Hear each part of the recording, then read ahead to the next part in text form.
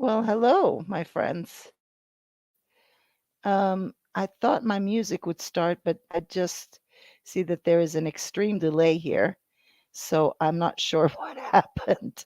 Good evening to you all.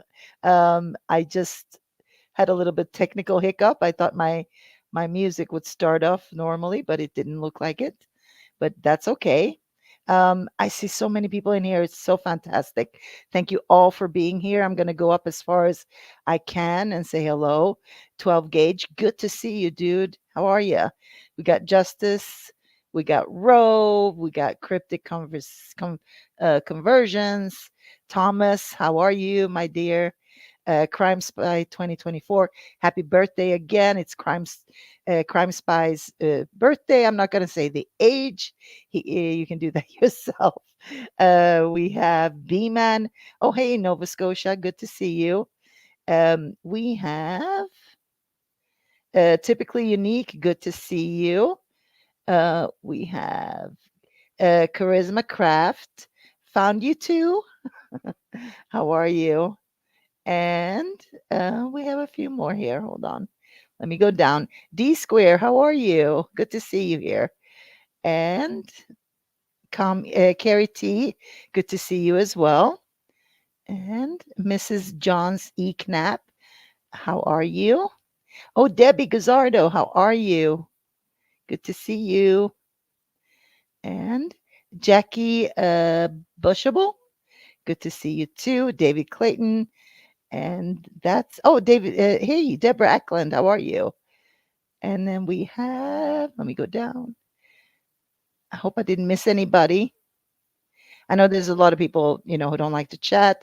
They might. Oh, hey Terry, how are you? Who just likes to watch. That's good. Hello, hello, hello. I appreciate you being here. We have Sharon Asp. How are you?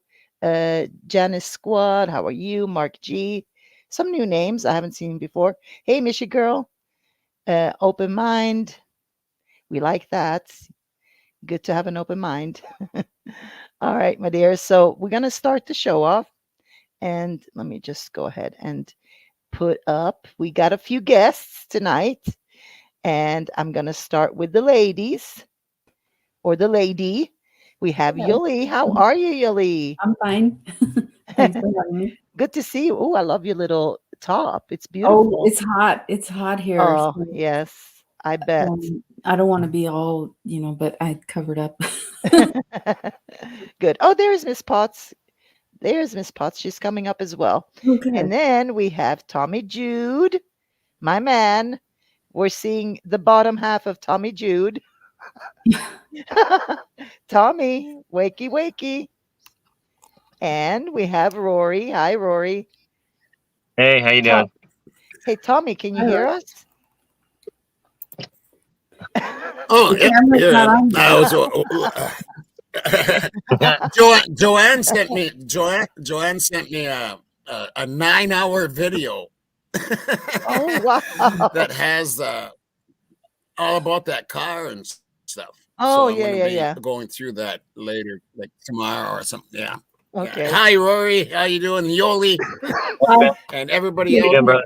Family. It's good to see you out there. Yeah. Yoli, good to see you. Nice to see you too. We were on Tommy's show earlier, and we were talking about the Oregon car. We don't see. I don't see Annie Potts. Where is she? Annie, I hope she's coming up. She was at work. Oh, okay. She's not up yet. Okay. Yeah, she's coming up as soon as she can, I guess. Okay. I saw she was in chat, so she might be on her way home or something. Yeah, but she'll jump up hopefully. And we'll see if Mr. Twiz will come in as well. There's a few things I do want to talk about since, we're here together. And I don't know if you heard about alternate suspects, but that's been thrown around in this case by it's not even, something that's just something we talk about. It's something that came out in a court hearing. So that's very interesting, and we're going to talk about that. And of course, we're going to talk about a little bit the doc drop from the prosecution, right? But before we go into all that, I know there's a lot of lot of talk and a lot of people who don't like what we're doing, what this person is doing, for what that person is doing. And I wrote down a little statement that I'm trying to find that I would like to read. Hold on if I can find it. And I'm oh, okay, there's Miss Potts. It's about 15, 20 minutes. Okay. So basically, oh, did we lose you? There you are. Sorry. So I would like to read this because there's, as I said, there's a lot going around about mostly Tommy, and I have the greatest respect for Tommy. And just want to say this in defense of Tommy. In speaking of, Yeah. no, because I appreciate what Tommy does, and I don't think anybody should, I have a feeling I know yeah. who. So yeah. And so I just want to say, in speaking of free speech, I support it, and hence I support what Tommy does. Even though we see different on this case, it is because we focus on different aspects of this case. It's simple as that. I love his heart, and he has gone through and feels a closeness to this case that few of us have ever even gone through or ever even thought about. He lost his son. I'm not in the business of downing or calling people out, because anyone who focuses on different aspects of this case or life in general, I want to lift people up to find their voice. If you want people to, listen to you and have respect for you for anything you say, lift them up first. And that's all I'm going to say. So there you go. Well said. And then people can take that how they want. So I just needed to say that because Tommy's here. And yeah. Yeah, I'm not aware of anything that's said about Tommy, so I don't know. Yeah. But if there is, then I do. Yeah. And I don't like it. I don't think that's fair. I don't, as I say, we focus on different things. We talk about different things. And that doesn't mean that, somebody can't have a voice. Right. We shouldn't attack each other based on what we're focused on. I do want to confront this. Moonflower says here, she's talking to Thomas. Just unsubscribe and then resubscribe and hit all notifications. If you're not getting notifications, what I've learned, and I want everybody to know this because you can fix it. YouTube changed it. YouTube changed it. So they're not making it easy. So you have to go into your YouTube settings, and there's 3 things you gotta do. Wow. For the notifications, you have to turn the notifications on in your YouTube. And then there's one other thing you got to do, and I can't remember what that is. And then you go and subscribe, resubscribe, and you won't have that problem anymore. Okay, I didn't even know that.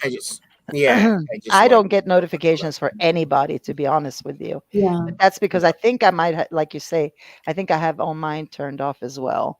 Well, I often have to resubscribe to people because it unsubscribes me. I don't know how. That's what I'm saying. That's what I'm saying. You have to go into your YouTube. It's weird. It's like I didn't unsubscribe. Like I had to resubscribe to Golf's channel because I was unsubscribed, and I'm like, how is that? I thought I was subscribed. Yeah, that's YouTube. Okay, so and I keep thinking it's YouTube, or maybe it's my fault when I'm scrolling. No, you hit the you know what I mean? It's got to be. It's happened to me on multiple channels, and then I get paranoid. Like I said, oh my God, did the creator unsubscribe me? No, you have to go into YouTube and click and turn on your notifications in YouTube settings, and then resubscribe. I know what you're talking about. YouTube changed it. I don't know why they changed things like that. Yeah, I don't know. Well, and also, yes, you're right, Thomas. What happens is sometimes I don't get all the comments that come through. Like people comment on videos, not all of them show up for some reason. I don't delete anybody. Do you have YouTube Studio, Golf? To what? You have YouTube Studio? I do, and I looked on both. Okay, well, if you just like kind of go through your comment section in YouTube Studio. Uh-huh. I was having that problem too, but you just stay vigilant in there. You usually can get to all of them. Okay, But yeah, because YouTube, it's really weird. yeah, it's weird Yeah, because it's there- not Yeah, showing I've so up. even much been, stuff. my membership has even been canceled. Mm, No, I What? didn't do it. It says I Wow. did it. I'm yeah, like, no, I didn't cancel. Like, what the heck? yeah. Wow. See, they Little shouldn't bugs. mess with things like Yeah, that. I actually had to restart my whole channel again because I mean I had 12 subscribers before, but I wasn't really producing anything. And then I had to restart my name because it just went wacko. So I just deleted everything. It was a mess. Mm. And we were on a live on CJ's live, and then all of a sudden it was like 400 people, and then it just like within 10 seconds it dropped to 50. Like, Oh, wow. and people were saying we can't see chat, or we're getting unsubscribed, and I was getting unsubscribed. So it's a mess. Oh, And the yeah, algorithms, it of course, is. the algorithms get messed up too. Mm. Well, from what I heard, if you try doing that once, going I'm into gonna try that. YouTube settings and try that, yeah, because that's what I heard.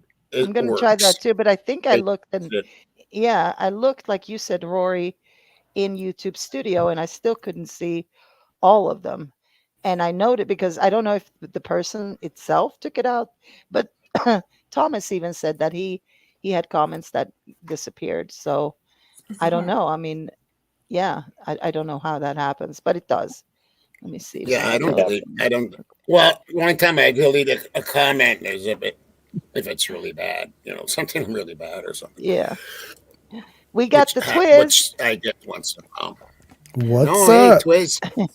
Yeah, I don't know Twiz. Hey, So hi. Brother. I don't know Twiz? him. So Oh, hi. you don't know Twiz? Good Okay. to see you. Well, Twiz, I know you. You do? everybody knows Yoli. Yeah, Oh, I like Yoli's how you famous. pronounce that, Jolie. So Twiz lives in Pullman. Oh, He did not live in Pullman when the crimes happened, so it's not Twiz we're looking for. Just to throw that out there. He is extremely interested in this case and have been for a long time. And he's done some amazing work when it comes to the phone data, GPS, all that.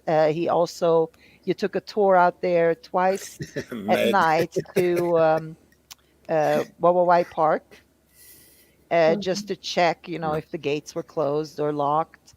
And so thanks to Twiz, we have a lot of information. Yeah, Rory went out there, Wawa Park there too. Yeah, and he did. And he lost. connection. What do you call it? Yeah, No, Cell no, service. Yeah, That's yeah, I right. saw that. Yeah. So now we have two people out there, Rory and Twiz, which is very handy for this situation. And both of them, I think Twiz and Rory met each other on the last hearing, which took about 10 minutes or 5. Yes, we did. That was it was just scheduling in. This one will be a little longer. Yeah. It'll this be worth one's the gonna be drive. longer on the 29th because she's going to call witnesses. Well, I heard it might last 2 days. That's what I was going to say. Exactly. Yes, because she has witnesses that are going to testify.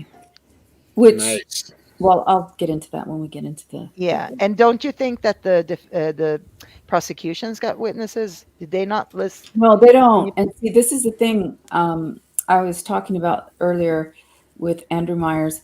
They don't produce.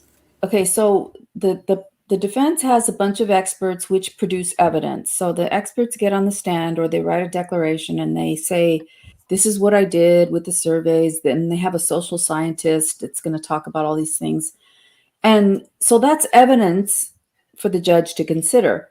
Mhm. And in Idaho, they actually bring the witnesses. They don't just use the declaration. So it's interesting because normally in civil, what I do is you just attach a declaration from an expert to your motion or your opposition. But in this case, she's actually going to call the witnesses, and the prosecution doesn't have any expert witnesses. So all of the things that they are claiming is wrong with the survey, including the one that I brought up last night about Edelman not taking into account the people that refused to take the survey.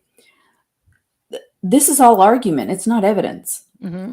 So the prosecution doesn't have any evidence per se to refute what the defense is putting forward, and it's always been that case. It's always been the case, especially even with the DNA. She brought experts; they didn't have any experts.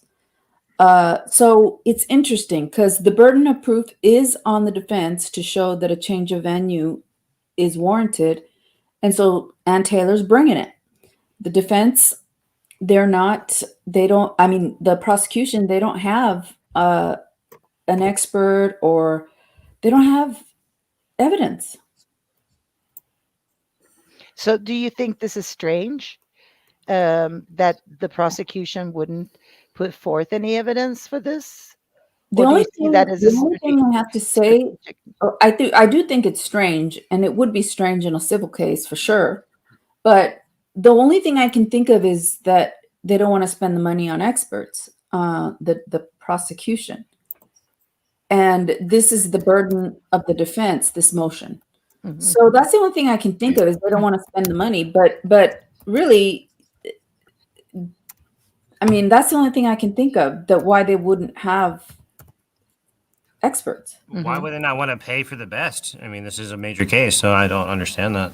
I don't understand. That's the only thing I can think of. I don't even know if that's true, but, Right, but there's also some flaws in the motion that are legally flawed, not fatal to their objection. See, and I also talked about this in with Andrew about them calling it an objection to the defendant's motion to change venue rather than an opposition. Correct. Yeah. When we talked about that. And so Andrew Myers was also confused about that. He said, well, normally, yeah, it's an opposition. He kept calling it an opposition. I said, no, it's an objection. He's like, oh, you're right. Yeah. So, when you object to something, at least in California, you're basically saying I'm objecting to you bringing this motion, period, because you're not allowed to bring it. Like when you object in a deposition, you object for the record that you're not even supposed to ask this question, or this question is not right. You object for the record. And so they're calling it an objection, not an opposition. So that's a term that, I mean, those things might mean something. In Idaho, I don't know if they do, or if they mean the same thing, objection and opposition. But that's something that you might want to ask the criminal attorney, Golf. Mm-hmm. Yeah. So because I want to know if there's like any legal reasons why they wouldn't do that. Like, why would they not call witnesses? Why would they call it, as you say, an objection, as opposed to what? As opposed to an opposition. Opposition. Because they're really opposing it. And so when she brought the notice of alibi and she amended the notice of alibi, they objected to it. And then they said, we're not responding to it because we don't think it's a valid alibi. And they objected. So yeah, there must be some kind of legal reasoning behind that. That's what I'm thinking, and I just don't know that for sure. So I wonder if it's like it's like don't take it seriously kind of. I don't know if that's their whole point in this. I'm not sure. Hi, Annie. Welcome. Oh, good evening. We got a party. We got a party Hello. at 6. Did you hear what we were talking about? Oh my God. Okay. What's that clicking? Is that Twiz? Is that Twiz typing? No, Not me. that's Not me. I'm Not me. sorry. That was me. That was me. That was me. It's usually Twiz typing away. Yeah. 100 letters a minute. You should have known that wasn't me with how slow it is. Come on. Yeah, old man fingers. Well, so Twiz has secretary fingers, or even better than that, even better than secretary fingers. He can type what, 180 miles an hour or something? I don't know. I've gone over 100 words per minute. Yeah, I can type pretty fast. Yeah. My sister used to do that too. She was really good at it. Yeah. Okay. By the way, Summer Jade, can you email me that information about the Oregon car, please? My email. Yeah, should be in the I got description. it. I got it too, Oh, Go. perfect. All right. Mm. So I don't know if you heard what we were talking about. We were talking about the whole opposition. No, it's not. It's an Sorry. they object. It's an objection It's to an their motion objection. It's an Sorry, objection. rather I got a than call. an opposition. So And I, we yeah. yeah. So we were talking about like the difference, or Yoli more than anybody because she knows more about it, and why that is. Did you catch that conversation, I, Lenny? I only I only heard some of it when I was leaving work, and then I missed like the last, I don't know, 5-10 minutes of it. Oh, okay. Yeah, Well, so I've talked to a couple of attorneys, and it's strange that they are calling this an objection to their motion to change venue, because it's really an opposition to the motion to change venue. And at least in California and in other jurisdictions, I'm not sure about Idaho, but in other jurisdictions, it's an opposition, not an objection.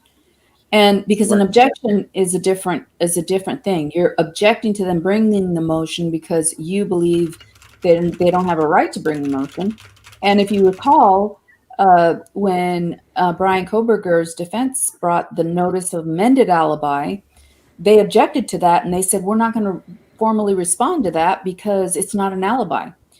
I haven't heard anything more about what's going to happen with that alibi, but they said they were going to have a hearing.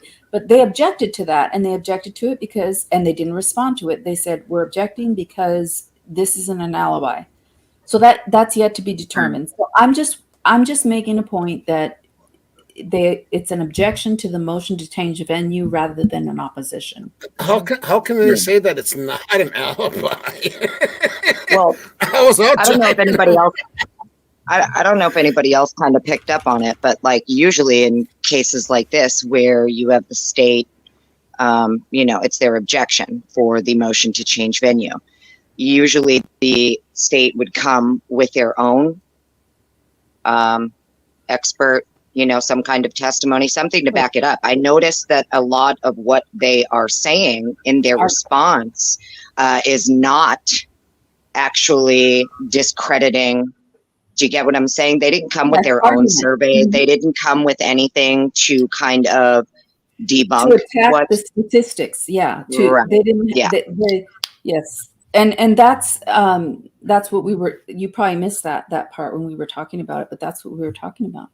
It's exactly what we were talking about. It's very strange. It's very strange because usually that is something that you would see in a response like that.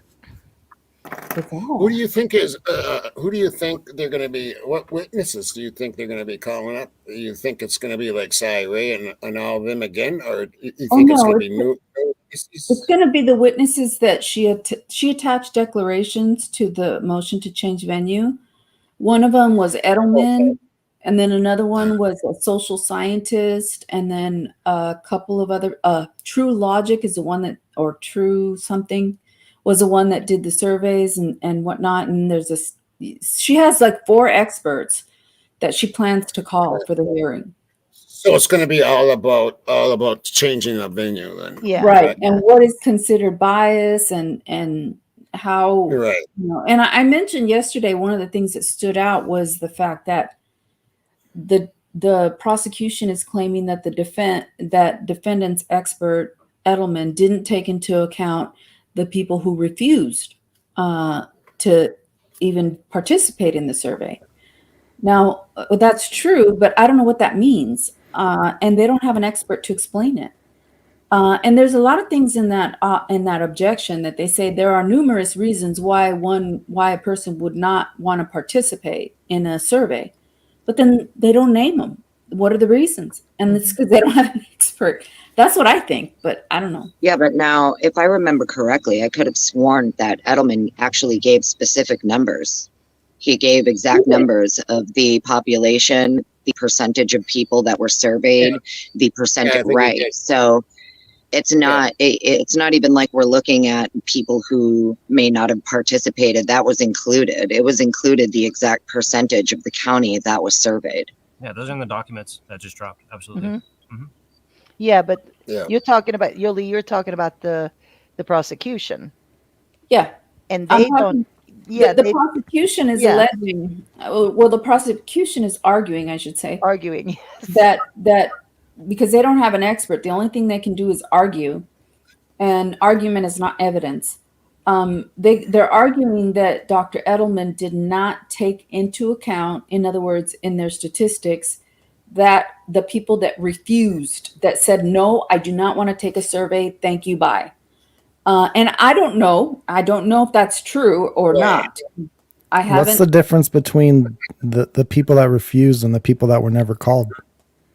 All he's going to do is extrapolate the data out. Yeah. See, I'm not sure. I'm not sure. I think they were looking to get 400 responses, so they're just going to extrapolate the 400 responses out to the general population. That's right. Kind of how surveys go, right?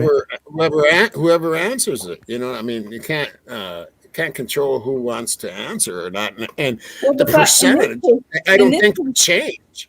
The people who don't want to answer a survey could be for a number of reasons, right? Mm-hmm. I don't know statistically, like, do they have to take that into account? People who just refuse, because that could be a bias in and of itself. Yeah, Can't Edelman just say, you know, just say so many people said they didn't want to take the survey? I don't know. I mean, he's going to be cross-examined. So unless the prosecution doesn't cross-examine him, but if he's called as a witness, he's going to be cross-examined, and I expect the prosecution to cross-examine him on the very issue that they brought up, that he did not take into account the people that refused the survey. So we'll see what I don't see how that affects the survey. In my opinion, I don't see how it affects the survey at all. The only thing, it's like, you know, they just don't want to take the survey. That doesn't mean anything. Well, it does. It could, because people may not want to have anything to do with this case. It could reflect a bias in and of itself. So I'm wondering, maybe it's a non-issue. Maybe it's just a non-issue.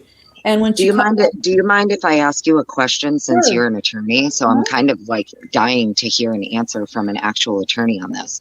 When it comes to like prosecutorial misconduct, especially regarding this whole survey issue, when it came out that someone in the community of Latah got a phone call about the survey and then reported that to not only law enforcement, but apparently someone also reported it to the prosecutor's office. So wouldn't the defense be able to use something like that as well in consideration to prove bias and to maybe even show prosecutorial misconduct? Because it's kind of wild to me that Bill admitted not only was this phone call received from the prosecutor's office, but then they sent Corporal Brett Payne to investigate.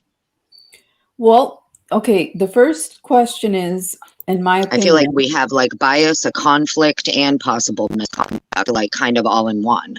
Well, in my opinion, first of all, the first question about whether or not this person who called the prosecution about the survey, that might show bias, yes, because if they can't just say, no, I don't want to participate in the survey, if they're so alarmed that they are calling the prosecution, not the defense, but the prosecution, and then the prosecution comes in open court and states these surveyors are violating the gag order because they're asking these questions, and it's an open court. It's like, okay, you just violated the gag order if that's what you're saying. Yeah, exactly. So it's nonsensical. But the prosecutorial misconduct, I don't know that they can. I mean, it's a small town. I don't know that they can get away. Like, I don't know if you could say that that's prosecutorial misconduct because it's one of the people who are being surveyed that contacted the prosecution. It wasn't the other way around. So the person who was being surveyed contacted the prosecution. The fact that they sent Detective Payne to investigate, did they have anybody else? Is it such a small town that, you know, it's just so small that they don't have people to do this stuff? But it could be a conflict of interest. But in any event, that it was a non-issue. So the surveys continued. So it didn't affect anything. So if there's going to be an allegation of prosecutorial misconduct, it has to affect something. Like, it has to affect a jury, like when they brought the prosecutorial misconduct regarding the grand jury instructions. it has to affect something. In this case, it didn't affect anything. Well, it affected the gag order. Well, that makes sense. Yeah, thank you No, so it much didn't for affect answering the my gag- question. No, it didn't affect the gag order because none of the information, the whole point was that the information that the surveyors were asking about was information they heard in the media, which is not evidence in the case. No, but There's nothing that was. What I'm saying, but Bill threw out evidence. That's what they were saying. Bill threw out. What he did is he threw out the exact questions that the surveyors were asking that he alleged violated the gag order. Mm-hmm. Okay, he did it in open court. Okay, if it violated the gag order, then what the hell are you doing in an open hearing, reading out the questions? Well, that's also why they let the surveys go on. Well, because the judge wasn't happy about the questions either. I'm not saying that he violated the gag order by reading out the question. I'm saying he violated the gag order by saying what the truth was, and that is that we don't have. He did not stalk those people, and Edelman said, "No, I don't know that." Well, that's not that. See, in the probable cause affidavit, it never says Brian was stalking them. It's tricky because remember it alleges it indirectly. It says that he got a search warrant to determine. He says he got the search warrant to determine stalking. If Brian Koberger was stalking the victims, and I mentioned that was not even a proper language. Correct. It's not his job. Correct. No, it's the jury that determines. They just gather evidence. He could have said. Probably what he meant was I got a search warrant for this and this and that to get information on whether or not he was surveilling them, because stalking is a conclusion. That's something that, and he wasn't charged with stalking. So, so anyway, so that's what I'm saying is that the surveyors conducted. The only thing that it caused was a delay, and whether or not that's prejudicial in the long run, I don't know. But if Brian Koberger gets acquitted, maybe there's a remedy for a violation of his civil rights based on prosecutorial misconduct because the prosecutor made a big hoopla in open court that the surveyors violated the gag order when he in fact is reiterating what the questions are that he says violated the gag order in open court. So it's circular. It's like exactly. What about withholding evidence? I was just gonna say that to us. Well, you saw what happened in the Alec Baldwin case. The case got dismissed, and the prosecutor actually withdrew because they withheld exculpatory evidence. So that could happen in this case. Man, it's this country. I don't know, these prosecutors. It's getting too political. You know what I'm saying? And their job is getting too political. Compromised, yeah, definitely, absolutely. Yeah, absolutely, it is. So, Yoli, I wanted to ask you about the secret grand jury that happened last year. So we were still under the impression that they were stalked. So I'm wondering, is that did they kind of give that impression to that secret grand jury? I have no idea. Well, see, I have no idea. You know what? I'm going to put myself on. We won't know until we get the transcript. That's kind of what it sounded like to me because it's like. Yeah, no, I have no idea. We don't know what they said. No, right? I know, but I'm just wondering. Yeah. But Ann Taylor knows because she got the transcripts. Mm-hmm. And we don't know what was argued because of the transcripts. But like I said before, Mr. Lawson let it seep out that there were certain jurors that wanted more information, and that's key to me. He leaked it out for a reason, because the question is, what were these grand jurors who were asking for more information? Mm-hmm. What were they told in terms of the standard, of what they needed? Because that's important, and we're just not privy to that. We don't know. Well, I think what's important regarding grand jury is, like, so far we've gotten little tidbits. And I do notice that when Elisa Masseth especially is talking about grand jury subpoenas in this case, a lot of what she's talking about is many of these subpoenas that have been turned over in discovery do not have the original date of filing. So that tells me that if a lot of what she's alleging too is that many of these subpoenas came much, much later, a year later, where a lot of these subpoenas and warrants are looking at victims a year and a half after. And she said that a couple of times. Yeah, for the timing of it. Yeah. I guess there's a part of me that wonders, so if for some reason, say, some of the evidence that was presented to the grand jury has to do with these subpoenas that were not shown to them with the original date. So say a lot of these subpoenas came way after arrest, even though much of the information is alleged in the affidavit for arrest. Do you think that's going to present a problem where if much of the information and evidence that they claim to have against him that was written in this affidavit of probable cause didn't come until after the arrest? Well, the point about these subpoenas is that's a good question. The point about these subpoenas is, that the motion to suppress could come as a result of a faulty subpoena, let's say, a faulty search warrant.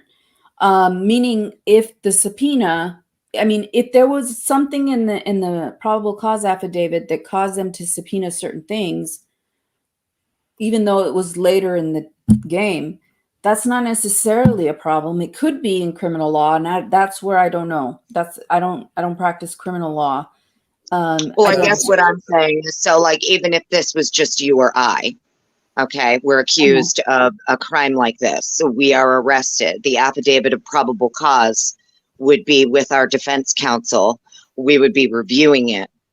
You're reading this affidavit of probable cause. They're alleging that they have they have cell phone analysis, they have data, they have this, they have that. And then you find out much later in the game that in fact, much of what they alleged to arrest you is actually something they didn't even obtain until months and months later. Well, there's a difference. Okay. So let me just make this clear. And maybe I'll illustrate in a civil case. Okay. So for example, there are times when we get medical records based on the authorization of our client. We don't let the other side know. Our client signs an authorization and we get their medical records. Okay. So in this case, there could be a warrant for those records. Okay. And those records are turned over. Okay. And then as the case proceeds, you want to get the custodian of those records to say, these are the records that were kept. These are the cell phone records that were kept during the course and scope of ordinary business. This is how they're kept. This is how they were provided pursuant to the search warrant.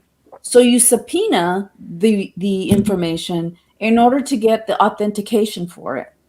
So they may have gotten information from a search warrant, and now later in the case, they're actually subpoenaing the records so that they can use it as evidence in a trial or in a proceeding. So the fact that they subpoenaed records later doesn't necessarily mean that they got the information later, because you have to look at all the subpoenas and the search warrants to see if they got a search warrant for information, and if that search warrant granted the information and that information was given to them. Because that, if they got it through a search warrant, then they got it through a search warrant. But well, the reason I ask is because many of these warrants, when you go through them, aren't for Brian. No, they're not. Yeah. So it's kind of strange that there was a it's search very warrant. strange. There was a search warrant for Brian's phone. The case is strange. Right. But that's what I mean. I guess what I mean is that what I'm saying is that if he was on their radar so early, and Ellie had his name so early, and they were already trapping him, tracing him, they have this $1 million vehicle surveilling him. All of these things are happening. Okay. Mm-hmm. This person is your suspect, right? This is the person. So it doesn't make any sense to me that if this is the person you're monitoring, how is it that none of your warrants are for this person until after he's arrested? Well, see, other than a phone. Well, that is a different story. I'm talking about any search warrants that they got during the pendency of this investigation before he was arrested. Those are the search warrants I'm talking about. They get information and then later they subpoena the information because they want to have the foundation for it. So if they got information after the fact, I'm not sure how that works in criminal law. Here's kind of the way Thomas said something here, and I'm going to put the word "could" in front of it to make it a question. Could lack of admissible evidence wait a minute here. Inadmissible evidence, prosecutorial misconduct, and prejudicial bias should be sufficient grounds for the court to grant a dismissal? Well, it's only if it's inadmissible evidence that is shown to prove the case. So yeah, that's why they're going to bring motions to suppress. So there's motions in limine and there's motions to suppress. Motions in limine are legal grounds to exclude evidence based on the evidence code. Motions to suppress in criminal law, it means you're suppressing the evidence because it wasn't obtained properly.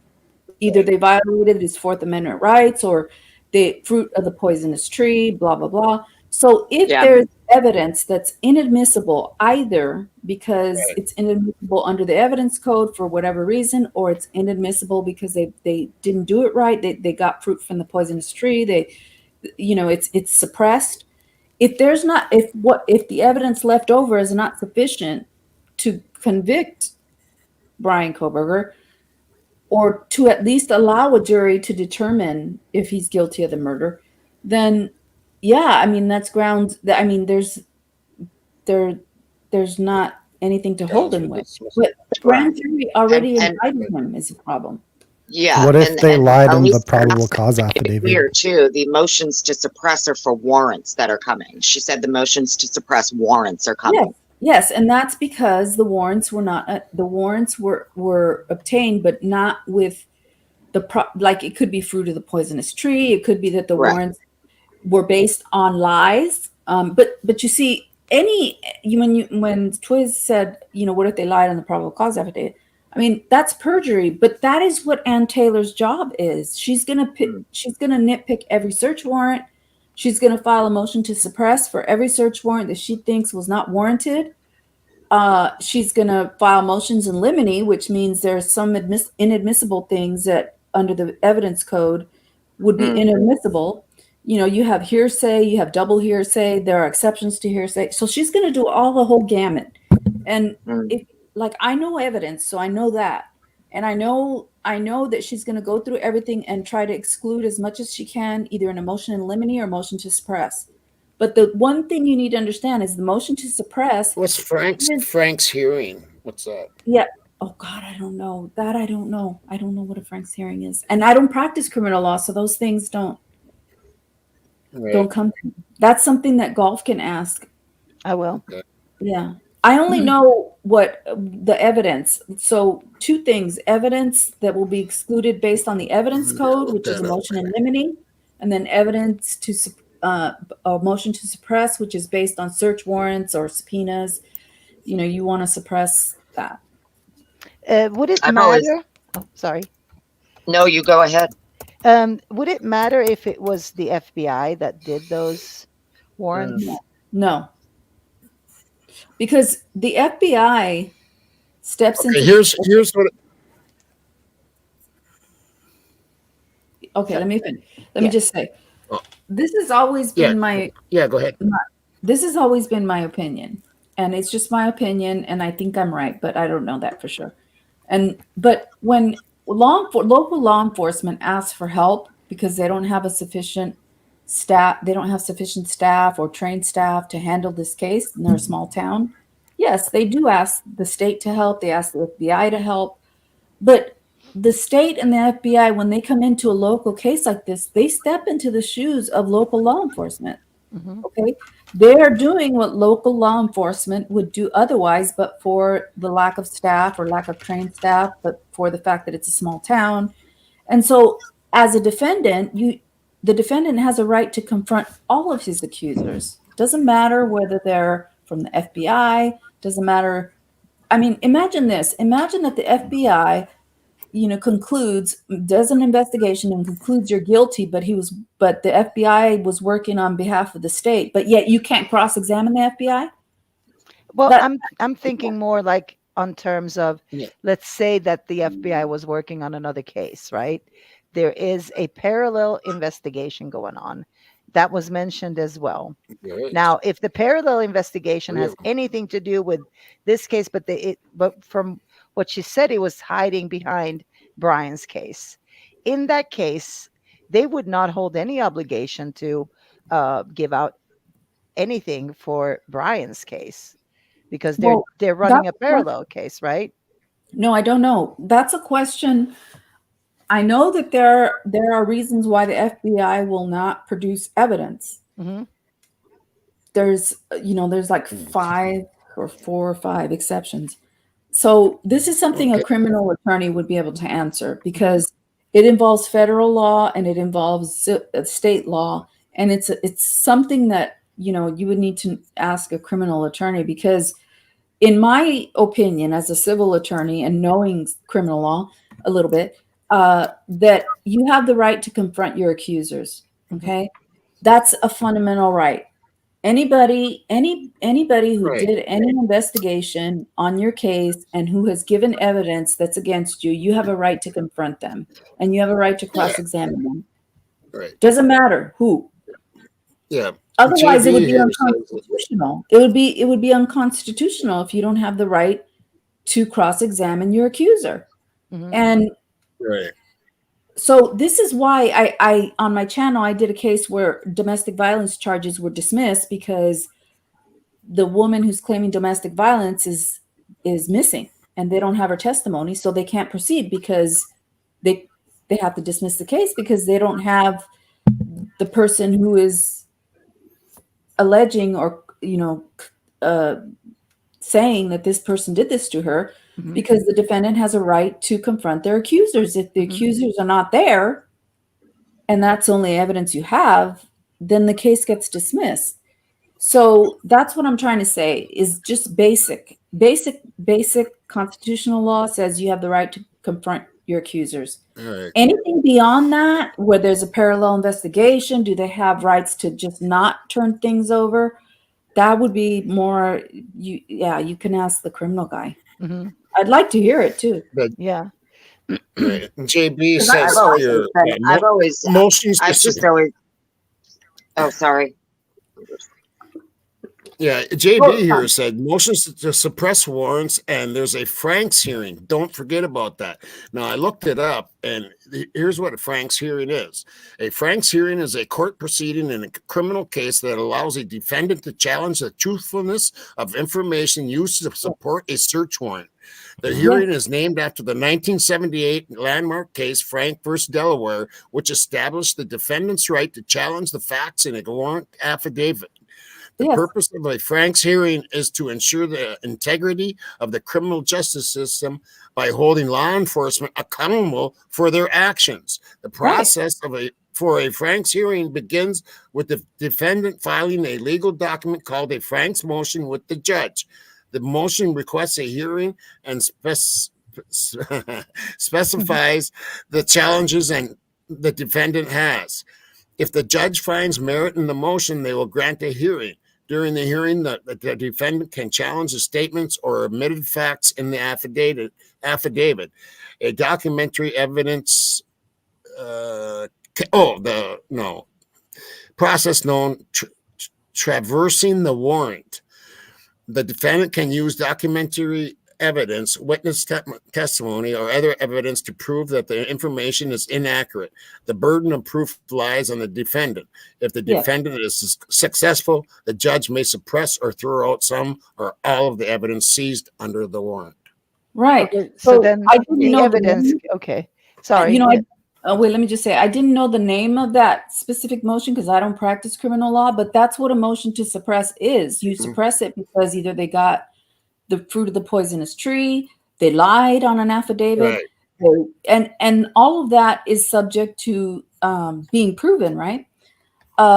And so those are the things that are specific to criminal law that I can't, like, I don't know. Well, thanks for looking that up for us. Thank you, Tommy. Yeah. I found it interesting. So that Frank's law then would take, then the defendant is the one that has to prove his innocence. Goofy. So it sort of turns the table, right? I guarantee you they lied about the cell data so that PCA should get tossed, the grand jury should get tossed, and then everything after should be for the poisonous tree, right? Mm-hmm. That's what I mean. That's what she's going to argue. I would imagine. Yeah, that's what Ann Taylor's going to put Have forward. you guys seen the interview with Andrew Garrett yet? I haven't. No. He was originally working with the defense to look at the cell phone data, and he looked at what the prosecution handed them, and they laughed with how bad it was. Yeah. And then when it comes to the technical stuff. Smithy Goosey's in here, by the way. Oh, Smithy, how are you? Yes, Smithy's in and here. that was used, actually, that information was used for the grand jury indictment. So don't forget that one. Yeah, they both should get tossed. Exactly. Right. I agree. Yeah. It's going to be interesting. It's going to be really, especially if they have shit. Well, Let's just say that Brian did do it. He's getting off unless they can find something else. Because that buccal swab gone, GPS data gone, everything they found after that arrest warrant gone. Yeah. Yeah. Well, I'm very curious about these subpoenas and warrants and stuff like that, because we were talking to me and Annie here. We talked about that, like if it possibly could be something on a federal, meaning FBI level, right? And if they do a parallel investigation, hey, I learned that word. They do a parallel investigation, then what impact does this have on Brian's case? Would that, like, if you look at Karen Reed and you see like the FBI is doing some kind of investigation, right? Yeah. And they did not bring that up before Karen Reed's trial. They let that trial have its course. Then they do I guess what FBI does. So I'm guessing, is that the same in something like this? Because it's both criminal, right? Karen Reed's was a criminal case and Koberger is a criminal case. So I'm looking at it sort of similarly. Well, if the FBI is investigating something, that doesn't preclude a case from going to trial, because they were already investigating the officers in Karen Reed's case, but it went to trial.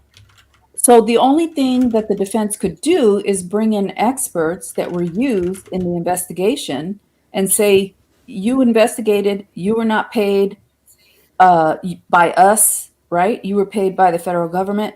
They can't, but it still went to trial. Now that certain officers have been placed on leave and without pay, and some disciplinary actions have been brought against maybe some, I believe that that's going to be able to be introduced in court, that there are disciplinary actions against these officers for their investigation into Karen Reed's case. But it doesn't necessarily prevent the case from going to trial. So,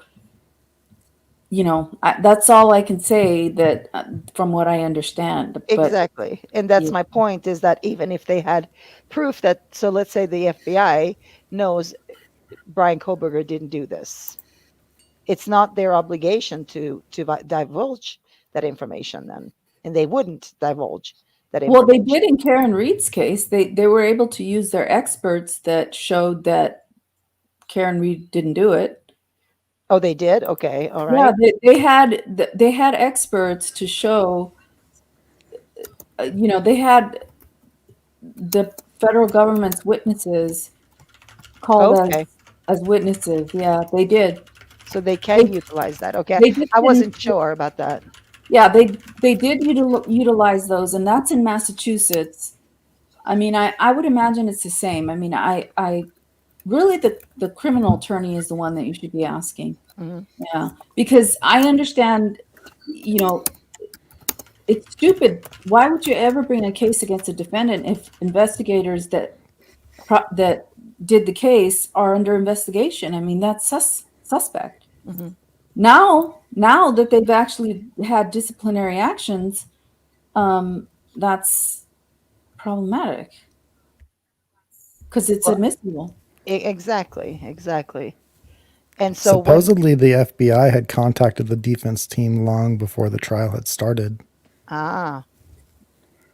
Okay. And there is actually a decent chance that happened in this one too, because we don't know how Cy got onto this case, and he knows FBI people and people all over the place. So, well, I'm sure he'll be asked in trial. Cy Ray will be asked, "How is it that you became acquainted with the defendant's attorney? How did How did they find you, or how did that come about?" They can ask. Mm-hmm. yeah, that'll be interesting. Yeah. So one more about this. Mhm. So we know. I just want to see if you know anything about this, Yoli. Mhm. And When so it basically, became why do you think is there?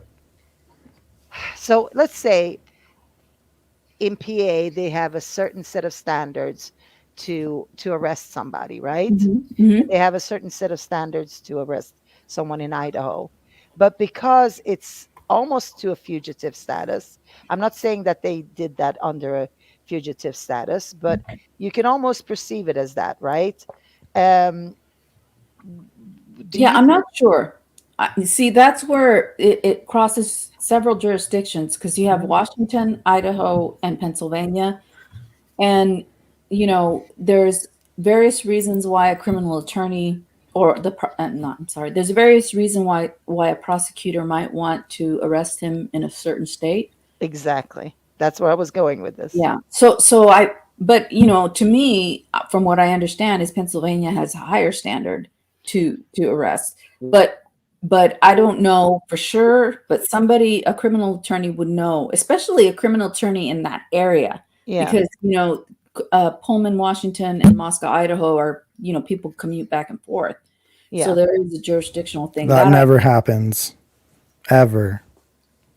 I'm just kidding. No, I don't know. No, it happens all the time. Yeah, People I from don't Pullman know. go to Moscow to shop, like grocery shop all the time. Yeah.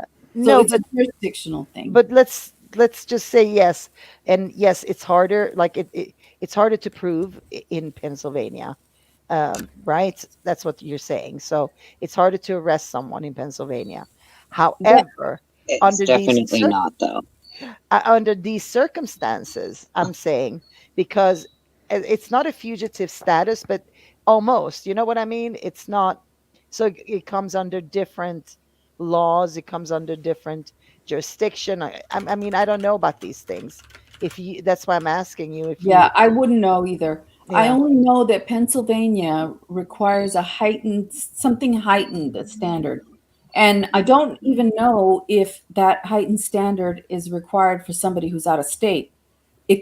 My understanding is that it is a heightened standard for even if somebody is convicted of a crime from out of state, but I don't know that for sure. mhm, But I've always questioned the way he was arrested, with the FBI and everything. mhm, Swarming his house. Oh, it wasn't the FBI; it was the SWAT team swarming his house. yeah, It's the Pennsylvania State Police Yeah, that did it. yeah. From what I've heard, I just think it was pretty obvious what they did. what do you No? think, Annie? Sleuthy's got something good to say. Sleuthy's got something good to say on that too. I mean, it's just my opinion, but it appears that what they originally did was apply for the search warrant and arrest warrant in Washington, and it wasn't granted to them. They didn't have enough for an arrest warrant in Washington, so they had no other choice than to let them go to Pennsylvania.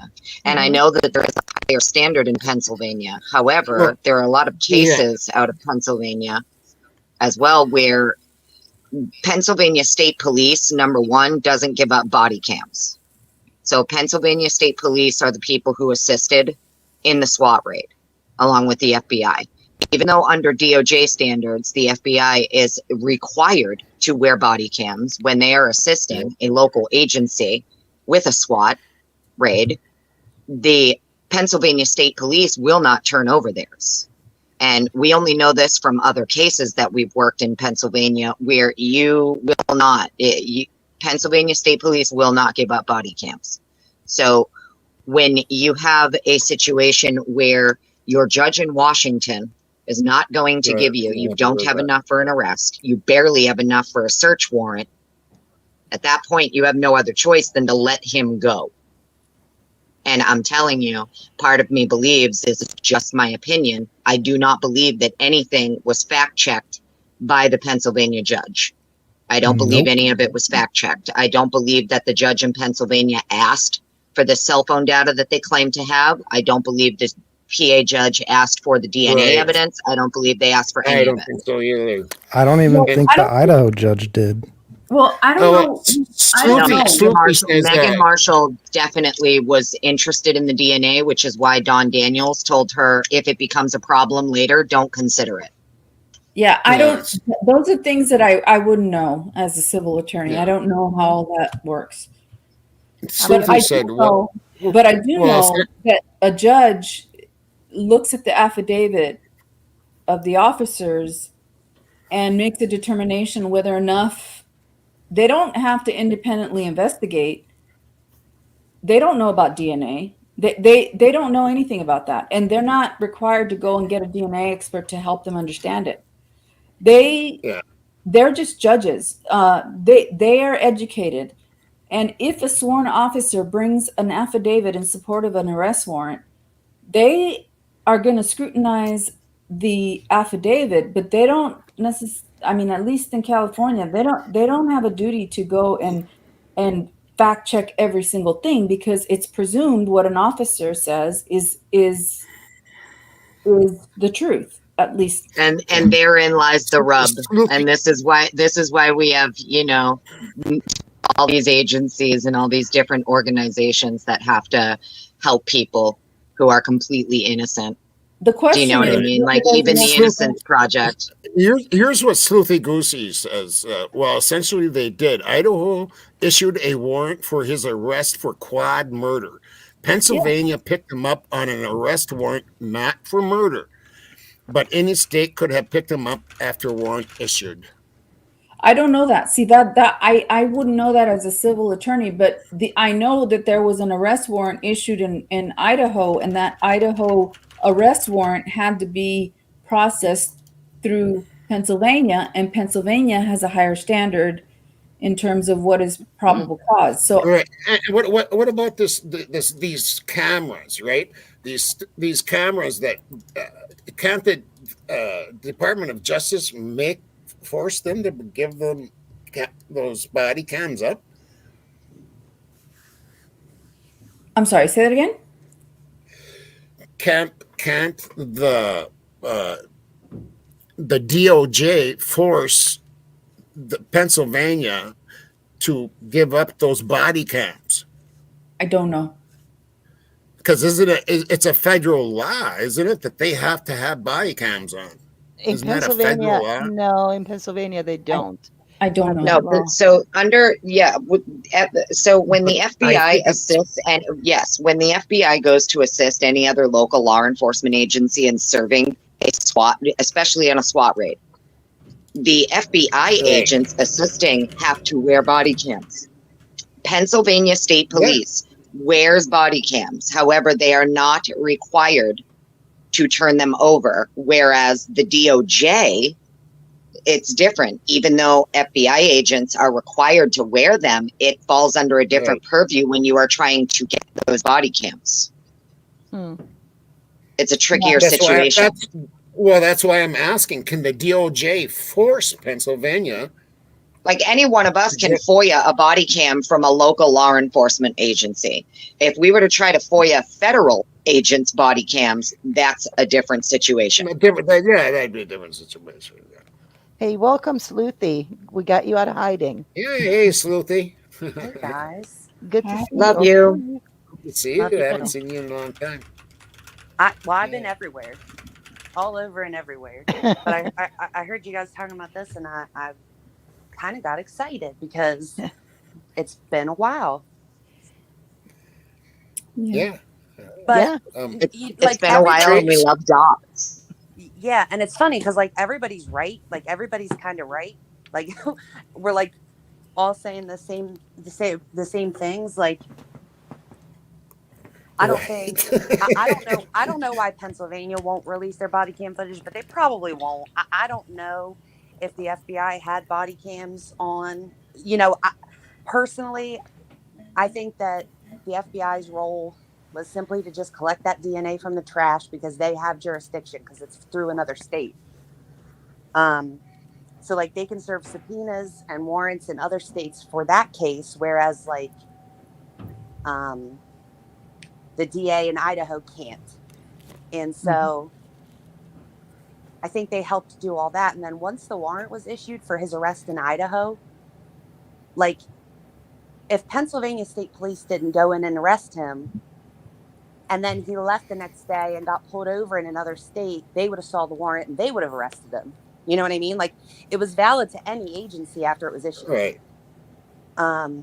Did anybody hear about, and I've heard this and JB is saying this, but it's also rumored that the warrant wasn't initially approved in Idaho. Is that true? Because I've heard that too. I've heard it was in PA. That's when they added the DNA to it. Yeah, he sure did. Oh. He did. And I think that I don't really know why. Because like I said, they weren't arresting him for murder. So he didn't need to have probable cause like for murder. He simply needed to have probable cause that a warrant was issued for murder. And then he is considered technically a fugitive. But I think the only reason they did it the way that they did it and they complicated it to death because now you got multiple jurisdictions involved and nobody can get anything. Crazy. Yeah. And I think they only did that because they had no clue that he was their suspect until he was already in Pennsylvania. I've never heard of a case like this where they don't take the guy in and question him and ask for his DNA. You know, I mean, you watch any 48 Hours or any of those shows, they always bring in the suspects to question him. Yeah, I think. And this one is so backwards. Yeah, I think they just missed their opportunity. Like, I think that by the time they realized that it might be him, they got their family tree stuff back and all that shit, I think he was already gone. And so the opportunity to even talk to him was non-existent unless they flew there, which, I mean, he might have flew there, but at that point you could just arrest him. Actually, that does make sense. Well, according to Payne, they didn't have him on the radar until the 20th, and he was already in PA by then. Yeah, I kind of remember saying that, but you can't, you couldn't, like I said, they got that DNA back on the 19th. He became their suspect when that happened. You know what I mean? Mm-hmm. It wasn't back when the Washington mall cops were like, hey, there's a white Elantra here. It wasn't then. It was not until he was already gone. And they relied heavily on that family tree DNA. And that's... Well, I guess I'm just curious. Here's what I don't understand. If they didn't have him on the radar until after he was already heading to Pennsylvania, why is Cy testifying that what they're turning over in discovery, they had eyes on him long before he went to Pennsylvania? Right. I mean, he didn't testify to that. He never put in a date. I was going to say, if he wasn't specific, I would let that roll off my back because I think they were following him. I thought he was insinuating something about the eyes on him in Washington. Hold on, she fell off. No, he never said a date or anything. Whoopsie. Oopsie. I don't know when I jumped off, but he could turn around and go back to that scenario that I was just talking about where they found his license plate, his car and his license plate. Just because there's a note of it doesn't mean that anybody took it seriously. But if they want to make it look like there was more investigation that went into it than that family tree DNA, of course they're going to bring it all the way back to when they first got a tip about him or a note about him, because then it doesn't look like they hinged their entire focus on him of their investigation just simply from DNA that they made a family tree of that may or may not have been done the proper way. Because if it wasn't done the proper way, and that is how you got to him, like I could see that being a problem. And I feel deeply that Ann Taylor knows that that's what they did, and that's why she's so crazy about this wanting to know how they got to Brian Kohberger. And I know I was on it. That was the biggest thing that bothered me. How did they get to him? Because it can't just be that tree. It cannot just be the wait tree. until we see the cell data. It's gonna blow minds. That's where I'm gonna say I don't know if I agree with you on that, Sleuthy, because if you listen to what Cyrus says, he's talking about Stingray. Now, I would like to know who put those Stingrays out there in Moscow during this time.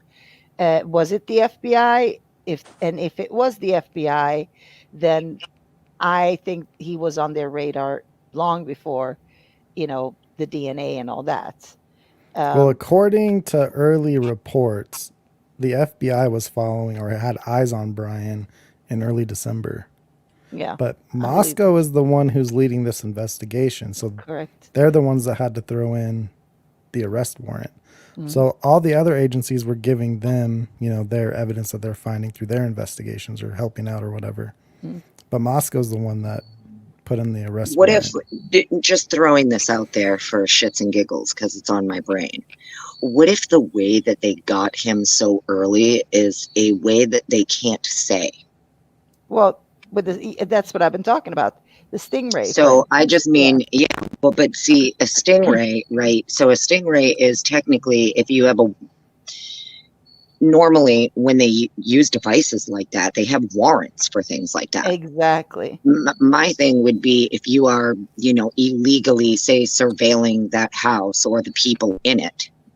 I know that they keep saying there's no connection with these people. And that's fine, right? That's fine. I've done a lot of research on these Stingrays, and there's 473 were sold to police departments. LE and Idaho has one. Yeah, but I'm still questioning if it was the state. It's not going to be in Latah, though. Yeah, it would have been. It could be. It could be. I mean, it's possible, but they cost $1 million. It would be the property of the state police. Yeah. Well, so then let's there was how many? There was 26 agents or something like that already in town before the murders happened. So what was going on? Yes. What was going on? I heard there was definitely a Stingray, and that's why Cy Ray is probably there too, because he knows exactly. When he was on my show, and I asked about Stingray, both of them perked right up. So let's say, and we talked about it a little bit, we couldn't about the case, but we talked about Stingrays. Yeah. Let's say that say that the FBI, say the Stingray is the FBI's. If the FBI had that set up before the murders and they happened to gather evidence from after the murders through their investigation into something or someone else via the Stingray, they can turn that over. But if it's going to fuck up their investigation, if they're in a federal investigation and it's going to fuck that up, then they may not do that. Exactly. And that's why I question the federal warrant. What's worrisome is, did it block them getting a hold of 911? That would be very sad. What if it blocked their call of 911? That's a problem. Yeah. That's a huge problem. That's also one they wouldn't want out there, I would say. Yeah. Right. They would be trying to hide that. It would show up on the phone's forensics, though. That is true. Well, I guess what I was getting at is if for some reason some law enforcement agency, whether it was a drug task force, state police, whoever, using the Stingray, but they were using it without a warrant. And this is how they got to him early, and they cannot say that. Do you get what I'm saying? They're not going to come out and admit that they were illegally surveilling the neighborhood, in my opinion. Yeah, that's true. But then at the same time, why would they then go to something and I think that the family tree stuff, I'm still extremely leery of it. I think that it has a place. Yeah. It's really good at trying to identify people that they find and cold cases and things like that. But in something as high profile as this and something that just happened and it's 4 people, I think it was an inappropriate time to lay your entire case on hoping that that's going to be, there's not even really any like protocols, and then like the ones that there is says they have to keep the paperwork, but then they don't have the paperwork because the FBI, like, they should have let it stay at the lab. It was all just done very messy. So I guess I just would wonder, like, if that was the whole thing, is you're like, well, shit, we have this information that we're not supposed to have because they got it in a way they weren't supposed to for something entirely unrelated. So now we have to build it another way without saying exactly how we got there. I just don't know why you would use genetic genealogy to do that rather than something more with more precedent. You know what I mean? That's the question. That's a question I get asked a lot. People ask me, what if there was a parallel investigation, and during that parallel investigation, they got information that Brian committed the murders? I don't know how that works. I don't know how the FBI or the people who are conducting the parallel investigation, I don't know if they come across another crime, if that's admissible, that what they find is admissible, because you have to have probable cause to get information, and if there's no probable cause, and so a very particular warrant. So even if they and that might be why they're all acting the way they're acting. I don't know the answer though. That would explain that. Actually, that would explain it well. But if I think about it logically, someone who's doing a parallel investigation, let's say I'm investigating something about child abuse, and in doing that, I see that the next door neighbor unalived his, mother or something. Like, see it, you mean? Like, actually see it happen while you're doing surveillance? No, get information that he did it. I see. Not necessarily witnessing it, but getting information that he did it. See, that would explain a lot. That would really explain. I don't know how they got. It might be how they got to Brian.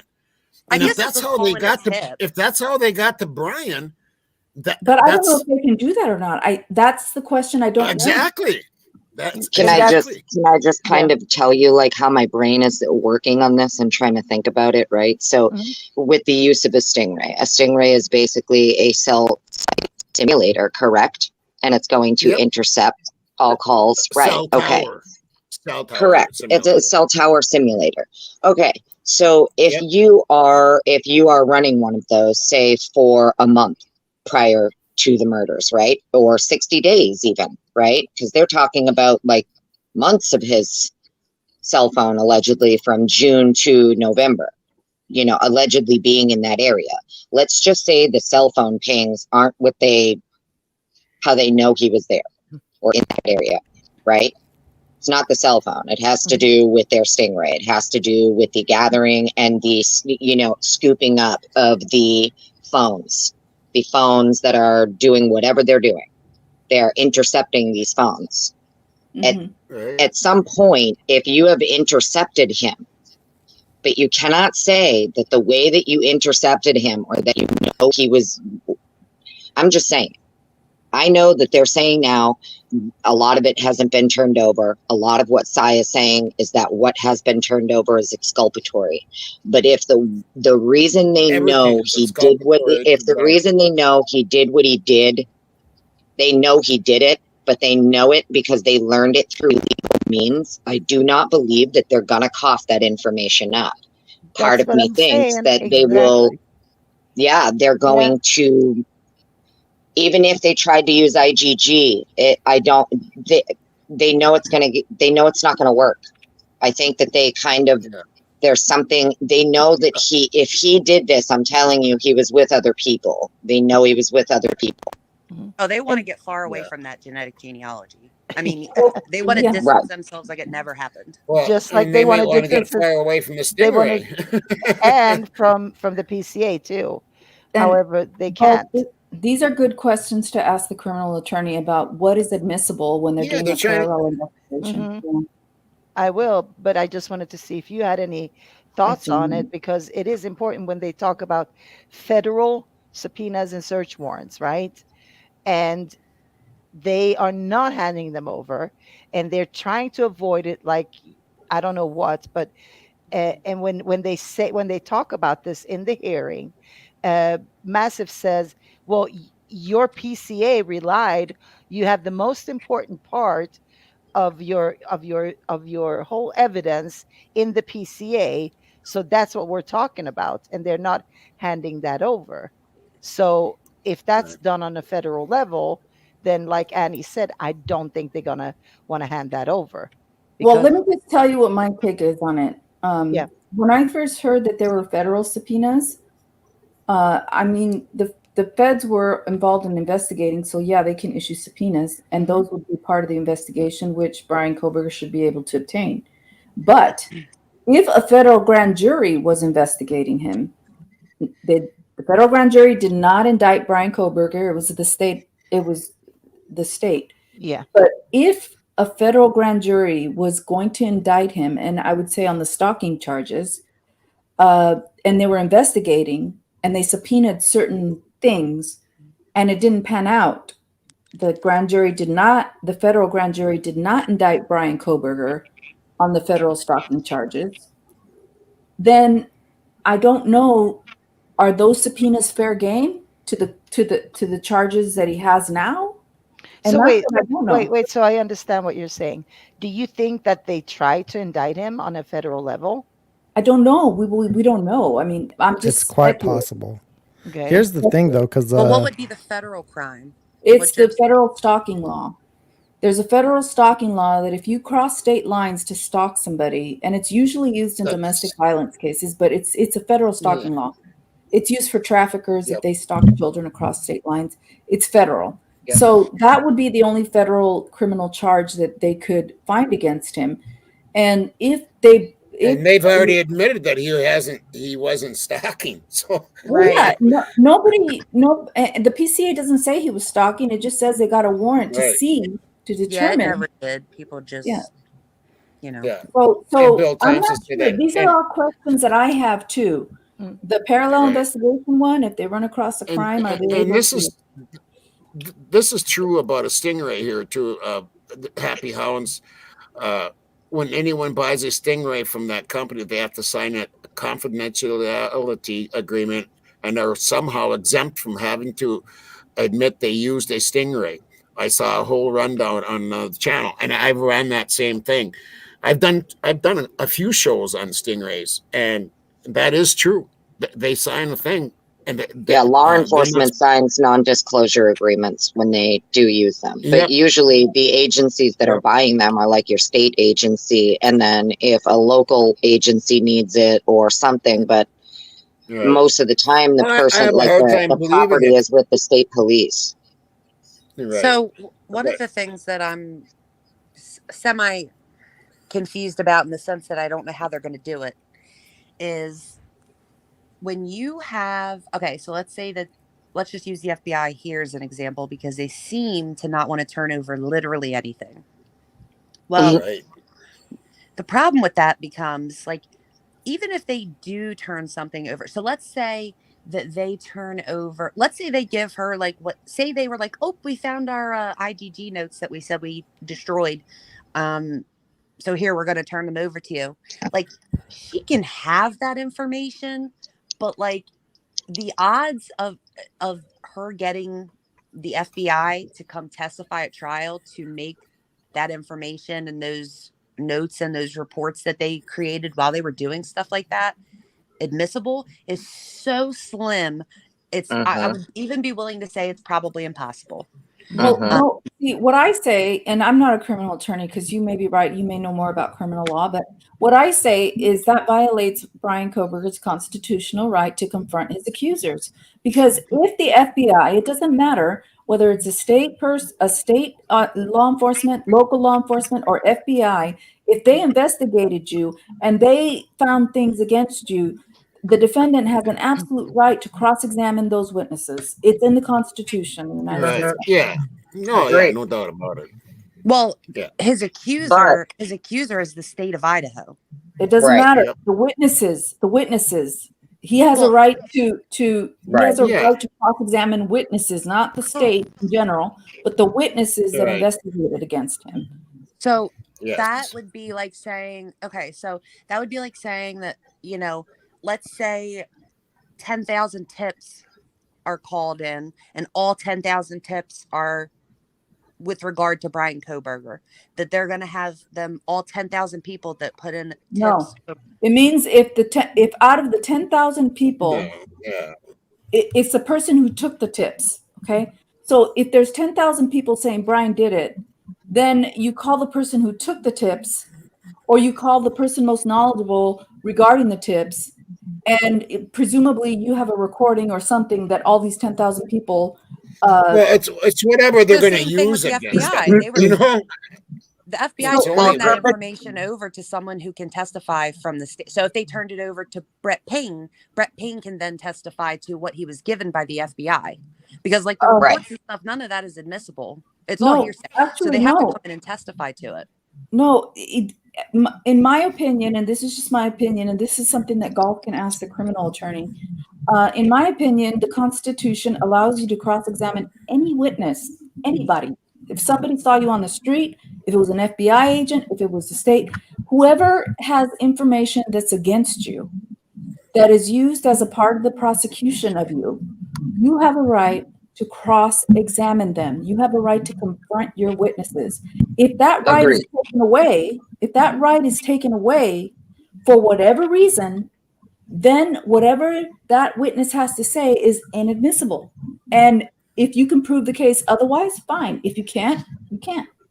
Well, and So also let's it's say- hearsay. Can I just say Is that- something? Yeah. It's hearsay. On this? It's a fundamental right, yes, to confront your accusers. However, I guess a standard that we could look at to see if we could point out the last case that we know of where FBI agents were called to testify on the stand. For the most part, when FBI agents are called as witnesses, it is done behind closed doors. It is not going to be public. So even Is that if, though? I have no idea how that's done. I have no idea. If they do. I'm sorry. Like Oh, in I a just had- deposition, if they will. Well, I just have no idea how it's done, whether it's done under seal but the defense attorney does get a chance to cross-examine them if there's a legitimate reason why the FBI. Oh, yes. The defense will still cross-examine, but it is done in secret. Yeah, I wouldn't know that, but Well, the But only so- reason I know that is because I listened to Peter Tragos talk about it, Mhm. and Oh, I he love was talking Peter. about how many times where in some of their cases, federal cases where agents have to be called to testify, it is always done in secret. And the defense does get to cross-examine, but it's done in secret in chambers. It's not. You know, It's not anything that's Yeah. public. yeah, I don't know. I wouldn't know. And I just want to also say that when we're talking about your right to confront witnesses against you, it does not mean and I'm not coming from like a criminal attorney point of view, but like a fairly highly educated point of view when it comes to that. So when they say you have the right to confront witnesses against you, those are the witnesses that the state is calling against you. You do have a right to cross-examine every single witness that the state calls against you as a witness against you. You can't say You can call them as a witness.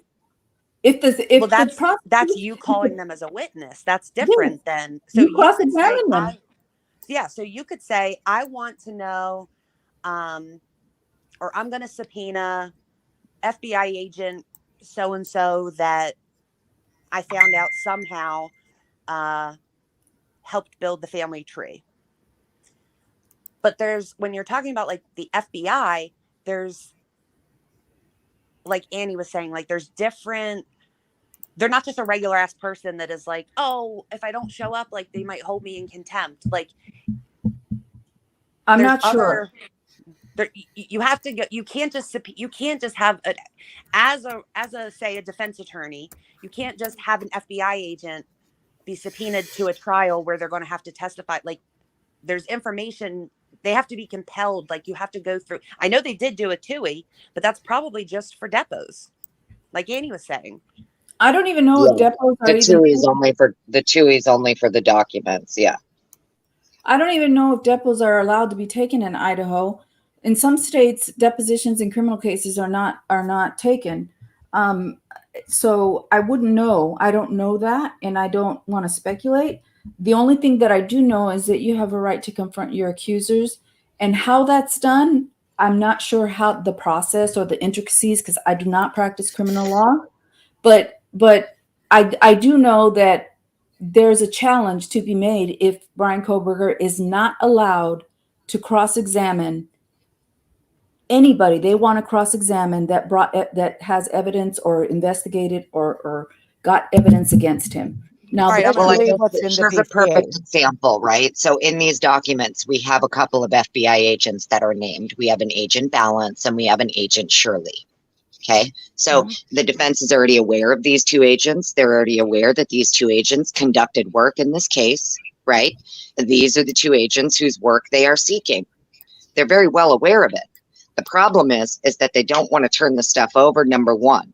Number two, if the defense wanted to subpoena or wanted to compel them, they would be able to do that, but it is not going to be in a public hearing. Okay, that's something that I don't know. You might know that from you probably know that. But here's what I'm going to say. When Judge ordered, there was an order for discovery that the FBI and everybody else involved had to turn over their stuff. Okay, there was an order regarding that. So it's up to now. There's a court order from a state court, which is legit, to turn over everything in the investigation, regardless of who did it. Now, the people who are ordered to turn it over, they can raise an objection as to why they can't turn it over. And it could be a TUI exception. It could be, I don't know what. They can object to it and they can say, no, for these reasons, we're not going to do it.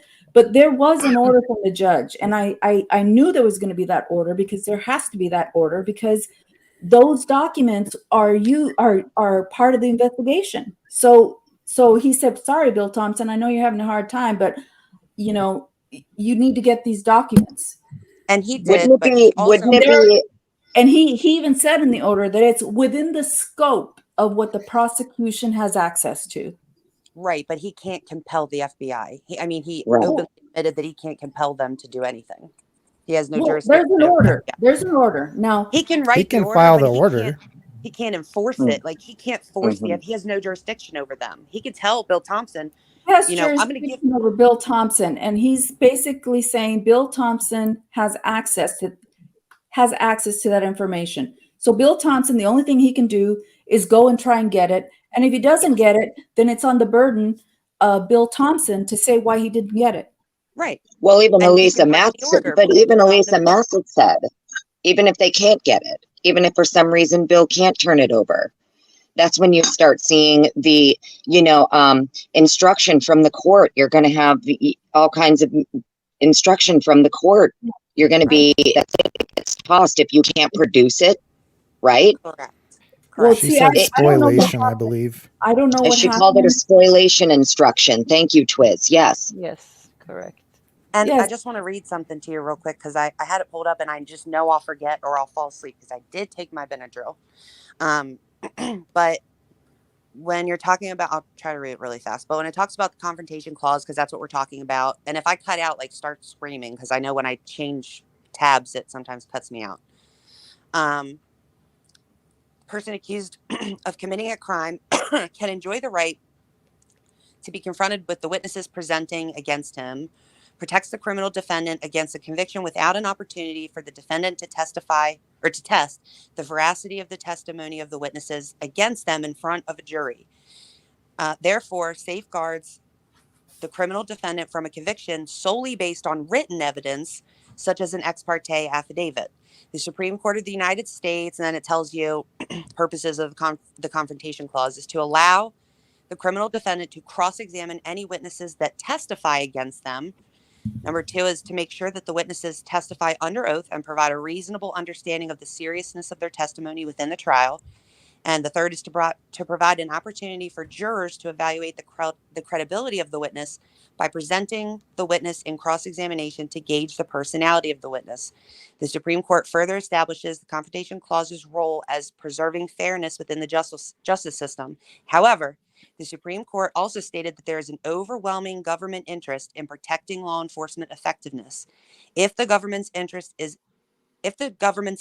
in effective law enforcement outweighs the benefits of confronting witnesses for the defendant, then the right to government interest may supersede the right to confront opposing witnesses.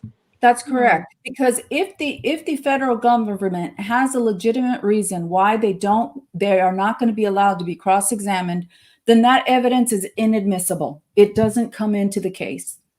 Well, it can come through other people.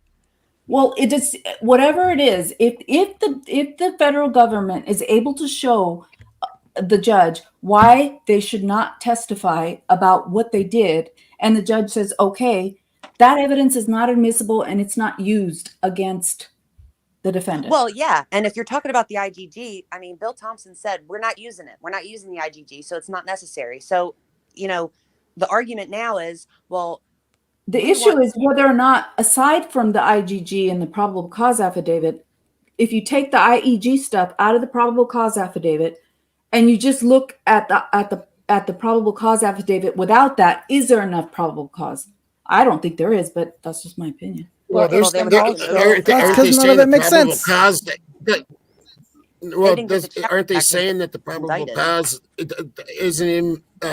doesn't Irrelevant. have any matter? Yeah. Yeah, it's Yeah, irrelevant. it's irrelevant. Well, it's You're saying. because So why are they because saying nine- that?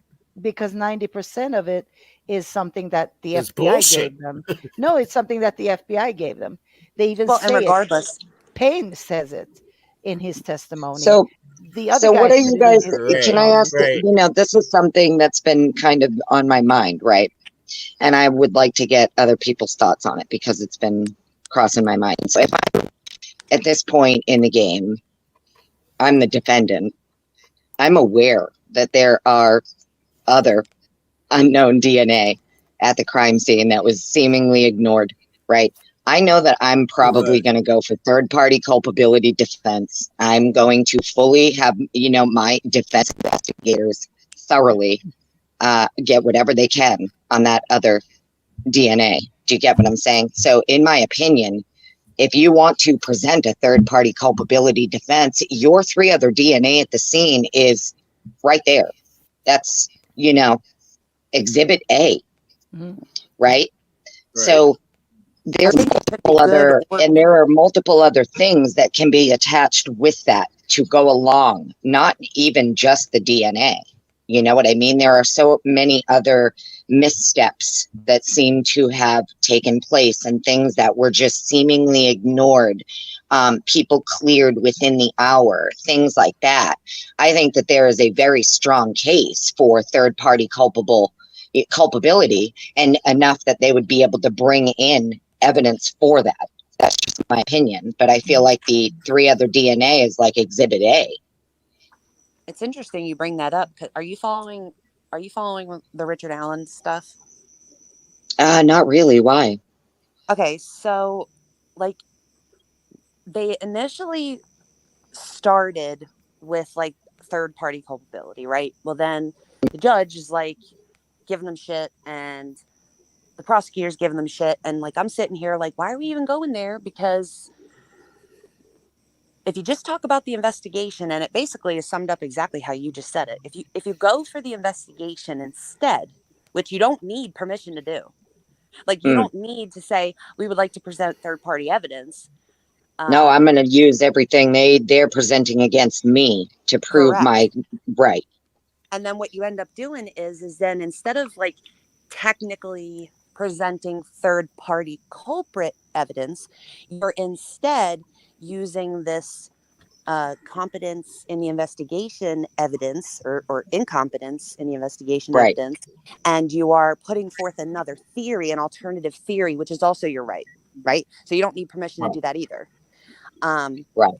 Because I think that what you just said with the unknown DNA, I think that could go 2 ways, right? So it could either go really good and it could be like some totally random, like they could figure out whose it is, and it could be some totally random person that might be a great suspect, but it might also be somebody, it might also be somebody that they know, somebody that was cleared with like an alibi, or was completely out of the state, or it was left in some other time. So it'd almost be better. Well, for me, it's also too, if I'm the defense, it's going to matter where it was found. If I'm the defense, I know exactly where that DNA was found. If it's found, you know, literally on a body, pardon me, I'm not trying to be graphic, but if they found this DNA literally on a body, or, you know, if it was some, like, I'm not trying to be graphic, but I'm just saying there are scenarios like someone spit on someone, things like that. Well, what kind of DNA? If it's blood, why would somebody's blood be there? Well, see, this is what made me go back and look at it. Now, Becca Barlow, in her declaration, kind of alludes to not only Brian's DNA, the samples that she was given, basically, and, you know, it's multiple samples, and where she talks about one sample being partial and ambiguous, but she talks about the other samples. Those are apparently full samples. Those were not partial, which is why the defense is claiming that it would seem that law enforcement ignored these after they ran them through CODIS. So they had 4 DNAs, including Brian, but ran them all through CODIS, got nothing, and only did the IgG for 1.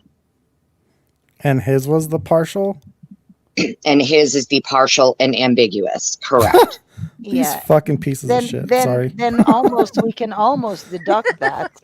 If we think about it, if we put our heads together, where do you think that DNA was?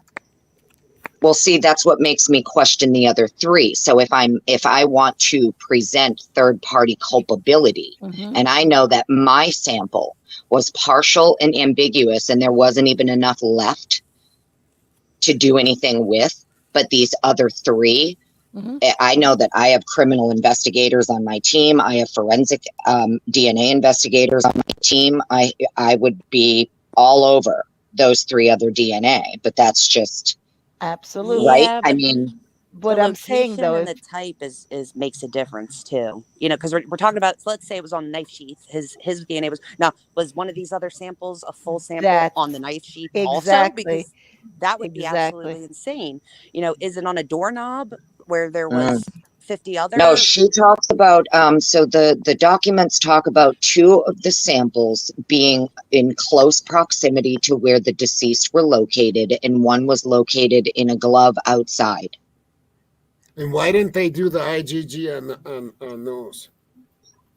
Well, that's my point. So that's my point. If I'm trying to prove not only an incompetent investigation, but I'm also trying to point the direction at other suspects, you have law enforcement seemingly ignoring these other 3 and only focusing on 1. Well, what I heard Bill Thompson say at the hearing was that those DNA there's many samples, suspects.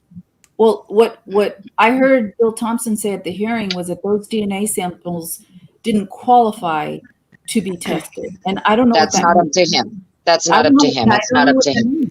Of course he would say CODIS that. does have guidelines for what is. I mean, yeah, but Brian didn't hit on CODIS either. If they qualified for CODIS, they were full samples. You can't upload partial samples to CODIS. Well, that's what he's saying, was that they didn't qualify for being uploaded into CODIS.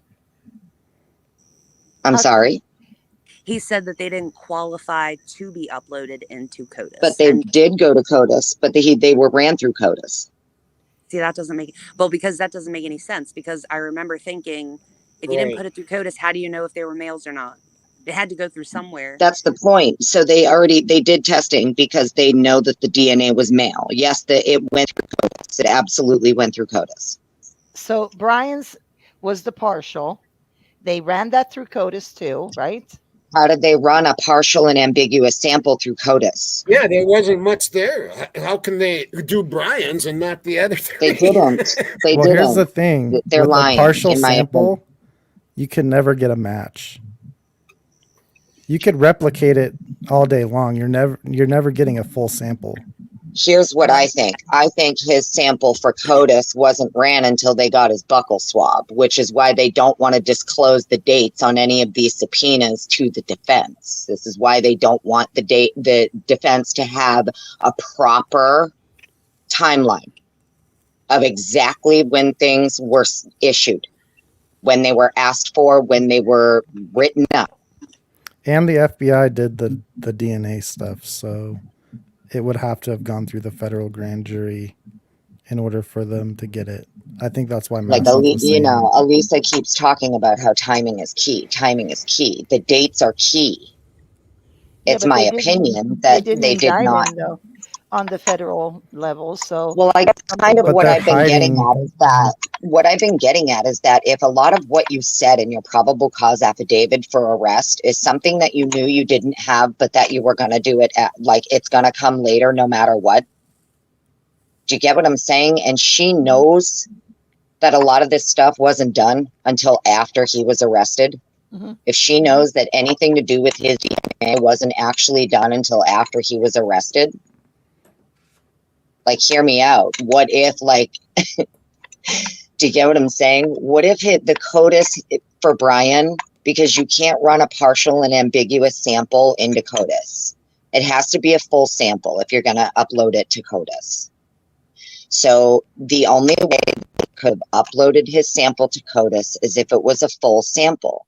And they only would have been able to do that with the buccal swab after arrest. Mm-hmm. And the defense doesn't even say that it's not Brian's DNA. They never came out and said that. So they never, went against that. Like, am I making sense? Or yes, you are. I'm yes, stupid you are. right now. Or am yes, I making sense? Yes. No, you are. You are. But that's what I question. So at least you said one of them was in a glove outside, one of the four. And then the other two was where the bodies were. So I'm questioning. It says in close proximity to where the deceased were located. I do question if it's on the sheet, though. All of it is on the sheet. The rest, I mean. I don't know. I just find it very strange that I know that you cannot upload a partial sample.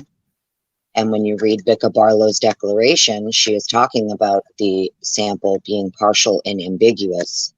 So if all four were put through CODIS, in my opinion, they wouldn't have been able to put his into CODIS until after they arrested him and took a buccal swab. And I think that's why Masseth knows.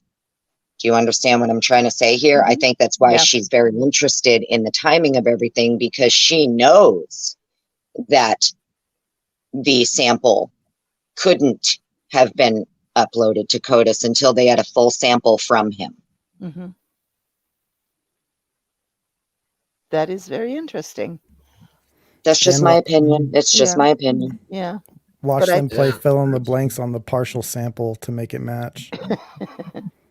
Well, they tried. Well, these 7 markers match, but we don't have the other 3, so it could be him. Yeah. We'll just say it is. How are they going to still prove that? How did it get to Brian? That's still a question. I don't think they're going to. They won't be able to.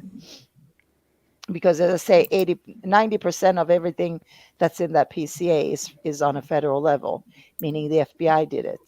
Because obviously that's what we heard from Payne. That's what we heard from, what's his name? The other one, Detective Mowry, right? Yeah.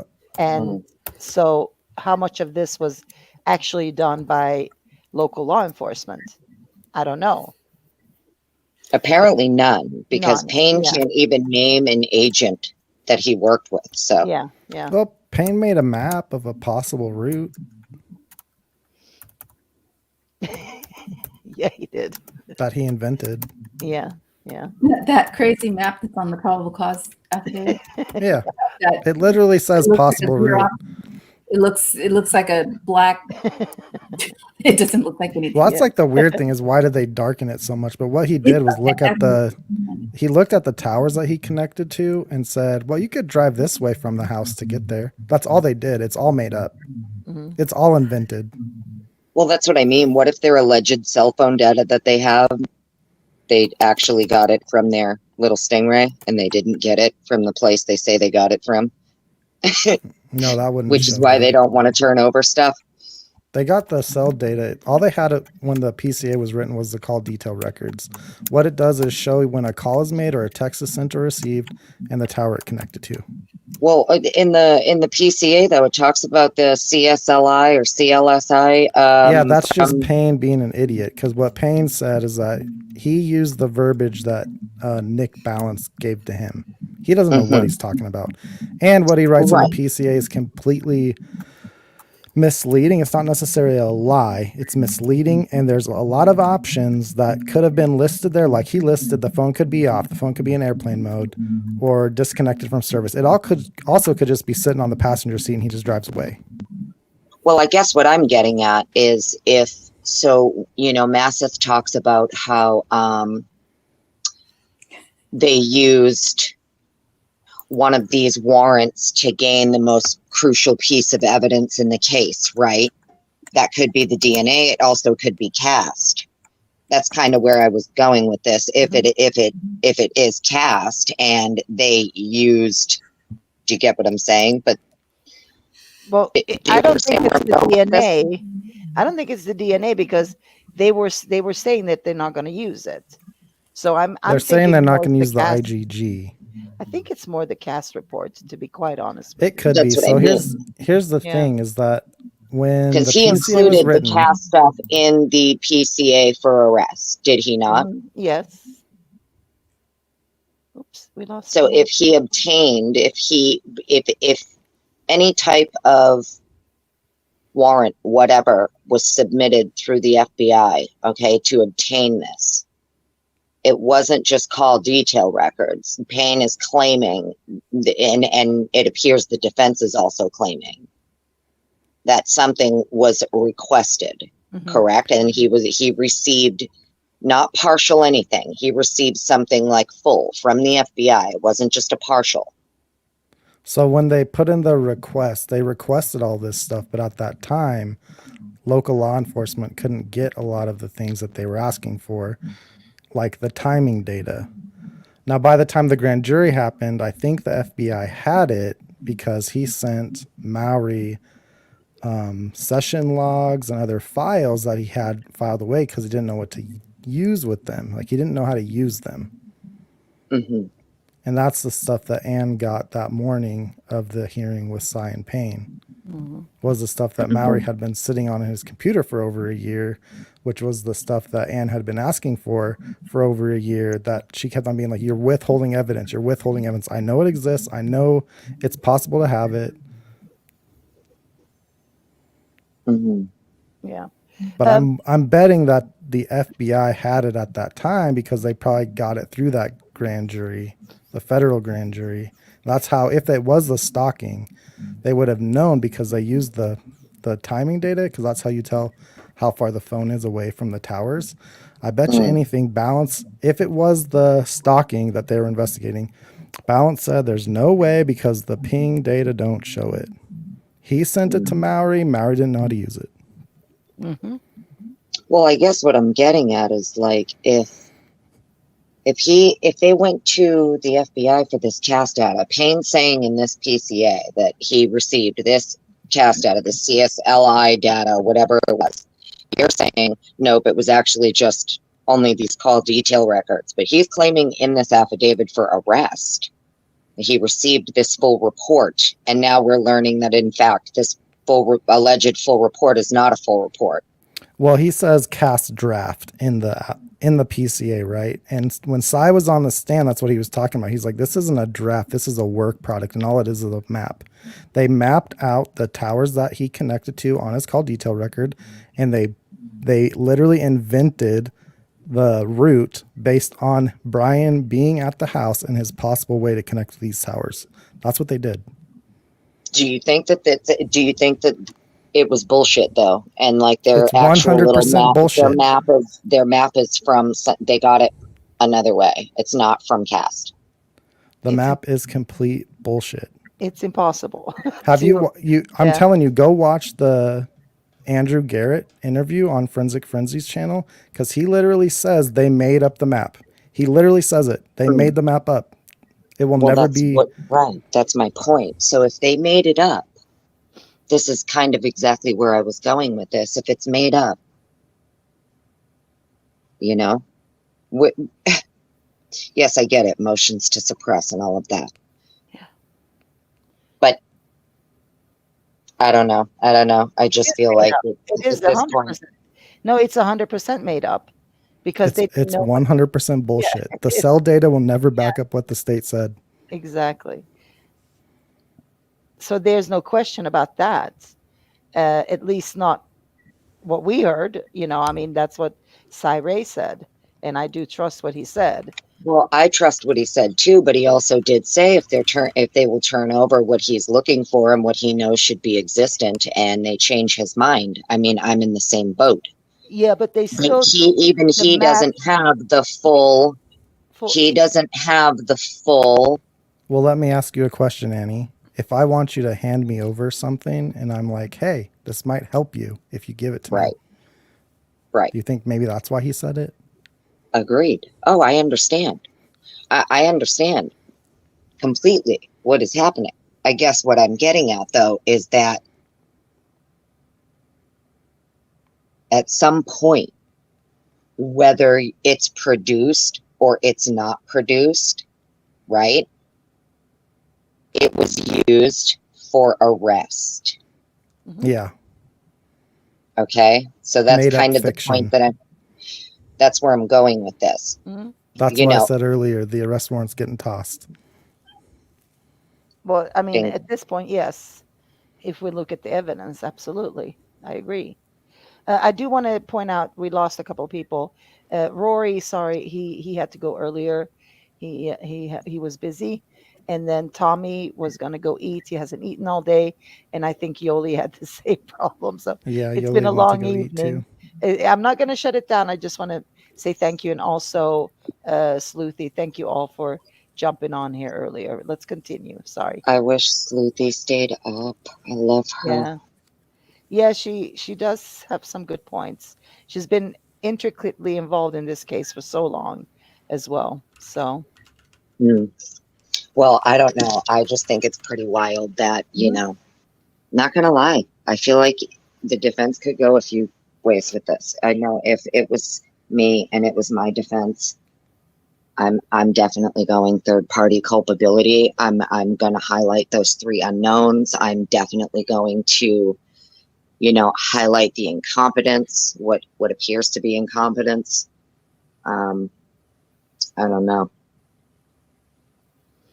I don't know if they're looking for a confession on this one, but like when Anne asks, we want to know how you got to Brian. So what is she looking for in that?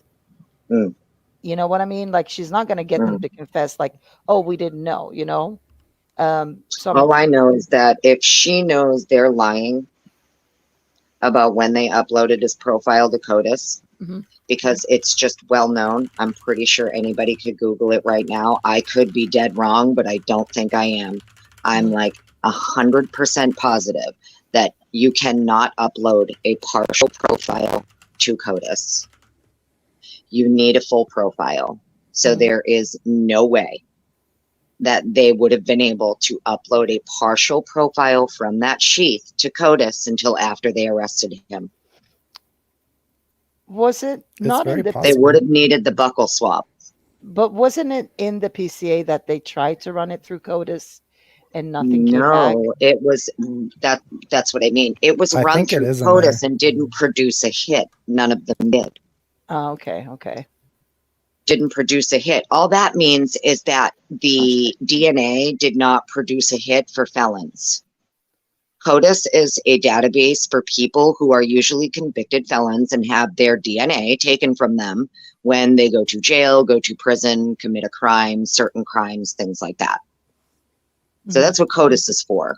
So the DNA, yeah, okay, fine. You ran all four through CODIS and all four did not produce a hit. Well, I'm sorry, but you can't upload a partial profile to CODIS. Yeah, I don't know those details, but I'm sure you read up on that, so I trust you on it. But it's just wild to me. It's always bothered me because it just tells me they must have done it after they arrested him, in which case you run it through CODIS. Mm. So That's why why are you they're lying calling and it saying planted. is emplaced and things like that, right?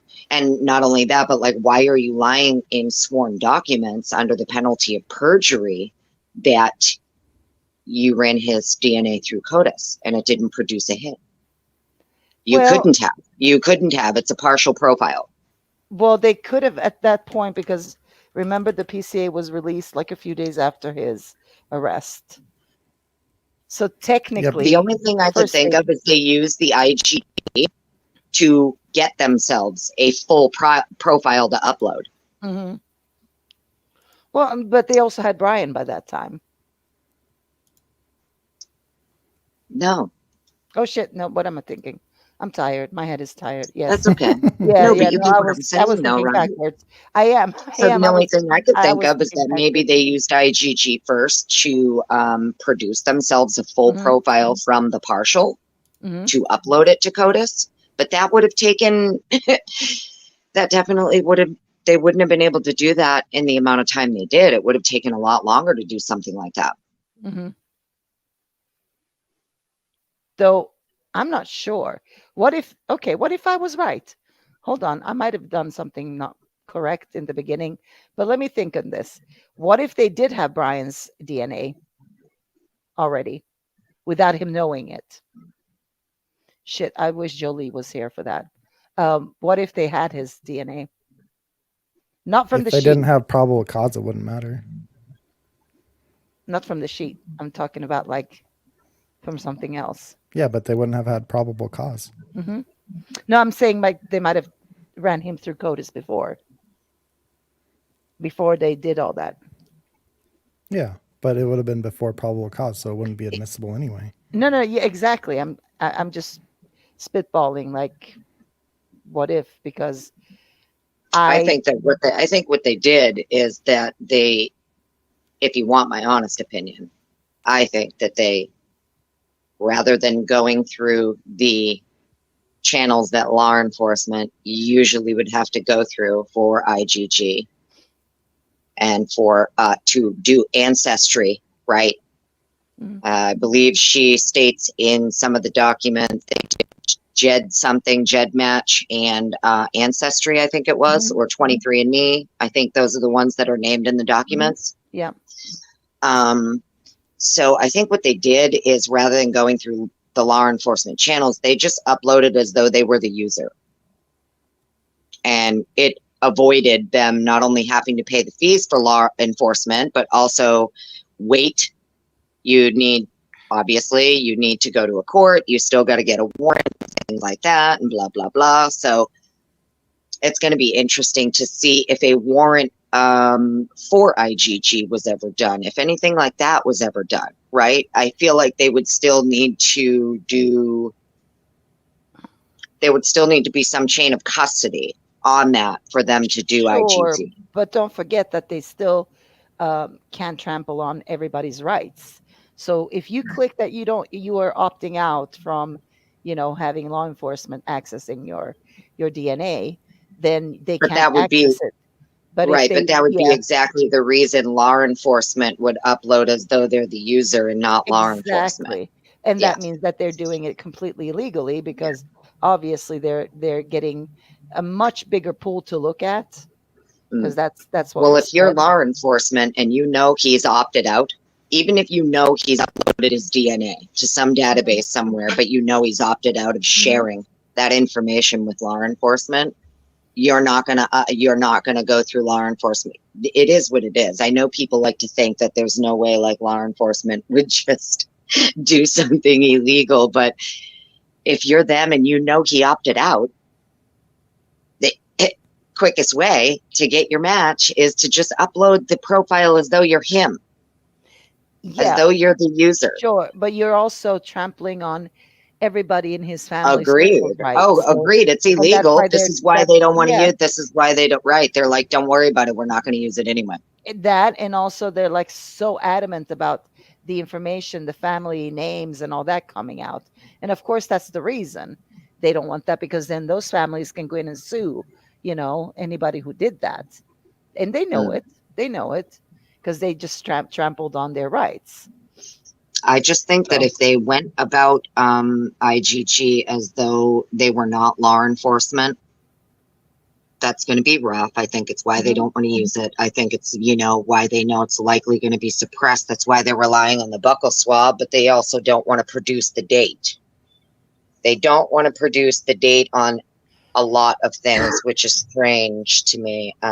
It's almost like to have that timing. They don't want them to establish that timing. Mm-hmm. It's interesting how pieces are falling into order, right?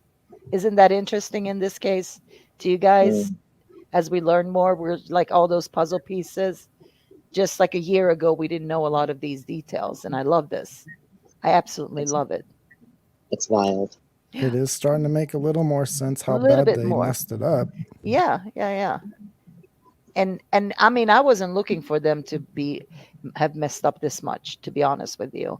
But it's certainly looking like that. It's certainly looking like that.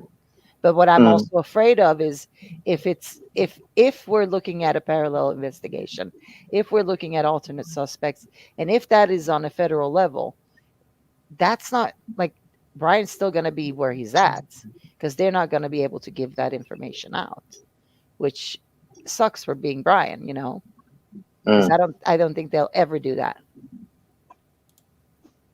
However, like rights or no rights, it's the FBI, and I don't think that they would ever do that.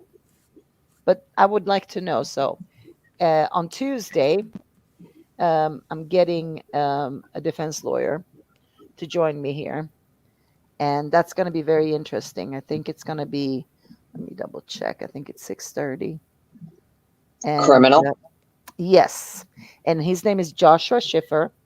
He's been on lots of times in Court TV, News Nation. The last I saw him was he did an interview with Coffindaffer, and they were talking about the Sebastian Rogers case.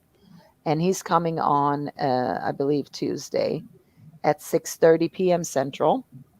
So, tune in for that.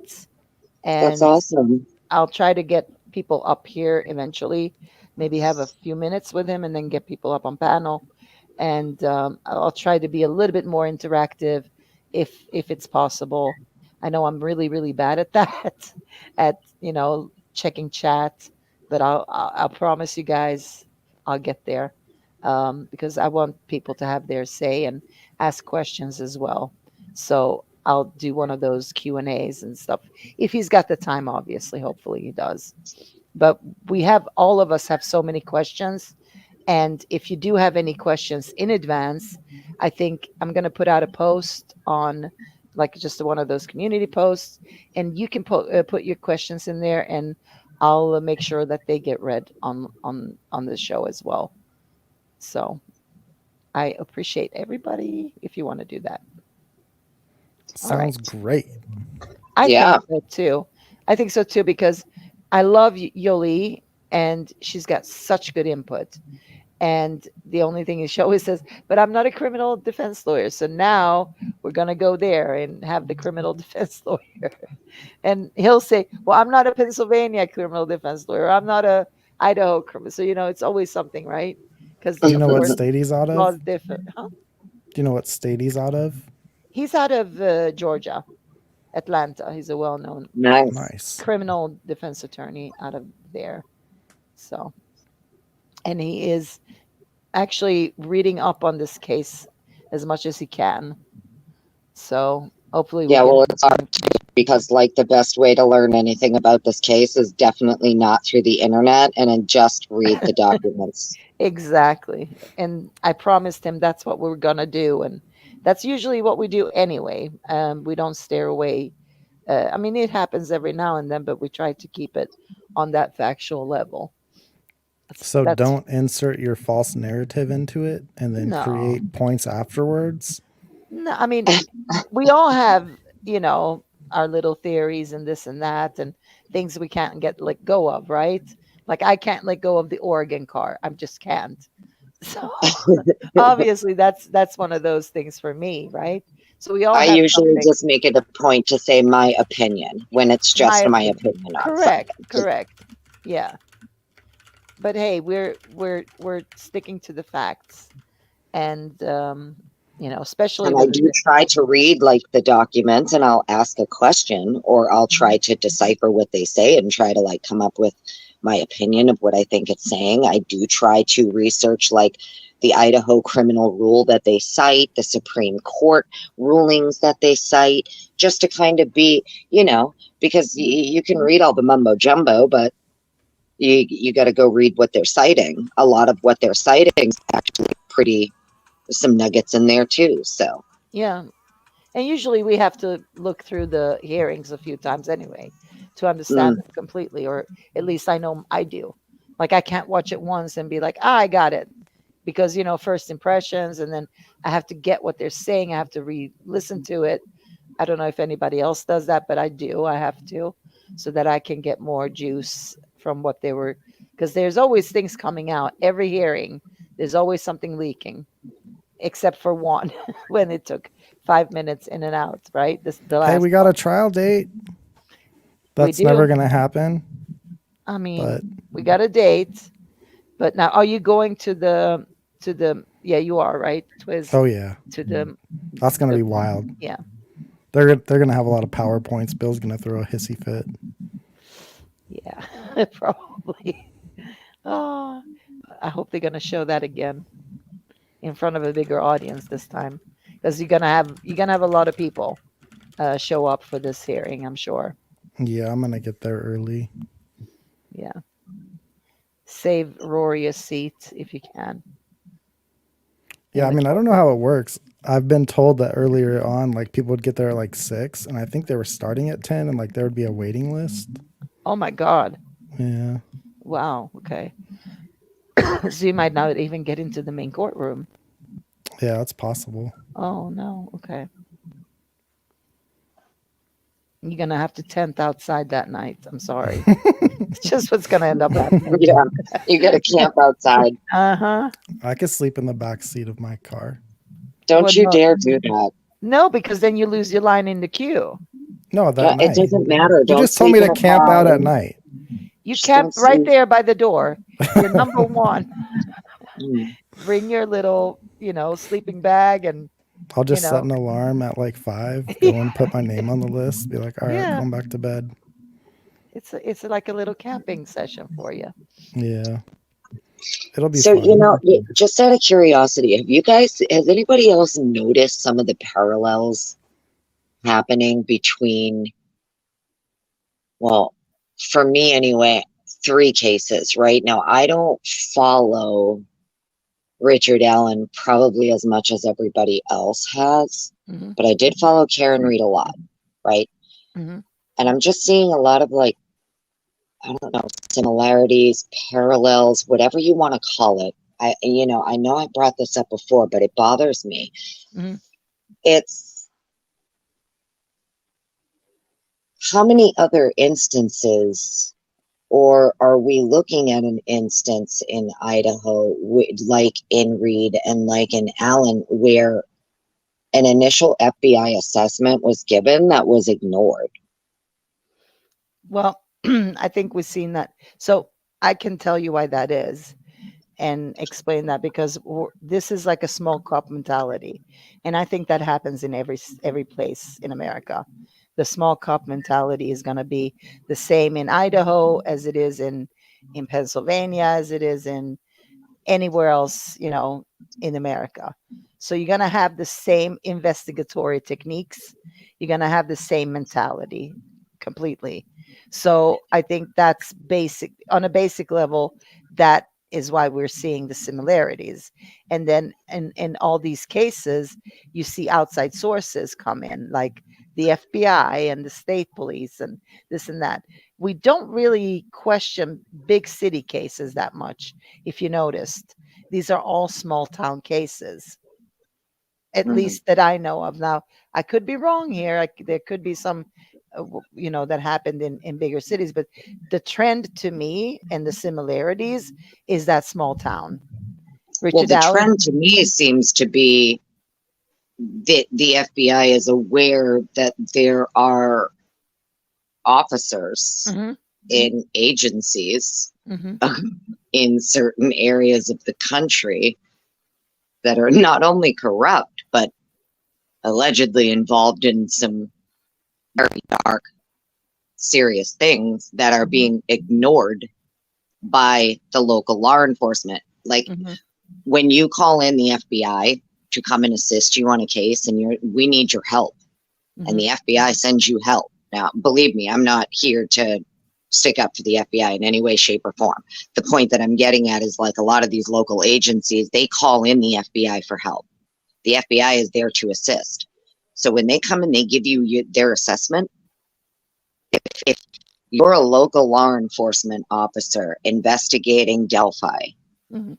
and your FBI task force or whoever, the agents helping you, come to you at their assessment and tell you that they believe that this was a ritualistic, sacrificial killing, and they can even give you names of people involved, including potential law enforcement and affiliates of law enforcement, and you ignore that. Do you get where I'm going? And then you have this case with Reed, where it appears yet again police officers involved in some kind of weird, dark, nefarious shit in the background or whatever that gets a cop killed and left for dead on another cop's lawn. And it's not until later we find out the FBI is like, oh yeah, we fucking tried to tell them this is actually what we believed happened, and here's all the exculpatory evidence for your client. Oopsie poopsie, sorry about that. I mean, that's kind of like where we are right now, where people are just sitting in jail, or Karen didn't have to, but there are people, unlike Karen, who have to sit in jail for a while until the feds come and cough up and say, hey, oops, by the way, here's all this other shit that we gave them this assessment. We told them this is what we thought occurred, and they ignored it. Yeah, I still say it's linked to like a small town mentality, because even though they do want the FBI to come in and help them, they still want to control the investigation. That's the most important part for these small town agencies, is we're still in control. It seems like a control issue to me. And I think it sounds like a cult. Yeah. But that is just my opinion. Same thing, isn't it? The same thing usually, it's almost the same thing. By the way, There's are a you fine guys hearing line. some kind of typing? Is that what somebody says? But I don't think anybody's typing right now. Is there like a typing noise coming through? I don't hear anything. I don't hear anything either. Just want to make sure. Yeah, sorry, go ahead. What do you think, Twins? Oh, I didn't know. I thought that was pretty funny.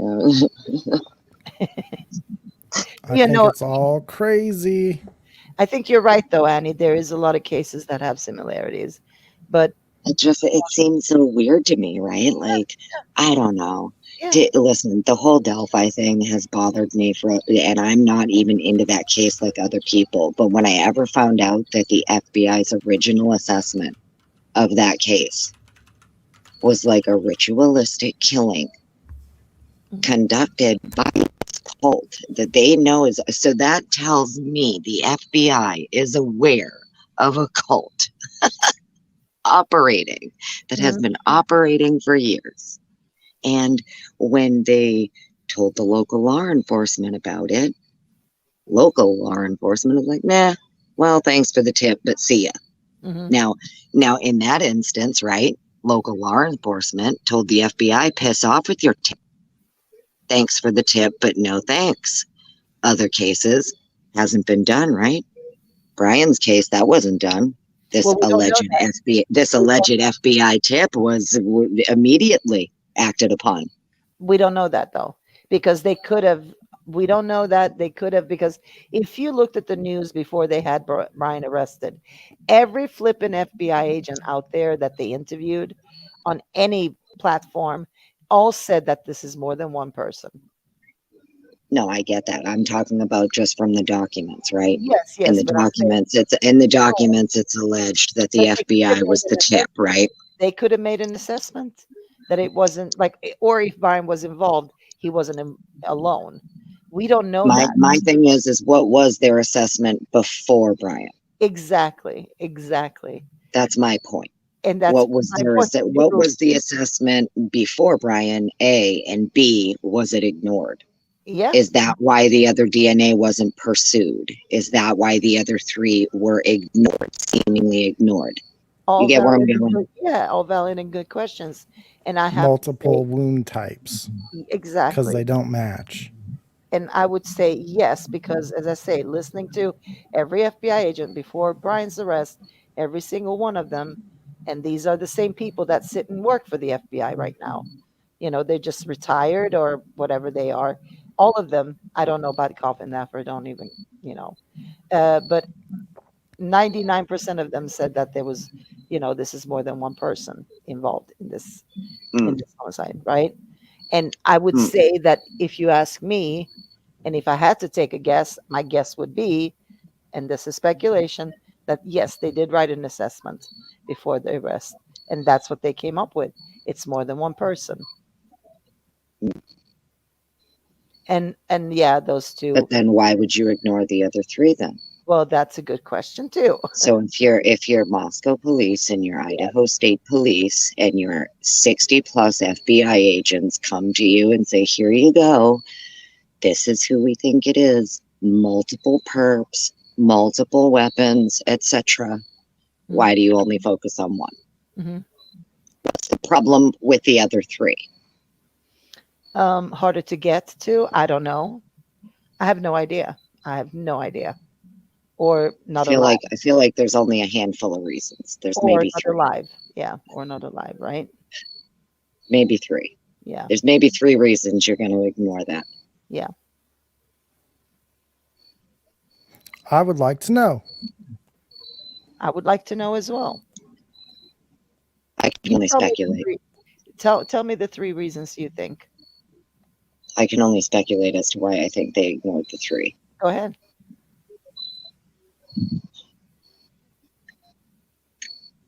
They're either law enforcement or people involved with law enforcement.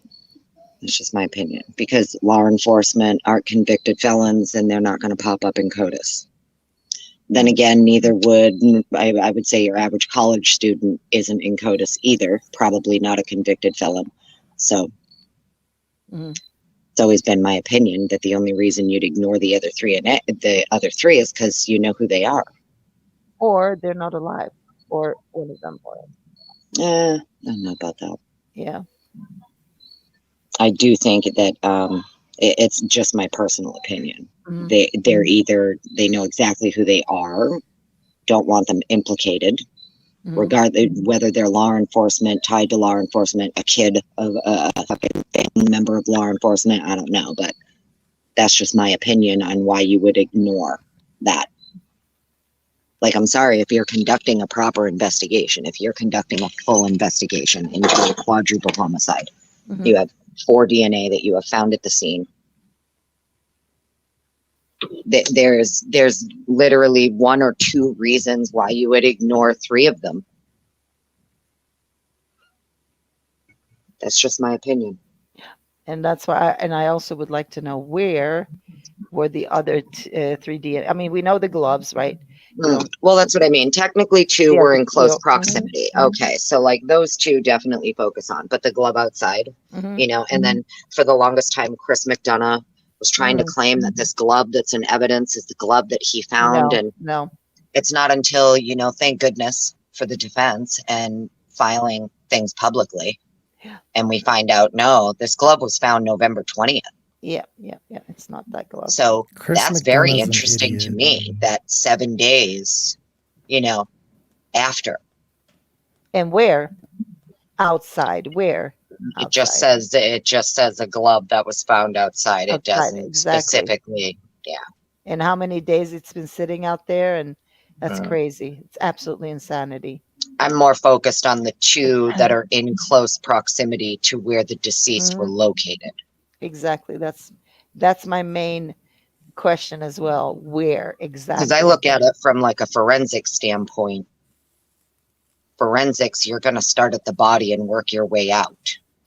So only the most pertinent DNA is going to be the DNA that is closest to the body. You're not going to be focused on something you swabbed off a doorknob in the other room, or like off the toaster or the fridge.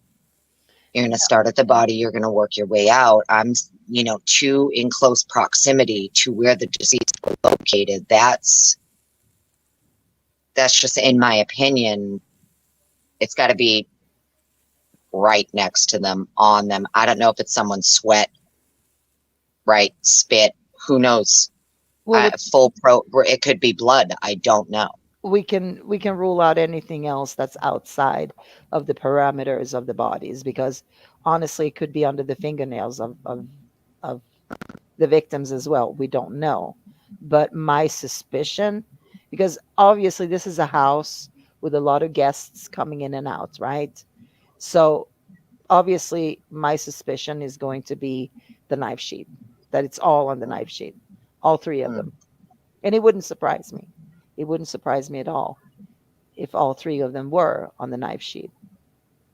But now I don't know that for a fact, and I don't know if Anne would make a bigger ruckus if that was the case. I don't know. Because if they were all on the knife sheet, then yes, she would probably make a bigger ruckus. So part of me just feels like if the DNA was on a victim or on victims, I feel like it wouldn't have been put in the wording in close proximity to where the deceased were located. I feel like it would have been put on there. I feel like they would have absolutely blatantly said there are two other DNA that were found directly on the victim that are not our client. Do you get what I'm saying? Because this is a death penalty case, and they're dropping, they're dropping little bombs every time they file something. So I feel like it wouldn't have been worded in close proximity to where they were located. I feel like if they were located on the bodies, they probably would have said that. But if it was on the sheet, do you think she wouldn't mention that either? Well, I don't know, because the sheet, when talked about, is referenced as placed. So that's what makes me think it might not be the sheath, because she's referencing that sheath as being placed, or Jay did, whoever wrote that finding. Yeah, I think Jay wrote that one. Somebody's asking if Anne is a lawyer. No, Allison. Absolutely not. I would never want to be one. She's a good observer, a very, very good observer. I'm a doc nerd. I'm actually just a nerd. And she's very good at playing a lawyer. No, but this is just my opinion. It's really, a lot of what I say is just my opinion on some of the docs that I read, and that's about it. I've never claimed to be a lawyer and don't want to be. No, we did a mock trial, and Annie was a lawyer. And I was the prosecution, by the way. You were the prosecution. That's right. That's right. And you did. I was not really good. Traitor. I was not the defense for Brian Koberger in that mock trial. I was the prosecution. It was very difficult. Yes. And so, yeah, she played that good, I have to say. Very professional. But yeah, no, I have questions about that. But I think that's what I'm saying. Please, please, please. Anybody with any questions to a defense lawyer, a criminal defense lawyer, hand them over, because I could use. I'm going to have some. I'll email. Yes. I need like a 20-page explanation on Frank's hearings. Oh my God. We do not need a 20-page. No, I do. No, you don't. No, you should have a limit. It should be like, send me your top 3 questions or something. Yeah. No, I want a 20-page document on Frank's hearings. That's my limit. A 20-page document on what? Frank's hearings. Oh, yeah. Because like, if all you need is one piece to be found incorrect, false, whatever, and the whole thing gets thrown out, like, that'd be amazing. There's like 14 things I think that can get the PCA tossed, but that cell data is laughable. Yeah, so they have more than enough, is what you're saying, Yeah. for Frank's hearing. But we're not there Yeah, yet. Frank, And did he say, Frank says you get to challenge the arrest affidavit? I'm sorry, what did he say that was for? Yeah, you can challenge the validity of warrants and affidavits. Thank you. See, we're learning something every day. I mean, they should be able to get the grand jury tossed. They should be able to get the arrest warrant tossed. Like, that's so. I Search can't warrant even. for his apartment. I can't say it enough that the cell data they use to arrest this kid is a joke. It is so bad. It is so bad. It is. Every American should be scared that they even tried to arrest this kid like this, because they could do it with any of us. It's terrible. But does the defense have all the cell data? They don't even need to, but yes, they do. Yeah. When you know what they use to arrest this kid, like, it's bad. It's bad. Now, if they had it for the grand jury indictment, they could have stopped that grand jury indictment because of how it was presented. Because if they had the real data and it shows what I think it will, then yeah, there's no way they would have. They probably wouldn't have even presented it. But I don't know. It's so bad. You're thinking that they presented fabricated cell data to the grand jury? 100%. It's not that they fabricated the cell data. All they had access to was the towers that he connected to, and like the phone numbers. If it was a call, they would have like the phone number, the length of the call. If it was a text, they'd have the phone number, and if it was like to and from, that's all they have. So they wrote out a possible map based on the towers he connected to, and they placed him at that house because they needed him to be leaving the house without proof that he was there. They said, here are the towers you connected to. Here's the possible route from 1122 King Road back to Pullman, where we have you on camera. That's what they did. And Andrew Garrett even says it, and he's seen the evidence.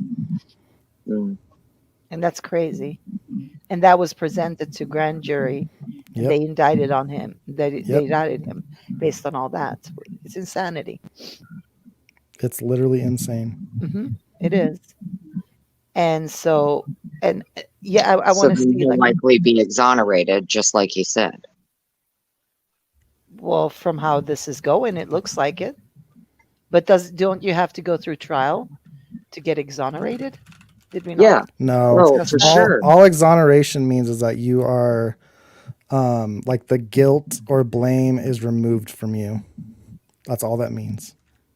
Typically, you would have been charged, or you know what I'm trying to say. But if you look up the definition of the word, you don't have to. I know during the trial, they could obviously file a motion to dismiss all charges, things like that. Should obviously exculpatory evidence get presented, if they're able to get warrants suppressed, if they're able to get evidence suppressed, that's one thing.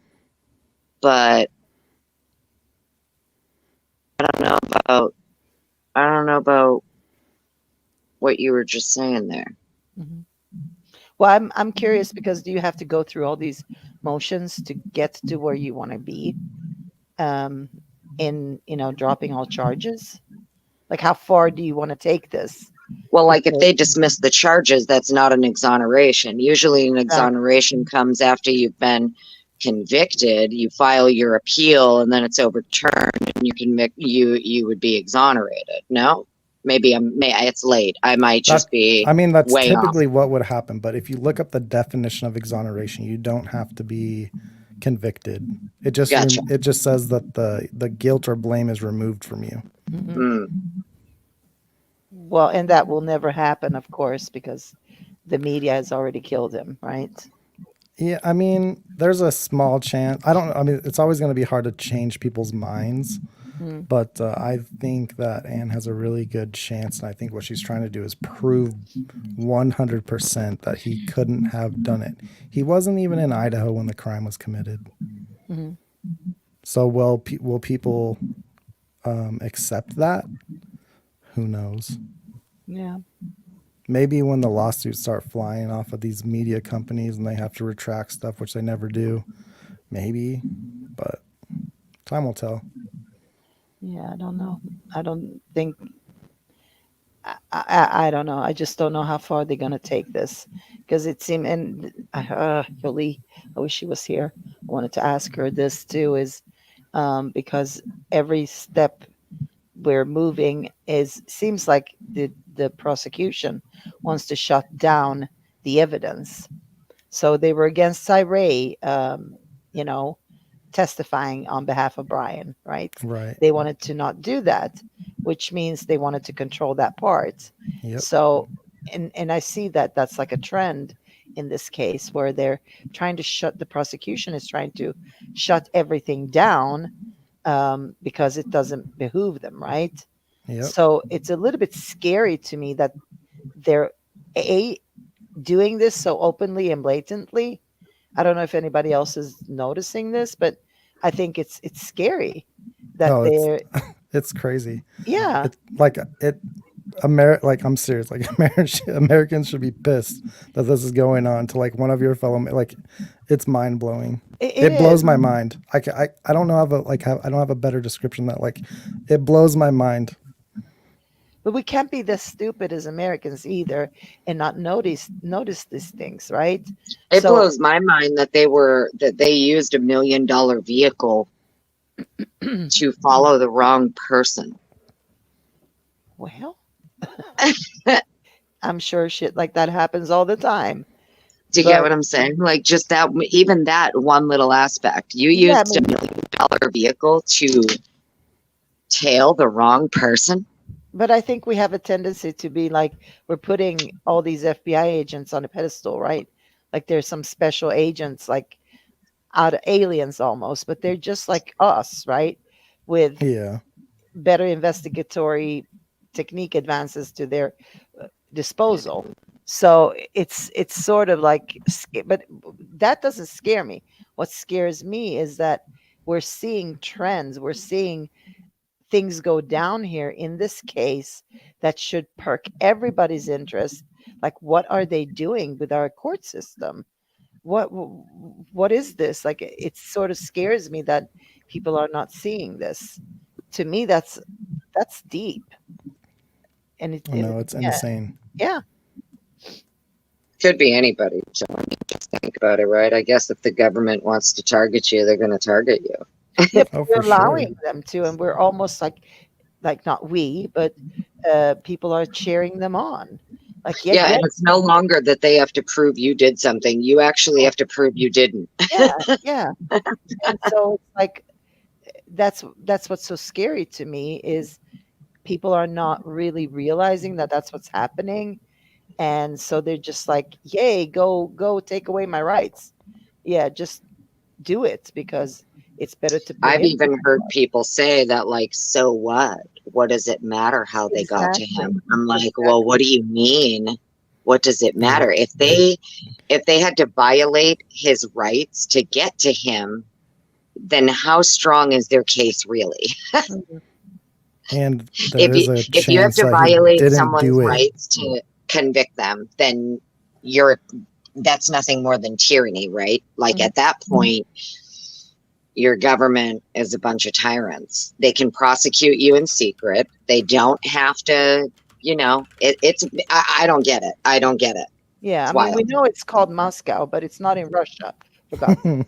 It is in the United States, so we're not in Russia where they can just hijack you and put you in Siberia, right? I So, think Thompson wants us to be in Russia. well, maybe in this case, yeah. It's like I don't want to answer to anybody. I got my guy, and you all shut up, and that's it because we said so. But You yeah, imagine being a fly on the wall though when you're part of this investigative team. There's no way you didn't know pretty early on that you're wrong, right? Just imagine being these people and you find out that you used this $1 million vehicle to surveil the wrong person. well, and also it was chaotic from day one, and you can tell Like there if was he so much. really is the wrong person, Yeah, I mean, if you look at how everything went down from day one. This happened, and you look at in and out police officers, no booty, this and that. It was very, very chaotic. So they set the tone for it back then for the whole investigation. They didn't go in, they didn't do a clean, scan of everything. Number one, they probably couldn't because, it was trampled all over. Now, they probably didn't help it either. So it was a super chaotic scene. And that just, as I say, that set the stage for everything coming after it. FBI agents or not, they just like, it felt like it was super chaotic. And I didn't follow Delphi back when it originally happened because I wasn't into crime at that point. I only got into crime with this case. This is my first case that I paid attention to.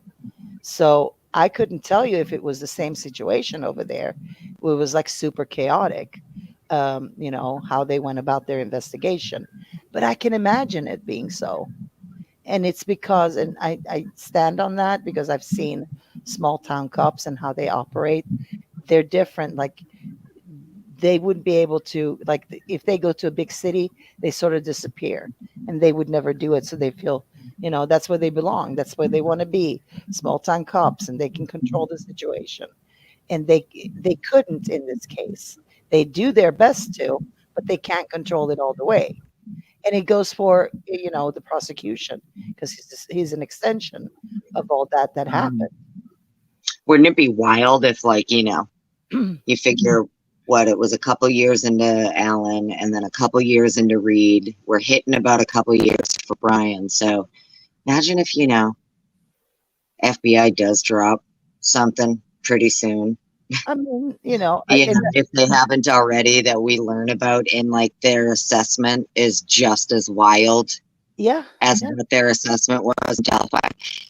Like, this is kind of like the scenario I'm picturing in my mind, that if the FBI is going to turn over anything that would help the defense, you know what I'm saying? It's going to be wild. It's going to be absolutely wild. I was expecting it, to be honest. I've heard Andrew Myers talk about this, that there's always leaks. And there is not a case that has not leaked. We have seen no leaks out of this case yet. But he said, wait. And I'm waiting because sooner or later, something probably will leak out, Someone leaves a piece of paper somewhere.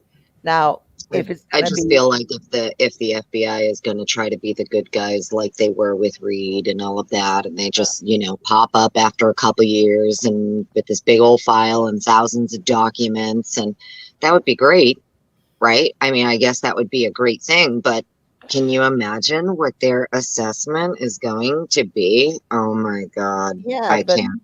Unless there is enough public scrutiny, they won't. I'm just telling you, I don't think so. Because I think this one has a lot of public scrutiny, and you also have attorneys already talking about appellate issues, and I'm telling you, like, Karen Reed case was different because there was so much public uproar about that, and the media was split on it. Not, it wasn't like everybody was like, oh no, she's guilty, like in this case, right? Where media is very 100%, everybody says Brian Koberger is guilty. We don't need any evidence. We know he's guilty. That was not Karen Reed. There was he a looks lot of, weird. Yeah, it was a lot of public scrutiny in that one. So I think the FBI maybe felt pressured to do that. And unless something like that, if there is something that leaks out, now that could be different, right? But then let's hope that the leak is not some fake ass leak that the prosecution will do. You know what I mean? Like hijack it on that end, sort of. No, it's going to be pretty wild. When do we get? How many days do we get? Till what? Till the hearing. 13. Okay. So pretty much 12 because today's over. Oh, okay. Thursday the 29th. Yeah. 29. All right. Yeah, it's going to be interesting. I'm actually kind of interested to see if we're going to get any motions coming up for this hearing. I'm wondering if there's going to be any motions filed Before? after. After, yes. Yeah, maybe after. I feel like I don't know. it seems to be after hearings, we usually see some documents drop. Yeah, I think what Anne is waiting on, September 2nd, is it, for prosecution to hand over all evidence, right? 5th or 6th. Yeah, okay, so that. And I think that's what they're waiting on. Mhm. Yep.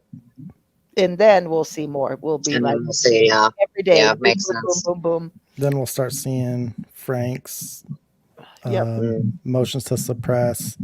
I think they're going to come hard and fast. Yeah, same. I think that we're going to get motions to suppress the search warrant, the arrest warrant, the everything, every single thing.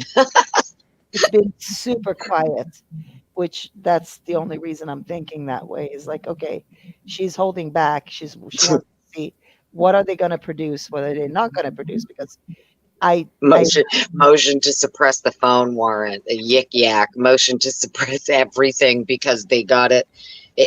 If they can prove that from the beginning something illegal was done, and then everything that came after is fruit of the poisonous tree, it all goes. So I don't even think she's going to go that route though, because she's going to prove he's innocent. Like 100%. Well, that's what I'm saying. I was talking about this with Golf the other night. Like, him and his defense are not going for oh yeah, you got off on a technicality.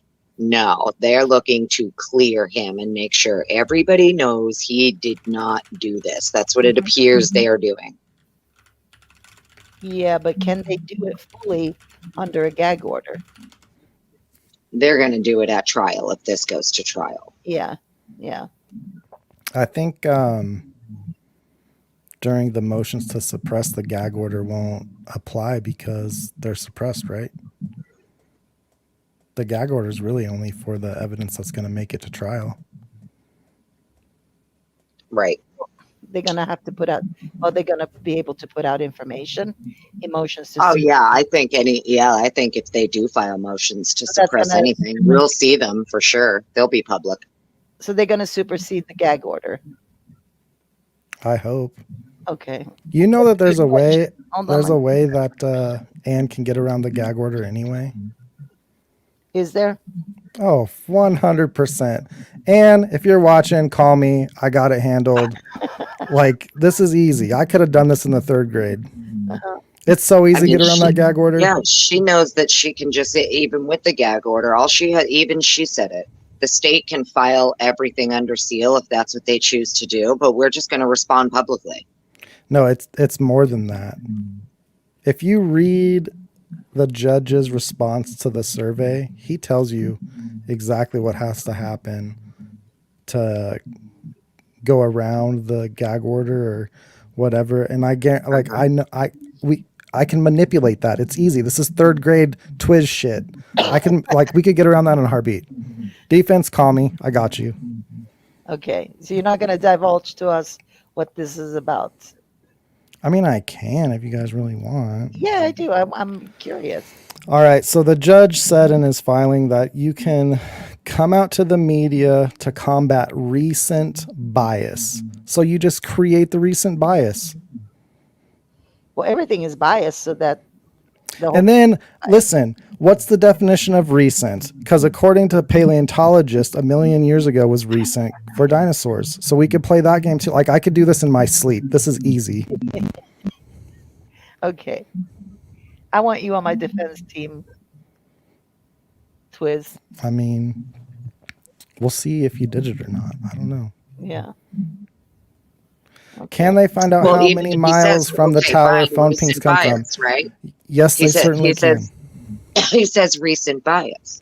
Yeah. Wouldn't it just be as simple as the defense asking the court to clarify? Does it mean 6 months? Does it mean a year? Does it mean? Well, okay, but then if they do that, then give me a hint of what you want to have bias created about, and I'll create it for you. And then you can go out to the meeting and talk about it. Like, it's so They're not going to do easy. that. But what I'm saying is you can. It's possible. We could do I it. understand that, but they're not going to do that. They're not going to play dirty like the other. They're not going to. Not But yet. what I I'm don't think saying they're gonna, is because they we don't could need get to. around the gag order if we wanted to. That's all I'm saying. I'm not saying they're going to. I 100% don't think they would. But what I'm saying is we could.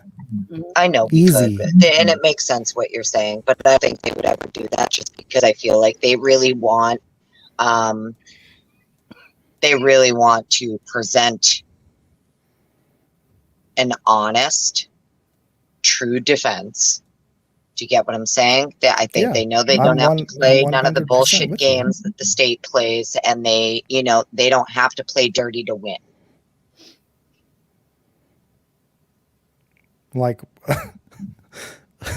when we see the cell phone data, I'm going to go back to this, but when you see it, especially at 4:48 a.m., where you see where he's at, it's going to blow people's minds. There's no way he was in Moscow.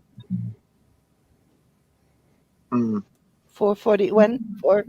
4:48 when his phone reconnects to the cellular network. There's no way he was in Moscow that night. Well, there are Easy. ways, but No. if they're claiming he was like with his phone, and they're stuck to what they claim. That's the problem. sure. They handcuff themselves to their own narrative, and now you can't go back on what you said. So, But it's more than that, because we have him on camera at 2:53 and then at 5:25. So you'd have to make stuff fit within that time frame. Like, it's damn near impossible. you have who at 2:53? Brian, In Pullman. he's on WSU. Yeah. They have him on camera. For sure. Well, I mean, Because I'm just saying, they make it sound like, nope, actually, none of the video footage we have can actually confirm it's him. Yeah, we have white sedan. you want to know what I think happened after 2:53? What? So they have the cameras on Stadium Way and Main Street /270, right? This is completely left out of the PCA. But the thing is, had he taken a left towards Moscow, like they allude to, he would have driven by Bishop, which they have 3 cameras. And we know cameras were working that night because they have them on it the way back. He didn't drive by those cameras. He took a right. The camera on the right-hand turn is facing the back of the car, which means it read license plates. They have his license plate that night, leaving WSU campus 2:53, 2:54. And that's it. That they should have them on cameras further down the road too. All the intersections leaving the town have cameras on them. And they have him they have him on camera leaving as his phone is also disconnecting. Well, they say his phone disconnected, but what that means is either he ended a phone call or a text was sent or received at 2:47. AT&T pings the phones every 15 minutes and gets the timing data so you can see where the phone is. So in between him leaving at 2:47 and then at the 2:53 to the park, there's definitely one ping that'll give his timing data so they can see how far away from the tower he is. There might be 2. They should be able to track him to the park. Not only that, on January 2nd of 2023, so this is 3 days after he was arrested, he told his attorney. But they're claiming, sorry to interrupt you, I'm stumped on this because now you got me thinking and my brain is starting to work here. Yeah. If they're claiming that his phone, because they're not saying, if I remember correctly, the way that it's worded, the phone just appears to have disconnected from the network, and that's when the phone stops reporting to the network. Stops reporting to the network, right? So here's where I'm kind of stumped on. How could his phone stop reporting to the network if he's still right there in Pullman and not out say in the Because middle of all they on a had back was the road or call something. detail records. Call detail records show calls, when they are made, who they are made to, texts when they are made, who they're made to, and the towers they connect to. So at 2:47, a phone call either ended or a text was sent or received. After that, there wasn't any more records. So his phone stopped reporting to the network. It's bullshit. Wait, just wait. Give me those times again. 2:47 The is phone. when they say his phone stops reporting to the network. So either a phone call was And ended. that would happen from a phone call or text message. Correct. So after that, there just wasn't a phone call or a text message sent. Interesting. But the timing still works. So they can track that phone after that. Not only that, on January 2nd, 2023, he told his attorney that he assumes that they have his GPS data, which means he thinks his GPS was turned on and it would track him. Mm-hmm. What time was the last phone call from 256 or something like that, 253, 256. We have two, Kaylee's phone and Maddie's. What are the two times for the last phone calls from the two? I don't know the difference between them, but it's right before 3. But we don't know what kind of records they had for that. We don't know how they know that. 256, 252, and 256, right? If they were using the call detail records for that, then yeah, that just means that the phone call stopped being made. Well, it's just interesting to me that you're saying that the reason that they could say that his phone stopped reporting to the network, one of the reasons could be either a phone call ended or a text message came through. And now I'm going to harp on this, and I don't care what anybody says. It's going to bother me, so I'm going to talk about it because it's always in my brain. It's been in my brain for a while. You know, there are two phones inside the home that appear to also stop reporting to the network or being utilized or whatever you want to call it. Okay. And now he talks about in his probable cause affidavit, how allegedly the reason that his phone is not reporting to this network anymore is because criminals will often turn their phones off before they commit a crime. That's what Payne said. This is his reasoning. So as an investigator, if you're reasoning to be looking at this person, it's suspicious their phone went off. Well, what about the other two inside? And I'm sorry, people are not going to like me for saying this, but we have 3 phones that all appear to stop being utilized at the same time within minutes of each other. Yeah, we just don't know the records that they used to say that that's when Maddie and Kaylee's But I mean, do you know like how unlucky he has to be? The most unlucky person on the planet to be the only other person whose phone besides these two in the home just stopped. Oh, no. Like, just think about that. At 3 a.m, How many like other phones 90% of the people reporting are as sleeping. Exactly. Who's making calls and texts at that time? Like most people. I'm not talking about calls and texts. I'm talking about they're trying to say that his phone stopped reporting to the network. Essentially, they believe he turned it off. Essentially, they believe that he did this because he was committing a crime, and that's what criminals do, is they will turn their phones off. That's what they were alluding to, yeah. That's what he alludes to. Right. So if you're trying to allude to that this is why it's turned off, if you are claiming that this is suspicious and this is your reason for investigating, well, why was it also not your reasoning for the other two? Yeah. Or any of the people in Moscow. Or anybody else who also turned theirs off within, say the hour or something. Mm-hmm. Well, now, did they not say that Kaylee and Maddie's phone were turned off? Well, I think Steve said something like that. It says they stopped. How does Steve know that? We don't know that. we know for a fact what they used to arrest Brian Koberger. Yeah. No, but even when they talk about the times, the last call from one phone and then the last call from the other, and they appear to just like not be utilized after that. Mm-hmm. Yeah, I mean, it could be that they were basing that off of their CDRs. Something along the lines of like neither utilize cell service after that, or something like that. It seemed neither of the phones seemed to be utilized after that, or something. Yeah. But It that could is be that they didn't make interesting. a call after that too. It could be something But completely how's different. We that don't know even what kind of, possible if one of them's up playing with a dog? because they're just not on the phone. Stop.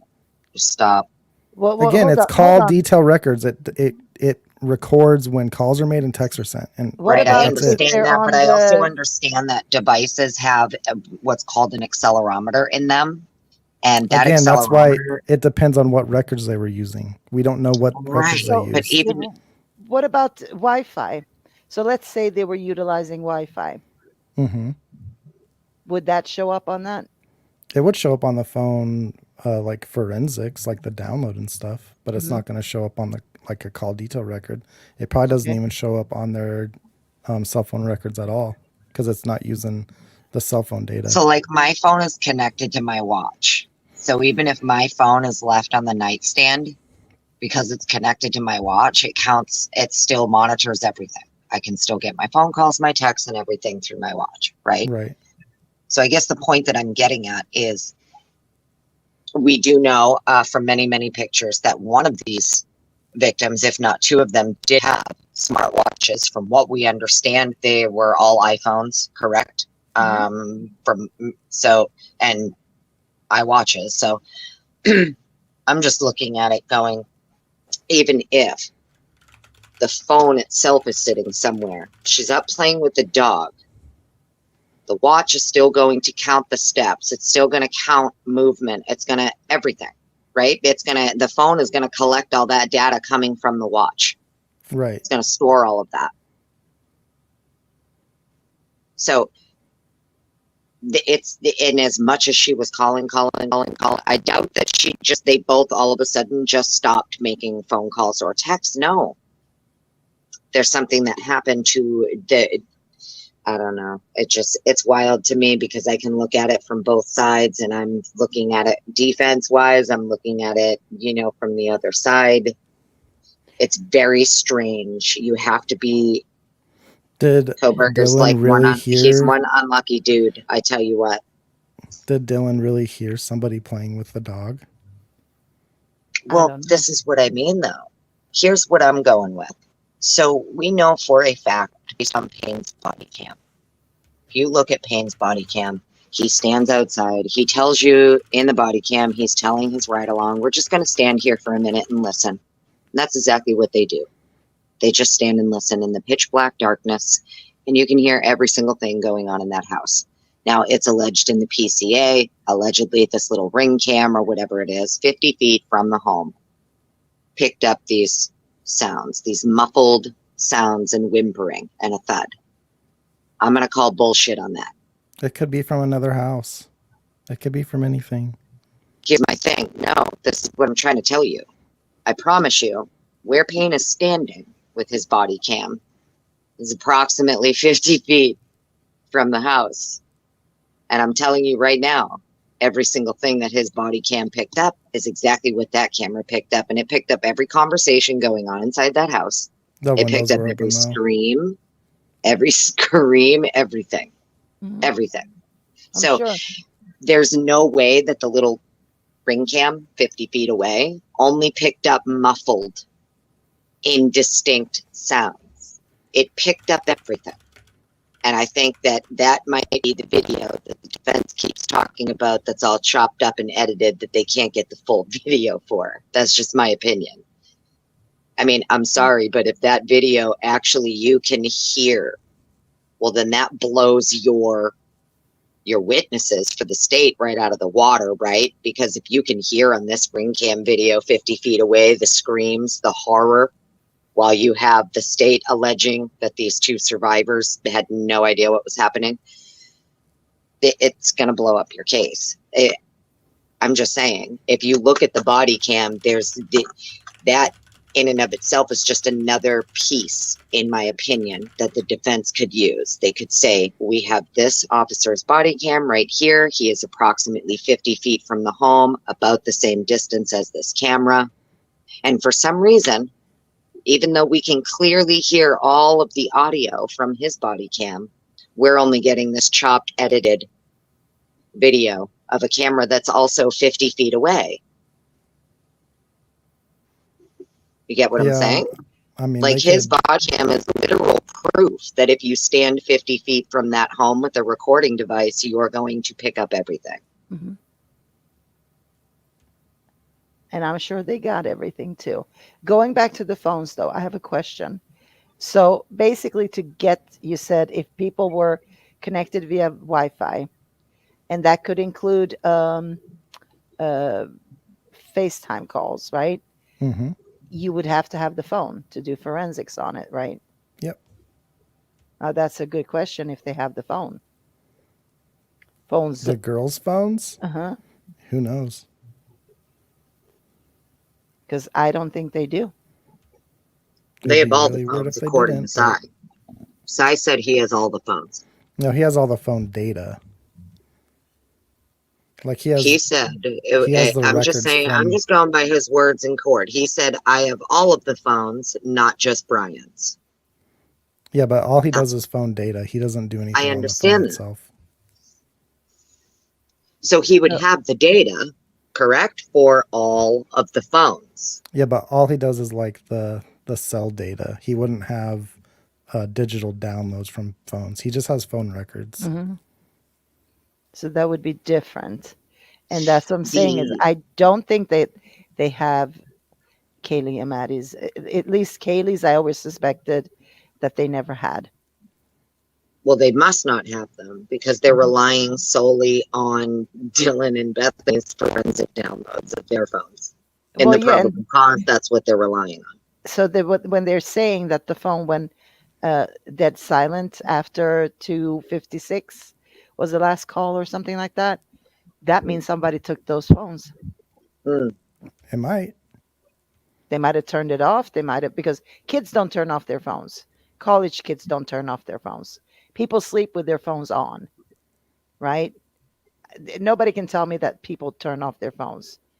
And you make damn sure that your batteries are, so you charge it overnight or whatever you do. So I don't believe that they turned off their phones. I will not even go into. I'm not going to say it. I'm not going to say it.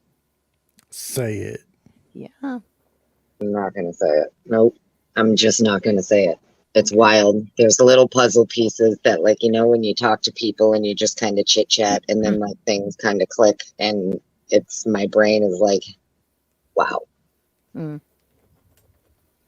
Well, I want to hear. It perfectly makes sense. It perfectly makes sense that they would be. It's always bothered any of us. Why would they only be relying? Well, because you're probably right. If there are 2 devices missing, holy shit. Yeah, because they're not talking about Xana's phone or Ethan's phone at all. They're not even mentioning those phones, other than Xana's phone was still on, I guess, for the TikTok, right?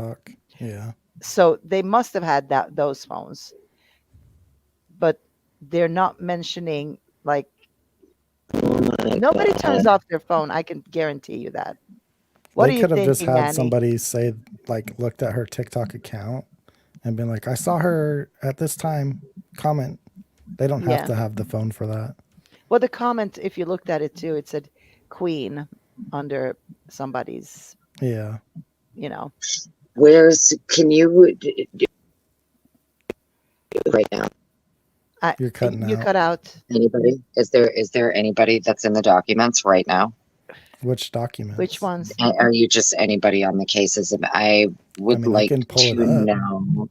I would like to examine quickly the Extreme Networks warrant for the laptop. Does it say Extreme Networks on it? It sure does. Twiz is fast. He's my I know he secretary is. tonight. Yeah, I know. I'll let him Yeah. share it. He's just bang, bang, bang, bang, banging. Do you want me to put it I on the just- screen or? Yeah, yeah. I mean, it Yeah, doesn't share it. matter. I'm blind as shit and I can't see it anyway. So If you want to share it, I'll share it out. I'm trying to find out in this warrant.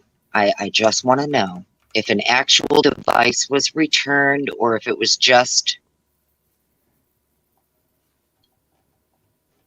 data that was from. Do you understand what I'm saying? I'm just trying to find out if a physical device was returned or because from what I understand, they had to get a warrant for Extreme Networks Mm-hmm. to get information that was on the laptop. Mm-hmm. And I don't know, I can't remember it's because they had the actual device or not. What does it say in there? I don't know. I'm just looking through it. Mm-hmm.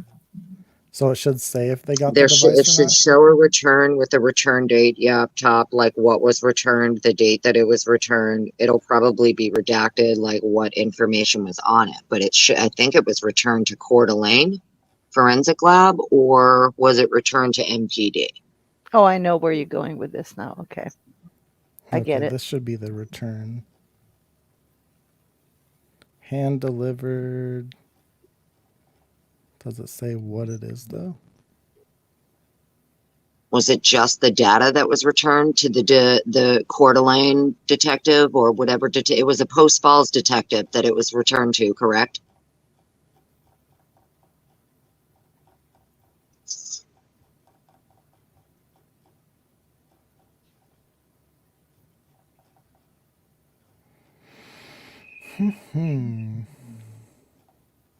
It's been a while since I've looked at it, but I feel like the return on the laptop went to a Post Falls detective, or maybe it was a Coeur d'Alene Forensic Lab. I forget which, and I can't remember if it was the device itself or if it was just the information on the device that was Yeah, returned. you can retract. You can get everything out of the hard drive. And I'm assuming that's what they did. I'm trying to figure out if there was ever her device was missing, which is why they had to get the warrant for the information on the device because they didn't have the physical device to. Because Mowry is their forensic guy. Mowry would have been able to do whatever he did with the laptop, just like he did with Brian's, just like ISP did with Brian's when they took the fancy laptop from the Washington apartment. Mm-hmm. So it never made sense to me why the information from her laptop had to be returned not to ISP or Moscow Police Department. And if I remember correctly, it wasn't even a physical device. It was just information on the device. The data. Mm-hmm. No, it wasn't Xana's laptop. It was Kaylee's. The Extreme Networks warrant is for Kaylee's laptop. But why? What would that have to do with the phone, though? Well, because of her. So hear me out. If the phones are, there's two devices missing, 2 phones plus a laptop. Mm-hmm. Okay, I get it. Okay. So you're thinking the laptop was stolen as well in that? That's why I want to find out if a physical device was returned. I can't remember. Good catch there, Annie. I wasn't even thinking about that laptop. It would just be another layer for the defense for third-party culpability if someone went in and cleaned out devices specifically of 2 victims. Mm-hmm. The data from the laptop was placed into evidence at Moscow Police Department. Further, The data. Affiant safe not. So just the data. Mm-hmm. It doesn't say anything about a physical device, like a physical laptop and data, just the data. I think you're right. I think it's just the data, which what you're alluding to is very interesting indeed. Interesting. So the laptop's missing. 2 phones potentially missing, a laptop missing. His phone stops being utilized about the same time theirs does. I'm sorry. This is just how my brain works. I know people are like, he didn't do it. He didn't do it. That's great. I'm staying right where I'm at, which is I'm going to continue to question everything. Exactly. See, because there's a part of me that says, yeah, there's no way he did this, obviously. I feel like everybody else, there's no way. And I also feel like if you're Brian, before Ray is even brought in, his counsel is going to speak to him about that. If he knows he's involved, he's going to be like, I don't want him. You wouldn't want someone like Cy coming into your case if you know you're guilty, because Cy's going to be the guy that can fucking pinch you. So, I feel it was kind of like the clincher for me. After hearing Cy, I was like, okay, this dude definitely didn't do it. But I'm always very open-minded, and I've always had difficulty with, because I look at it as, like I said, he's got to be the unluckiest dude on the planet if his phone activity and their phone activity being similar have nothing to do with the other. He's just like super unlucky. It is a very big coincidence. You're right. Just as I say, the Oregon car is a very big coincidence. There are too many of these in this case. Yes. And I'm sure there is a common thread to it all. It's just, I wish I could figure it out, right? Someday. Yeah. Maybe. And I think that's probably why, too, it bothers so many people, and why so many of us kind of talk about it as much as we do, right? Well, because if something stinks, it stinks for everybody, right? I mean, some people are more, like, I don't care about that stink. But a lot of it, too, is, for me, this isn't even about Brian Koberger.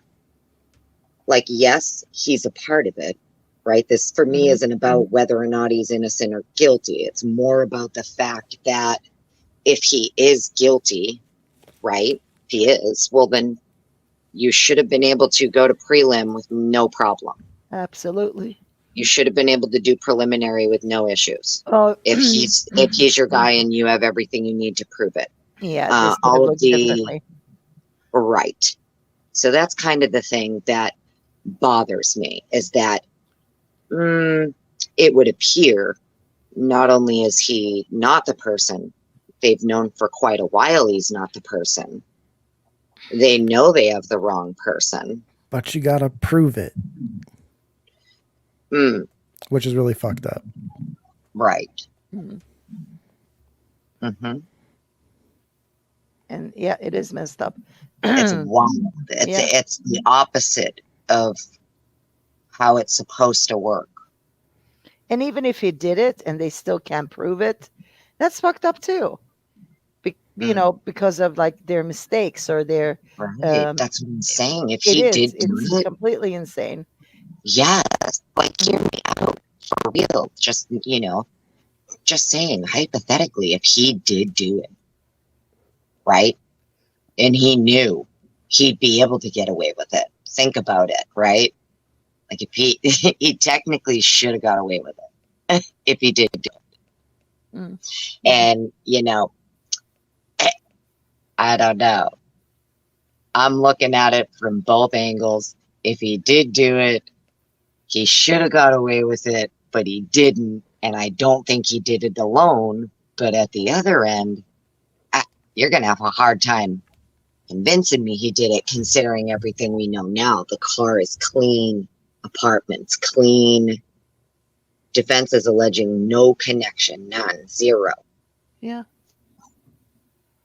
And it would, so the car being clean too, that's another thing, right?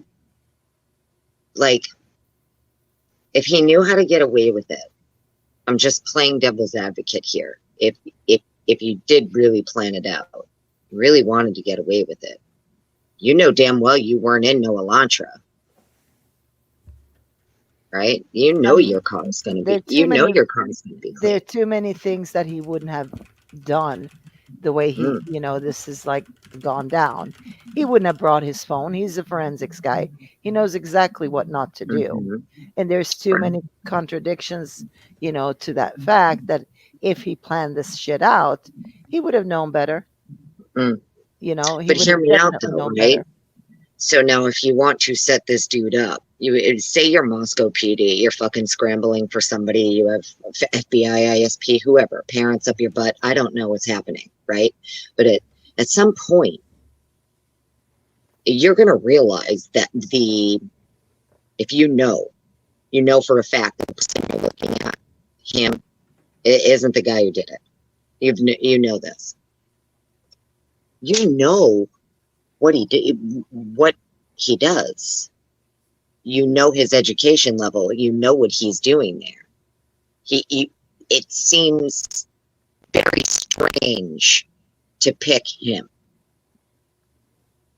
out of all the people that you could pick to peg it on. Do you get what I'm saying? Like if you're just looking for someone to peg it on because you got to wrap this shit up,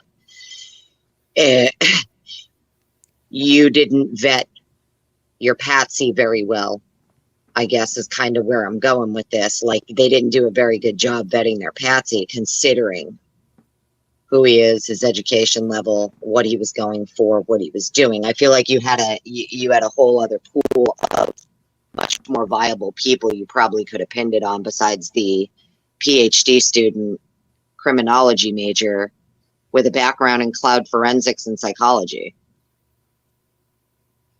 Yeah, but I'm going to give this to law enforcement, and I've said this many times. I don't think that they hijacked him that way. I think they were really like 100% sure that it was him, but it didn't pan out that way, and they took that risk. Now, why they took that risk, I don't know. I think that I blame on the university, but I think that they were really 100% focused on that he was in fact who did this. So I can see that. However, at this point in time, at this juncture, that they know about, this is where that comes in. This is where I think that I would like to say that the police is handling it wrong, or prosecution is handling this wrong, because now they know it's not him. Let's say, right? They're have to. Yeah. They should have been able to figure it out like a week after he was arrested. Yeah. So this is criminal at this point. I think personally that this is borderline criminal what they're doing in keeping him there, under these pretenses just to be right. Yep. Yeah. So, sometimes I've wondered though if they just, I feel like maybe they don't fight to. It's a process. They know that it's a process and they have to go through it. Mm-hmm. Yeah. It is what it is, but the prosecution can at any time say, we got the wrong guy. Sorry, dude. We're letting you go. They can do that. Sorry, bro. No big deal. Yeah, no, they can. They can. But they can. But me and you talked about this, I think, the other night. They're not going to. No, they know not. They could, but they know that if they did that, it's going to cause an uproar. School doesn't start for another week. You can't let people stop coming. I don't even think it's that. I just think it's more or less that they know they would not be, even if hypothetically, say they knew 6 months ago they had the wrong guy, and they have been pursuing alternate suspects and doing a whole other case behind the scenes. Okay, great. If they are doing that, they would be doing that because they know they cannot just drop the charges and release him. Their town, people have already said that they would burn the fucking courthouse to the ground if he was found not guilty. This would be something that the state is already fully aware they cannot just let him go and not have a whole nother case ready to go with other people. Like, I would imagine you would already have to have someone else in custody or other people in custody or something behind the scenes by now. If you are building an alternate case behind the scenes or pursuing alternate suspects, you must already have at least one by now. It's been a year and a half at least. Imagine they're waiting for like Psy to solve it. Yeah. I mean, I hope he does. I'm more interested in, so like when I watch the the podcasts on YouTube for Socialite Crime Club. Anybody else going and watching these? The maps that they do is always very interesting to me. How he can show phones traveling together, how long they sat together, where they went. I am so interested to see if we get to see maps like that in this case for not just Brian's cell phone, but all the phones. I doubt it'll happen in this case. Why? It's all about Brian. But he has all the phones. Yeah. Yeah, but they're not going to. I just don't think they'll come out. No, I think they're staying clear of that. Really? Yeah, they're not going to like point somebody, like that's not Anne's job. Anne's job is just simply getting Brian off. I don't think she would go there. Well, I mean, I guess where I'm going with this is if maybe I shouldn't. Now, let's say one of the victims wasn't at home when supposedly Brian did the crime. Something like that could pop up. What? Or even what if it's something like they're, the allegedly all four were killed at the same time, but what if there's a period of time where in actuality one or two phones are moving or doing, together, traveling, maybe possibly in a white sedan. I'm just saying. Say that again. I didn't catch that. Hold on. Say that again. You were cutting out a little bit. Oh, am I cutting out? I'm sorry. I guess what I'm getting at is nothing. You know what? I'm going to keep it to myself. No, but that was interesting. I'm just looking more at if you're the defense, you're possibly going to go third-party culpability angle. Yeah. If you have cell phone data of one or two of the victims moving, traveling, something when they're supposed to be not alive, that would be something that you could show. If for some reason you believe the cell phone data mapping, whatever, would help your third-party culpability defense, okay, so you could use it. So you're saying they were still alive at 4? I'm just saying there could be something in that. So I guess you'd be able to tell by if there's other phones interacting with the phones in the home. I don't know. How does that work, Twiz? I mean, it would depend on how they're interacting, but there might be some Twiz knows exactly what I'm getting at. You might be able to get it out of forensics off the phone. You might be able to get it off the timing. I don't know. It would depend on. Well, I guess here's where I'm going with this. If he has all the phones and the same maps that he's had to create and shown us in many of these podcasts, exactly what these maps are. And these maps can show, for instance, a person who has killed someone and then traveled with the body, right? And the cell phone and whatever. And shows the phones traveling together, shows the phone stopped somewhere for a period of time that also happens to be where the body is discovered, etc. Do you get what I'm saying? Mm-hmm. So these little maps and everything that he can make show you precisely what the phones are doing and what other devices those phones are interacting with. Mm-hmm. So I guess the point that I'm getting at is if you're going for a third-party culpability defense and your data that you're looking at, that your expert is looking at, is showing other phones that are not Brian's interacting with victims' phones inside the home. during the time that the crime has allegedly being committed, Mhm. I feel like he would be able to show that. Would he not? Maybe I'm completely off, but I feel like that's something. Well, one thing we do know from the PCA is that they try to call the surviving roommates' phones or text them or something in the morning. Remember that? But that's not what I'm talking about. No, I Twiz know. knows what I'm talking about. I know what you're talking about. I'm just saying that's going to be part of it too. That's going to be like part of what you're saying, that evidence where Because the Saya's phone, made it clear the too that phone a lot of the communicated. yeah. But here's Yeah. here's what I'm saying. So if he's showing a map for Brian, and Yeah. he's saying we can show that his phone is nowhere near Moscow, Idaho, when they claim it was nowhere, right? However, the data did show we have 3 phones. These phones he's going to be able to show travel, like we're talking within feet of each other.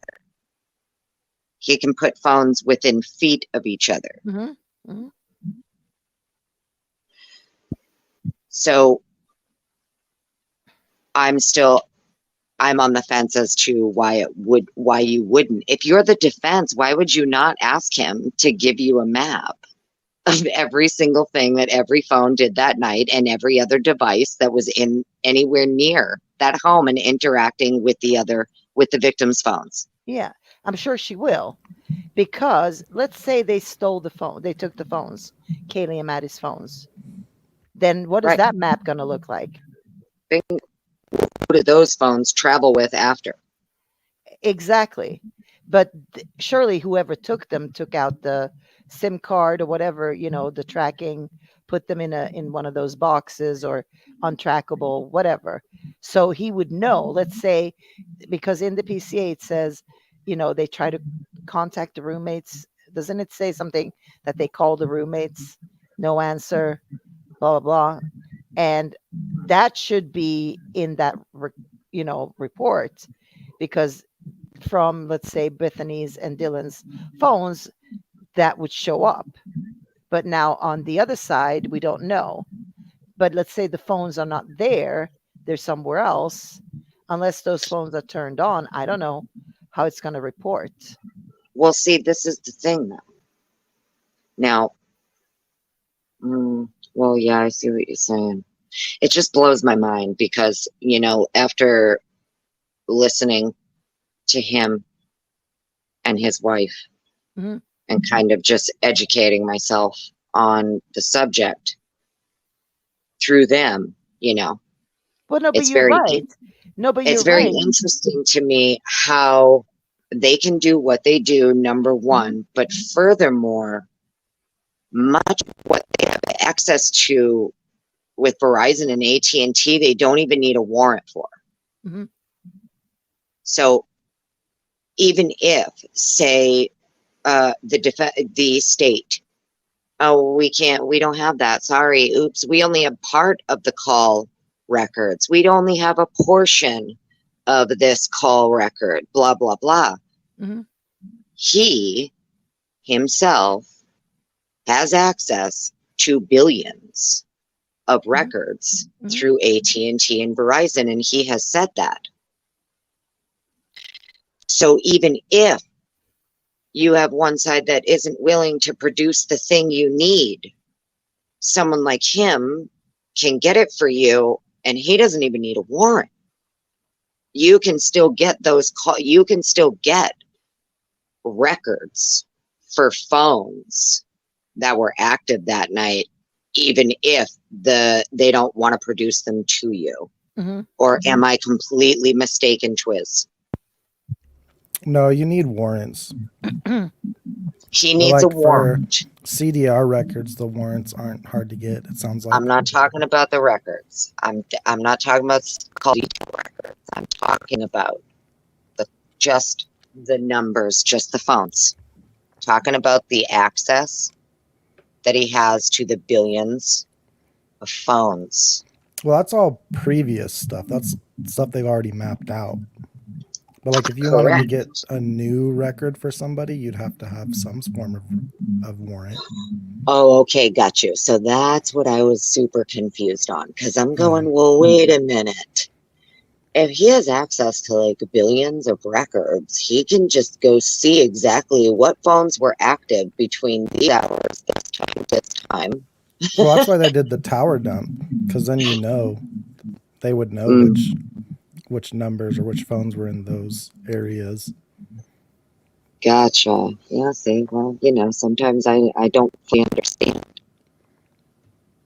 That's why I'm just trying to get educated on it and listen to them as much as possible, because it's mind-boggling to me. But now hear me out, though. So if, say, discovery was given to him, and in this discovery, there are, obviously, he says he has all of the phones, not just Brian's.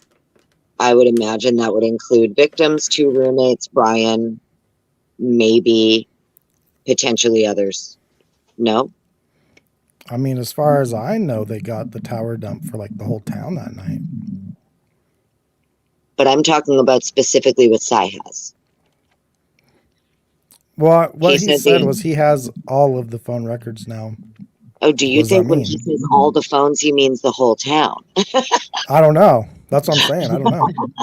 Oh my God, that would be so wild. I mean, Moscow really fucked up by not putting in the preservation request to get all of the camera footage coming into Moscow that weekend. So that's really the only way you'd be able to know is if you got records for all the phones. Mm-hmm. Oh my God, Jesus, that's wild. I never thought of that. So when he said I have all the phones, he could have meant no, all of them. That's what I took it as. Oh shit, that's wild. Yeah, but he can probably pinpoint it down to like an area. So 1122 King, right? So it's probably not as massive as we like to think it is. Well, see, my brain just assumed when he said all, I thought he meant all as in the 4 victims, 2 survivors, and Brian is what I thought he meant. Just basically like the directly for the warrants. I assumed he just meant the phones that are in the warrants. Well, it would make more sense to have everything, because then you can tell, were there people outside? Were there more, you know what I mean? So people, if they brought their phones, if they were stupid enough, right? Who knows? Yeah, Maybe those.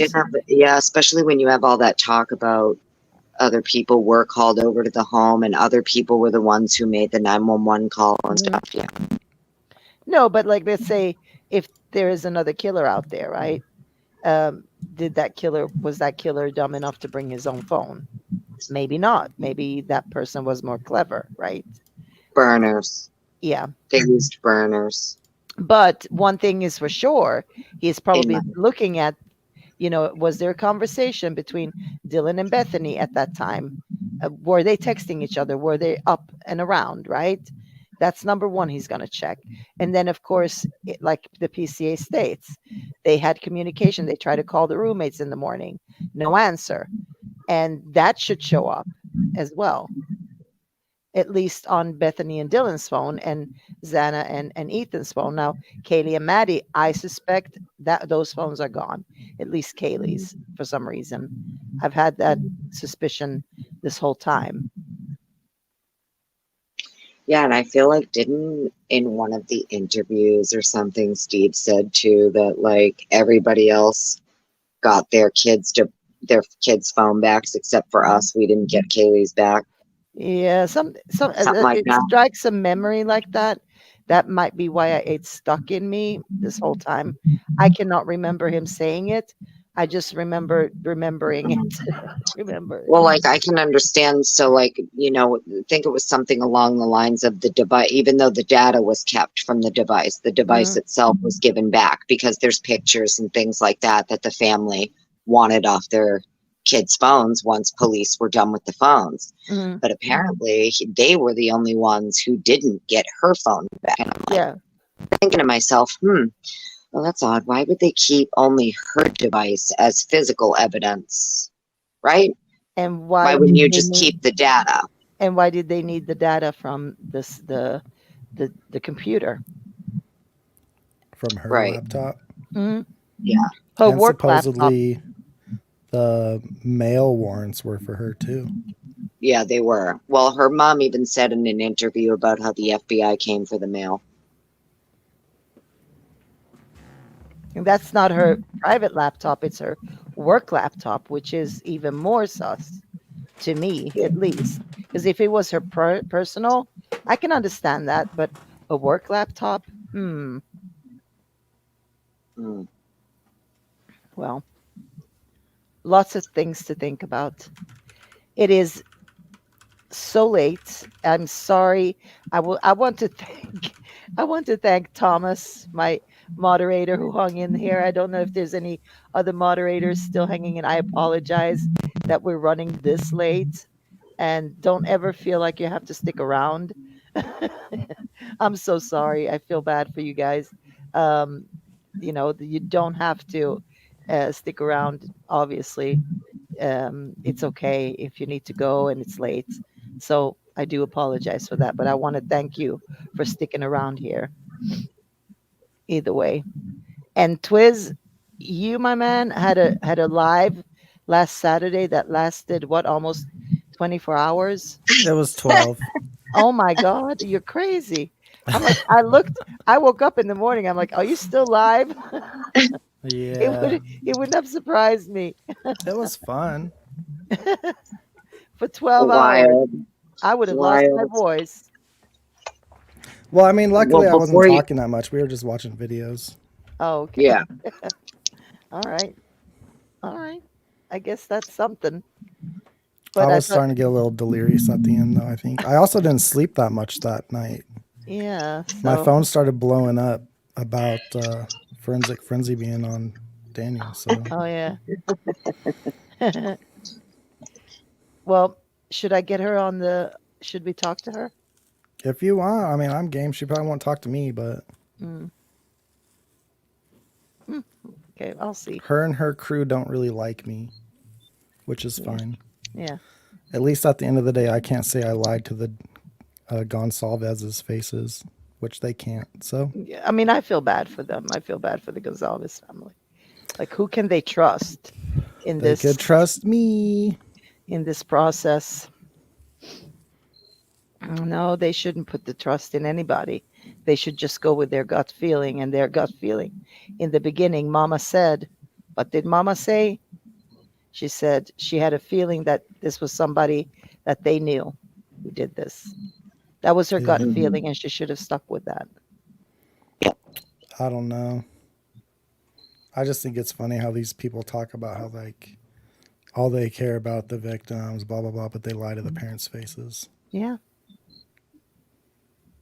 Well, I think it's also interesting too, because obviously, like, I don't want to like victim blame or anything like that, but I mean, sadly, unfortunately, a very large amount of the misinformation that has come out in this case has come directly from Steve Gonsalves. So, you know, for me, that's troubling. Oh. I don't understand why you would need to claim someone's like making bombs and stuff. Mm-hmm. You know, Mm-hmm. or like it's wild to me. Why would you still need to make shit up this far along in the game? You know, Well, they didn't make it up today. This was rumored. We heard it from WSU Kim way back when. right? This But is it's not coming from new. it's coming from one particular place. Like allegedly, he's speaking to grand jurors who gave him information. No, not And we about always this. learn. This I can guarantee you he got from Brett Norton. I can guarantee you. No, I'm talking about Steve. I'm talking about like even just Steve? some of the things Steve himself No, but and the his bomb. wife have said. Yeah, but that's not the bomb. The bomb thing came from Brett Norton. But where And do you then think she got it from? From Kim. She got it from WSU Mom Kim because she spoke about that early on. I mean, there's probably recordings when she jumped on some of these panels when she's talking about that. There was a rumor back when that somebody tried to get into the laboratory at WSU. So it's from the kids on campus, I'm guessing, you know. I have no idea where that stuff comes from. No, that's From right. what I've seen Kim say, she said that he didn't break into a lab. But I don't know. Does nobody else find it interesting that we didn't find out She until did it. She didn't say he did it. She said that there was a rumor that somebody did. somebody? Yeah. Somebody, exactly. I just think it's really interesting. We didn't find out until almost, what, over a year and a half later, that very early that morning, Steve was at an urgent care. Yeah, I've never even heard that before. Somebody brought it up recently. Christy slipped it up in an interview that they were doing, a recent interview, and I thought it was very interesting only because we've been told no, we were watching that big game. It was that big game with like Seattle Seahawks. It was like a 6 a.m. game or some shit. Yeah. It was supposedly a really early game. So which is it? You were at urgent care on a Sunday morning or you were watching the game? It's very confusing to me. Yeah. And I know a lot of people don't like to ask questions, but I'm sorry. I don't understand how something that pertinent was left out for so long. Because that wouldn't have been a good look, honestly. And you know it. People would have like been all over that if it came out back when. Rightfully so. Mm-hmm. But and then now she slipped it out. I guess that was her mistake, right?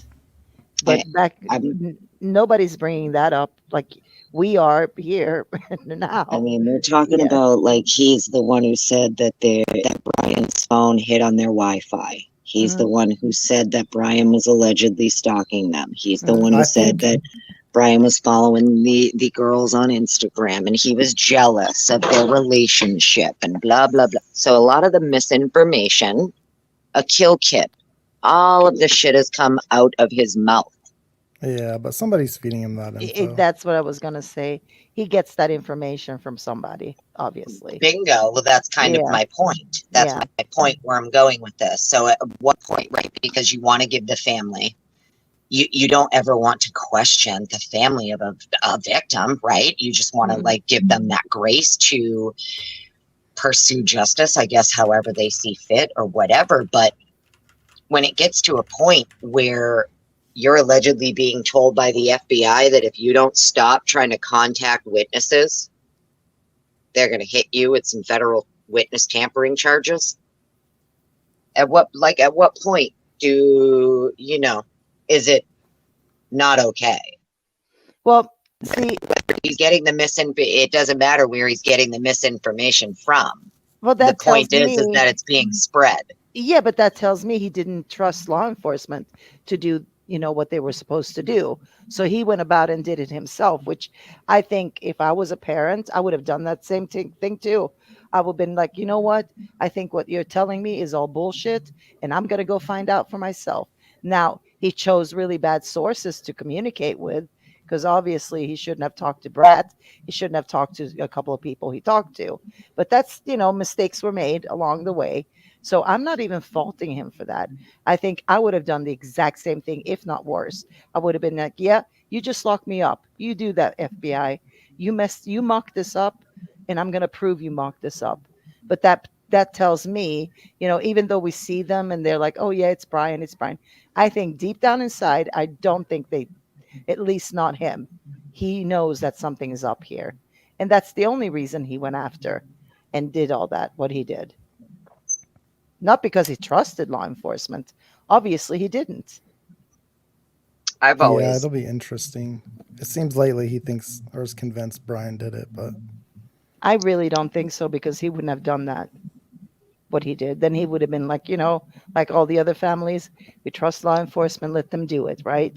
No, he went gung-ho and did it himself. Well, yeah. Well, only for a couple weeks.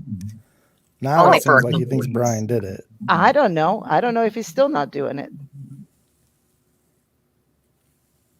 He might still have people helping him do shit. I don't know.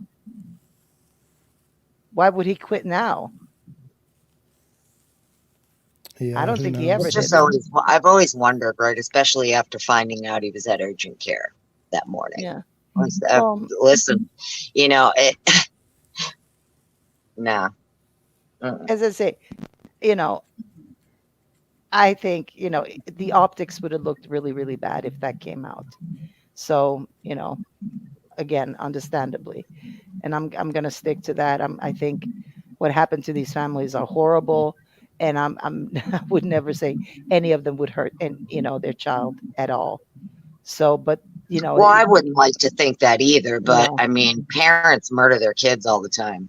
they do, but I, I don't know. So unfortunately, in this day and age, it's Mhm. actually not, sadly enough, it's not out of the realm of possibility. I know it's so Mhm. hard for people to even think of, but like, I've never once left that out of my brain just because, like, oh, well, it's their parents. That, in my opinion, that doesn't mean anything because parents kill their kids all the time, every day. So, you know, that's never been a factor for me when I've looked at this. Just because of the parents does not mean they shouldn't have been looked at, in my opinion.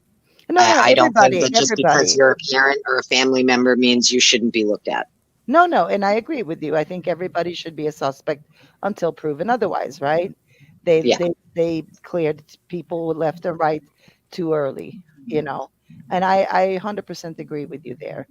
But like I can also understand the optics, why they wouldn't do something, why they wouldn't talk about him being at urgent care, for instance, that morning, because the optics don't look good, right?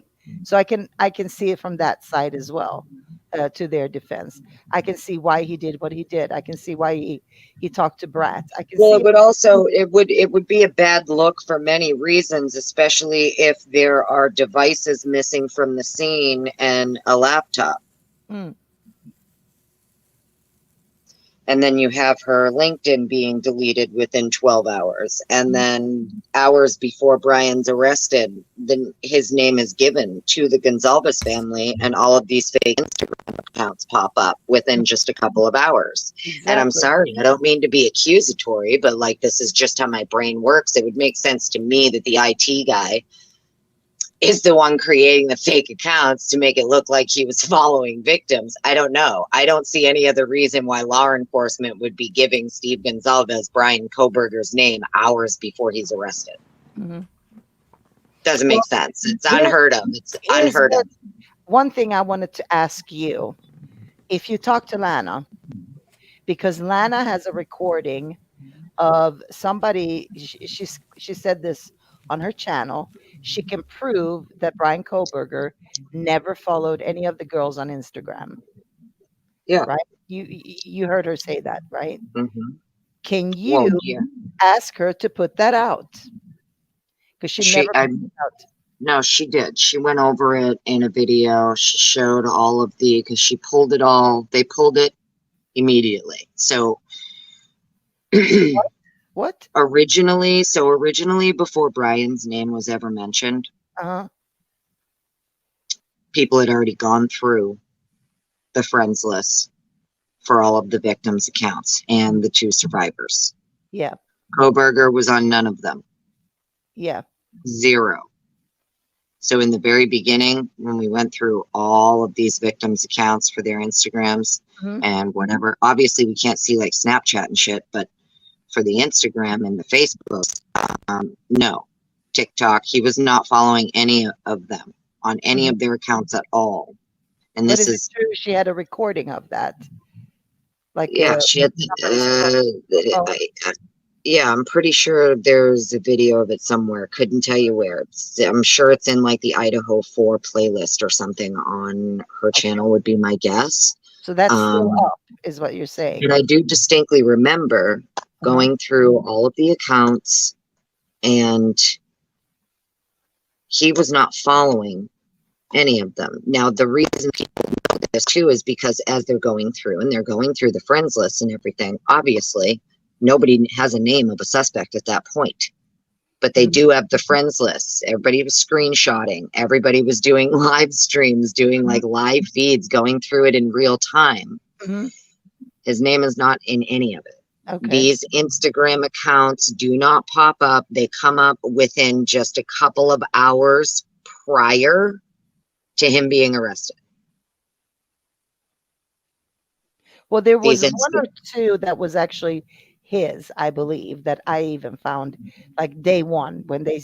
Well, there's there's an original account that's Yeah. his, but it wasn't following any of No, these it wasn't, people. and I looked that up too. I remember that, Right.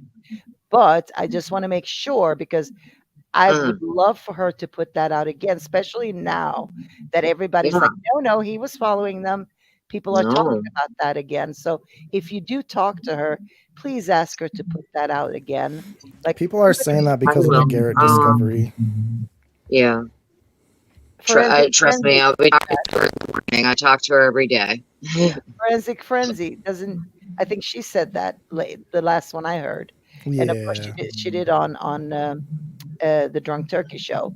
So well, see, that was the problem with those Instagram accounts is that one of them was his. Yes, but the other ones, not only were they not, but they literally didn't pop up. They were created within just a couple of hours. Correct. Somebody had an account where they changed their name to Brian Koberger after already following the victims too. And people know the name of the account. I just don't remember it.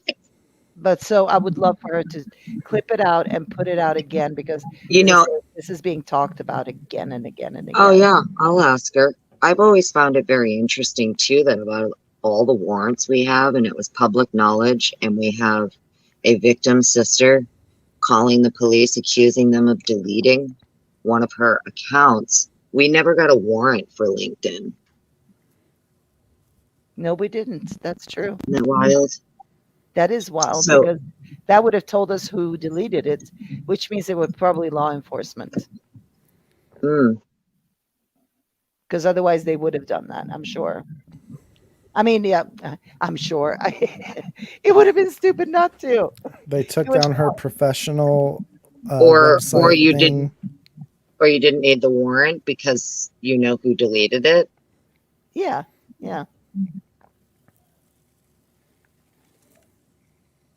But why would law enforcement delete it, though? I don't think law enforcement did. Well, then they should have had a warrant. The family. I mean, according to the family, they didn't delete it. They were showing the world that somebody did.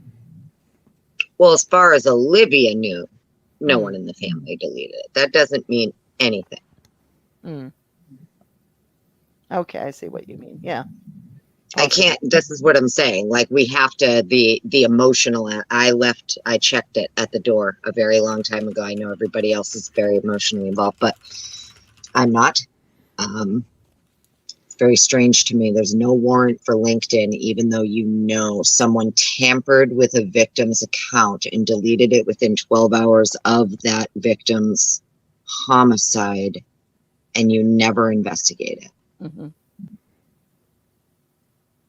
It's very interesting. I mean, that's a good question. Why would the family delete that? You know, like you're thinking, like if I mean, there's many reasons why a family member would probably go to some lengths to delete social media accounts or get rid of devices, or I mean, it's many reasons. Yeah, but all her social media is still up. Well, I just mean like her, you know, the LinkedIn is the one for the job. That's the one that you're using for networking, for connections, for work. That's your money. We have talk of she's a hustler. She has all these bank accounts. Well, the reason she had all these bank accounts because she had all this, you know, we did this. She had the one for her car. She had this. She had that. You know, there's talk about her having $100 grand in these accounts. Like, I'm sorry, but we have the employment records. She did not make $100,000 as a part-time barista. Sorry. We have warrants for Department of Labor for all of them. Okay. She didn't make $100,000 off of her part-time job as a barista. I'm sorry. Maybe she was big on crypto. That's what I don't know. I have no idea. And I'm not even, gonna speculate. What I am saying is that I know based on what we have, based on what we know, it's very odd to me that the tool she would use to network for her job seems to be the one thing that was deleted and missing. And you have potentially 2 cell phones and a laptop missing. Exactly. From the scene. There's very few people. Now, if you're going to go in and kill 4 people, well, why would you leave Xana's phone? And Ethan. Why would you? Yeah. And Ethan's. Why wouldn't you take everybody's laptop? Why wouldn't you take everybody's phone? You get where I'm going with this? So it would be kind of wild if there's only 2 particular phones, 1 particular laptop missing, 1 particular person's LinkedIn is deleted. And I'm not sure about Maddie's phone. I said that very clear. The one I think is missing is Kaylee's phone. That's the one I'm thinking is missing. Yeah, and it doesn't help either the way that the affidavit reads, the way that it's written. It would appear that they only have, technically, the 2 survivors, Xana and Ethan, for devices, because it talks about the forensic downloads of those devices, but not for Kaylee and Maddie. Right. Yep. So that's where, I doesn't make sense. I'm sorry. Why not? If you're just some, why wouldn't you take all the phones? Yeah. Why is only her LinkedIn getting deleted? Why not anybody else? Why not any of the other victims, any of their other stuff deleted? It's only her. Good question. But when you said the laptop, I was like, I get it. Okay. And to be honest, it's funny that you say all these things about the bank accounts and stuff. I don't know if you're familiar with Mercy Wright. He or she is on Twitter, a lawyer as well. Believe a criminal lawyer is what he or she is. And I'm going to call her she, sorry, because I think it's a she, is talking about a criminal. What does she say? She calls it, because of all these warrants for the bank accounts, it's got something to do with, like, of course, money laundering or something like that. Yeah, RICO. Yeah, something like that is what she's like zoomed in on from what she's seeing. And I always try to get her on my show, but she doesn't want to come on any YouTube shows at all. But I want to hear what she has to say, because now that's one. I've never heard of this person, but it would make sense in a way when you think about it, only because I know a lot of people have said, like, oh, it's got to be drugs, right? And here's the only thing that makes me think it's not drugs. Because that specific area not only has Quad Cities Task Force, they have the Sheriff's Department, right? They also have their, what's the other one there?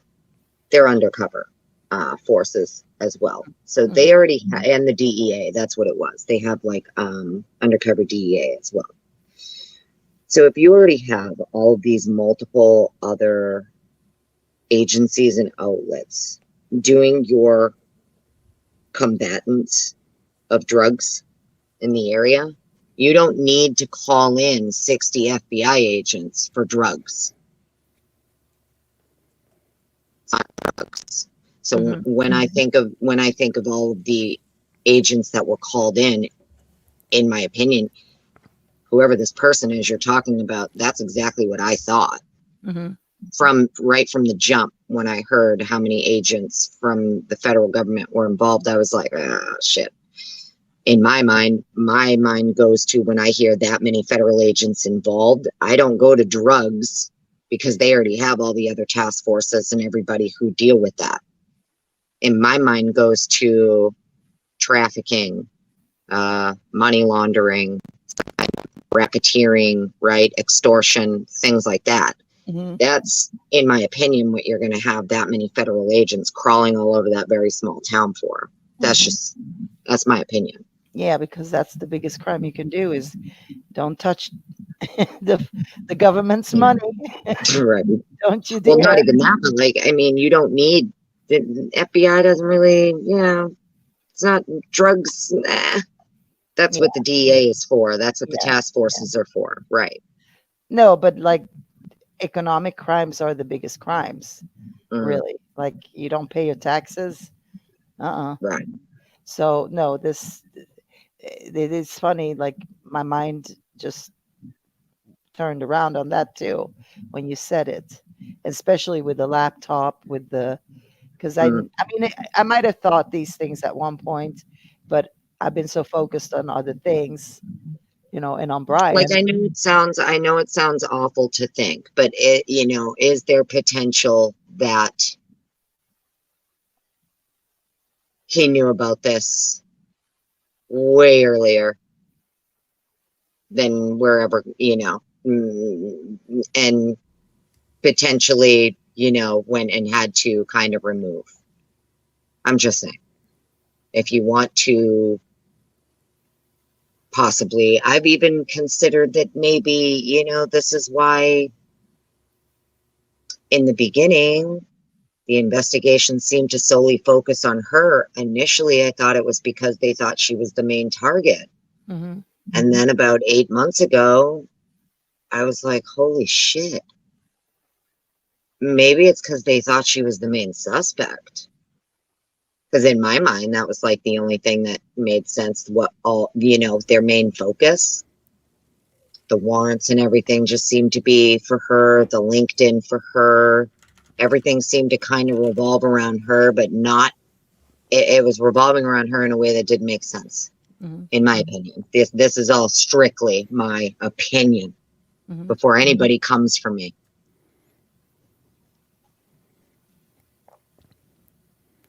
I've just always wondered if they considered her a main suspect. This is why the FBI was going for mail. This is why maybe they did hone in on the fact that someone deleted her LinkedIn. Maybe they did hone in on the fact that someone took devices from the scene. Well, they must have known that day one, though. Now those bank warrants didn't come out until when? When were they from? I can't remember. Was that from December? Yeah, I don't remember. Was that later? I don't remember when all the bank warrants were for. I do know that like one of the first warrants I feel like that ever went out was for her Reddit. 2/28/2023. There is an Umpqua bank, which is the bank that was involved with that crypto crash with that dude, Sam Bankman-Fried. And that is one of them? Yep. Interesting. Well, and it's horrible too, because here's how I look at it, right? I look at it in the sense that no matter what was going on, in my opinion, these young adults were taken advantage of by people in positions of, say, authority who abuse their power, be it parent, law enforcement, etc. I believe that they were put in positions that maybe necessarily they didn't really have a choice. You're going to participate. Maybe at some point it's great. The money's good. I don't know. You know what I mean? But like, well, and then you can Right. imagine what the kind of guilt the parents would feel that, right. if you put your child in that, like, oh, here's an easy way to make money, and this is how that turned out. Like, Mm, just that, yeah, that would right. kill me. You know what I mean? As a Or parent. even just like in a sense that like you're relying on someone else. Maybe someone else is supposed to be looking out for your kid because Mhm. you're not there. Mhm. The person who was supposed to be looking out for your kid failed. Right? I mean, I'm just saying. Like, I know they said like, oh, she only went back to show Maddie her car. I don't believe that. I just don't believe that. Maybe Mhm. everybody else does, but I don't. Because her mom even said she contemplated going back. So that just tells me if she had to debate back and forth as to whether or not she was going to go back, that tells me something was telling her not to go. Mhm. Whatever that was, I don't know. Everybody can speculate. I'm just saying she already had a gut instinct not to go. There's a Yeah. reason she wasn't there to begin with. Mhm. Yeah, because she was technically still enrolled, and she wasn't Mm. graduating until later. So I always question that. Why wasn't she living there anymore?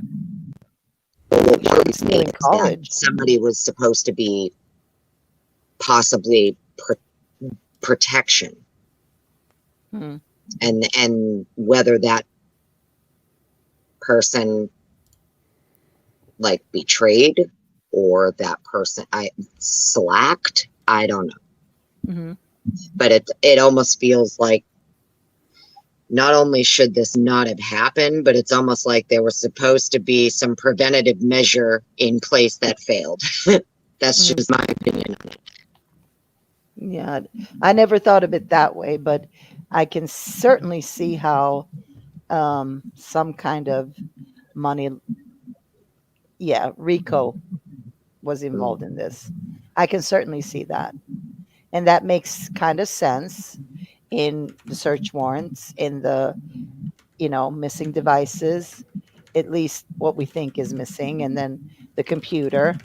And because why? Why just that one? Why just her computer? So you have to question all these things. So, yeah. Well, yeah, and only her LinkedIn. I know it sounds stupid, but like we have 4 victims. And it's always been very odd to me and stuck out to me that it's only her LinkedIn that was deleted, nobody else's. And it's still under the case file. So all these warrants, though, which is interesting as well, are still under Brian Koberger's Right. case. And furthermore, there's no warrant for LinkedIn. No. So you have a victim who's clearly someone has, and they can say, oh, it was LinkedIn who did it. There's no way with it because the other people's accounts were still up. So you can't say, oh, LinkedIn deleted because they do that sometimes, once they're notified that someone has died or whatever, right? Well, everybody else's was still up. It was only hers. Yeah. So it wasn't LinkedIn who did it. But I wonder why they put it up. So here's the theory of like an alternate suspect, or, you know, another, they're looking another way. Why did they put it under Brian? Did they think he was involved in that? That's what I'm wondering. Like, how did we circle Well, back to him? that's why I've kind of suggested like maybe I'm open to the possibility still that they have some way to prove he is involved, and just maybe what they can't say. I don't know, but like it's very strange. What if they man, what if he is involved? I don't know. What if they know he's involved? They just can't say how they know. Mm-hmm. Yeah, I I don't mean, think he you is, see what but I mean? Like, this is strange because it's still like, it's the warrants are still under him. bank warrants, and they wouldn't be if they did go after, like, if they did. God, my brain is stopping working. Yeah, but I think if I remember correctly, on the bank warrants, I think there's only like 1 or 2 for him, and then the rest are like all redacted. Yeah. Because he did have he had the one account in Pullman. He had a bank in Pullman he was using. And then if I remember correctly, there's another bank warrant for an account he still had out of Pennsylvania, if I remember correctly. I could be wrong. But outside of that, I think the rest of the bank warrants, most of them don't have his name on them. And I think a lot of them are redacted.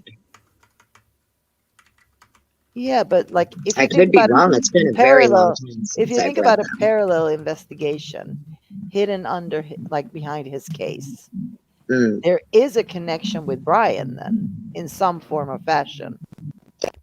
Whether we like it or not, How do they, right? That's what I was wondering when we were talking the other night. Like, if they are pursuing alternate suspects, do they plan to attach those suspects to this case or no?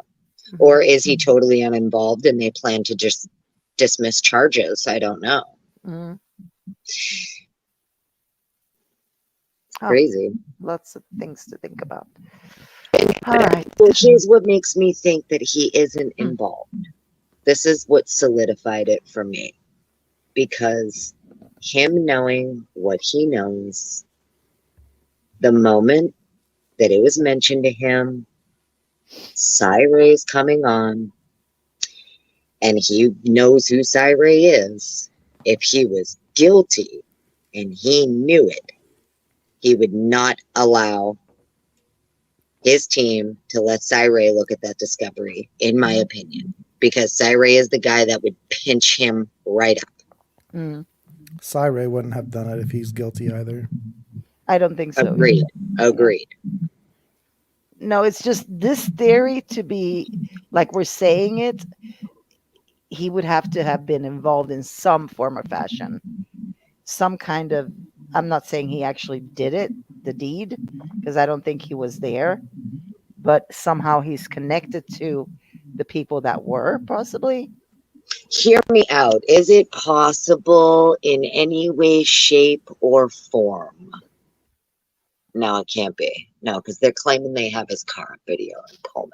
I was going to say, is it any way possible, shape, like at all, that someone from the house borrowed his car? He lent his car to someone. I mean, everything is possible, but he didn't really know people in the area. Well, listen, I understand the defense has no connection to the victims. That doesn't say nothing about, I'm sorry, there's still 2 survivors that aren't mentioned, unless she's including survivors as victims, but I don't think so, because one of the survivors is referred to as a material witness, so. Yeah, I honestly, I don't know if they know each other to that level. I don't think there's a connection to that I don't think so either, at all. I was just brainstorming. I mean, we can brainstorm all night, because he could have had interactions with these, when he did his survey, and he could have had interactions with somebody who's a messed up somebody, right? And so that's how they got to him, is maybe he accidentally interacted with the wrong person, the wrong criminal. I don't know. Well, that's what made me think about the Reddit warrant.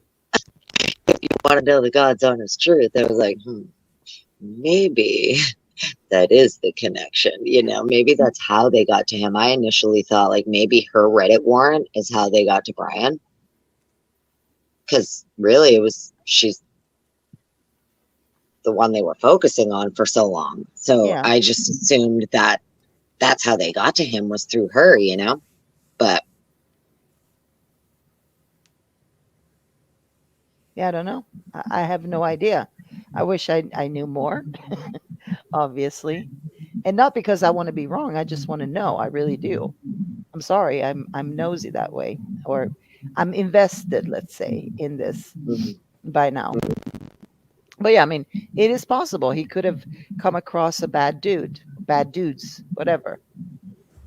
It's always or a possible. girl. So, Could have been bad female. Couple yeah, of bad females. We never know. exactly. So it doesn't have to be that he's necessarily involved in the crime. Inadvertently, he might be. He might know who did it, or he doesn't. I don't know. He might know who Oh my did gosh. it, but not know that they did do it. Yes, something like Right. that. Right. Do you guys, before we hop off, do you guys remember? It was probably maybe 2 weeks, because it was before a person was ever named. It was before they ever named a suspect. There was a dude who had put out a video, and he's like sitting in front of a computer that's turned off, and all you can see is like the reflection in the computer, but he's holding up a phone. Mhm. And the phone is basically filming this blank computer while he talks to the camera about the person who he believes committed this crime, the type of person. Mhm. Do you remember that video? I remember it. It was on TikTok. Yeah, I remember it. Okay.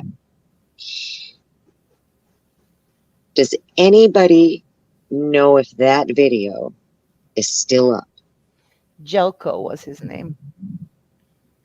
Twig. Twiz the Wiz. Okay. I'm saying because Check if you can find it, Twiz. He was called Yeah, Jelko. I would Like really, JELCO. Yeah, Jelko, I believe was his name. you know how like there were channels out there trying to claim that like, oh yeah, Brian Koberger called in, right, or whatever. I've never believed for a single second that he called into anybody's damn live stream. But I'm not gonna lie to you, that video, I know, but yeah, I know. something about it, Yeah. and it. There was a couple of times like I went back. I have not been able to find whoever it was on YouTube that originally played it, because I went back and like, watched it a few times. And I'm telling you, the dude in that video, I don't know who it is, but I feel like this may be a person someone should speak to. Yeah, I remember Justin. Do you remember Justin? Yeah, he was on. He's the dude that says now. He's the dude that came out with what's her name? Dylan being a trans or something. Do you not remember? Jesus. Yeah. So he's the one that went down the road with this one a little bit on this job. That was very interesting that there was a person, and it's weird too because it looks like I watched it a few times because I was trying to see like the reflection, right, in the computer, in the laptop, because it's off. You can see his reflection pretty good, actually. Yeah, you can see the reflection pretty good. You can see the hairline, but I was more trying to see like the room that he was in, and it's weird. It kind of looks like a dorm room. I know, like one of those. Almost like a dorm room. Yeah. And I was also looking for that, but then I think something, the way he looked, it wasn't really making any sense. What he did have, though, in another video he showed, was Vans. Was what? Vans. The shoes. Oh, really? Yeah. See, I was more looking too at the hair and the reflection, that like the weird, like curly. I don't know how to describe it. It was like yeah. But I thought that was Brian too in the beginning. I was like, does that not look like him a little bit? But there was something about his ears, and this dude was definitely older and very into Madonna, if I remember correctly. And I think he was a gay dude too. I mean, he went to Disneyland and stuff like that, and it looked like he lived in Florida, but I could be wrong. What, you mean the account for the JLR. person? It's JLR. Yeah, no. It's definitely not JLR. But yeah, he I had can't some find it. videos. And I believe his name was Jelko. Let me see if I can find it on my phone. I don't want to do it on my I mean, it's not that big a deal. I only brought it up because I just wondered if anybody's gone back and kind of like it was so long ago, you know. I always found it very interesting though that someone put out a video that quick, kind of like describing to a T the exact kind of person they think would do this. And he claimed that he knew somebody, like somebody in his family was connected. It was law enforcement, something like that. I think maybe they're down. Oh no, here it is. Hold on. I think somebody. If you go to an account called Molly, hold on, Josco 1972. Josco 1972. GOSCO 1972. Did I say Jelko? Yeah. That's what you were saying before. I think I said Jelko. Poor Golf. It's so late. What time is it where you are? It's 1 o'clock. Oh my God. Oh my gosh. And You people poor are still hanging on. Thank you. Oh, are you kidding? We're all night crawlers. We'll stay up until like 6 a.m. It's amazing. I never done this late. Josco 1972. Next time you got to go 12 hours. No, I won't stay up that late. I'm not saying tonight. I got out of work at like, I don't know, 10 something. So it takes me until like 2, 3 in the morning before I'm ready for bed anyway. Yeah. Yeah, Josco like Moscow, correct.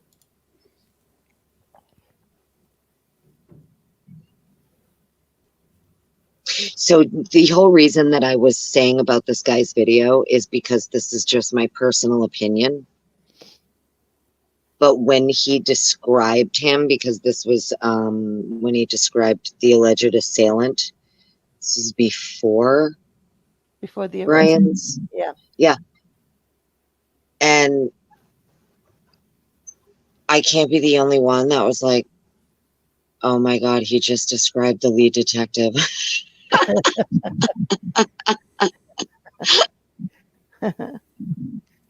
Because that's literally what I thought. That's literally, I was like, oh my God. Did you find it? Did you find Josco? Yeah. Yeah, Josco 1972. I thought you found it. I mean, I found somebody reposting it. I got you. I got like a video. You're faster than me.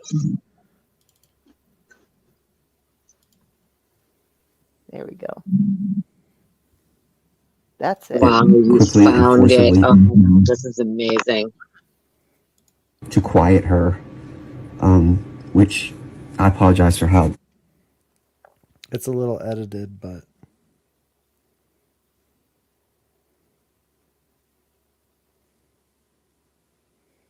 I know it's disturbing, but anyway, how do we know that she screamed? Because 3 individuals reported hearing a scream between 3:45 and 4 o'clock.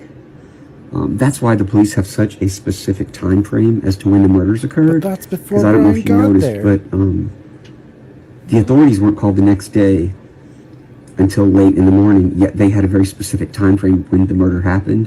They think the scream is why. And that the woman tried to escape and was grabbed, harmed, and then shoved and fell on top of her friend.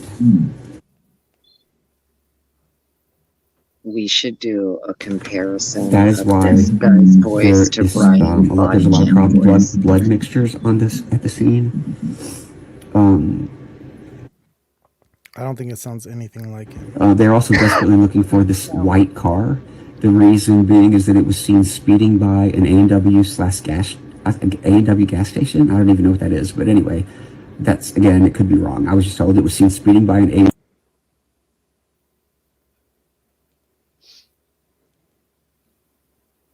Was that it? Yeah. Oh, okay. So it's not the full. But yeah, you can see the dude a little bit, but I was looking at the ears and things like that, and I don't think maybe the defense should try to find this guy though and talk to him, huh? Ask him how he knew so much about this. Yeah, definitely. Well, maybe they have.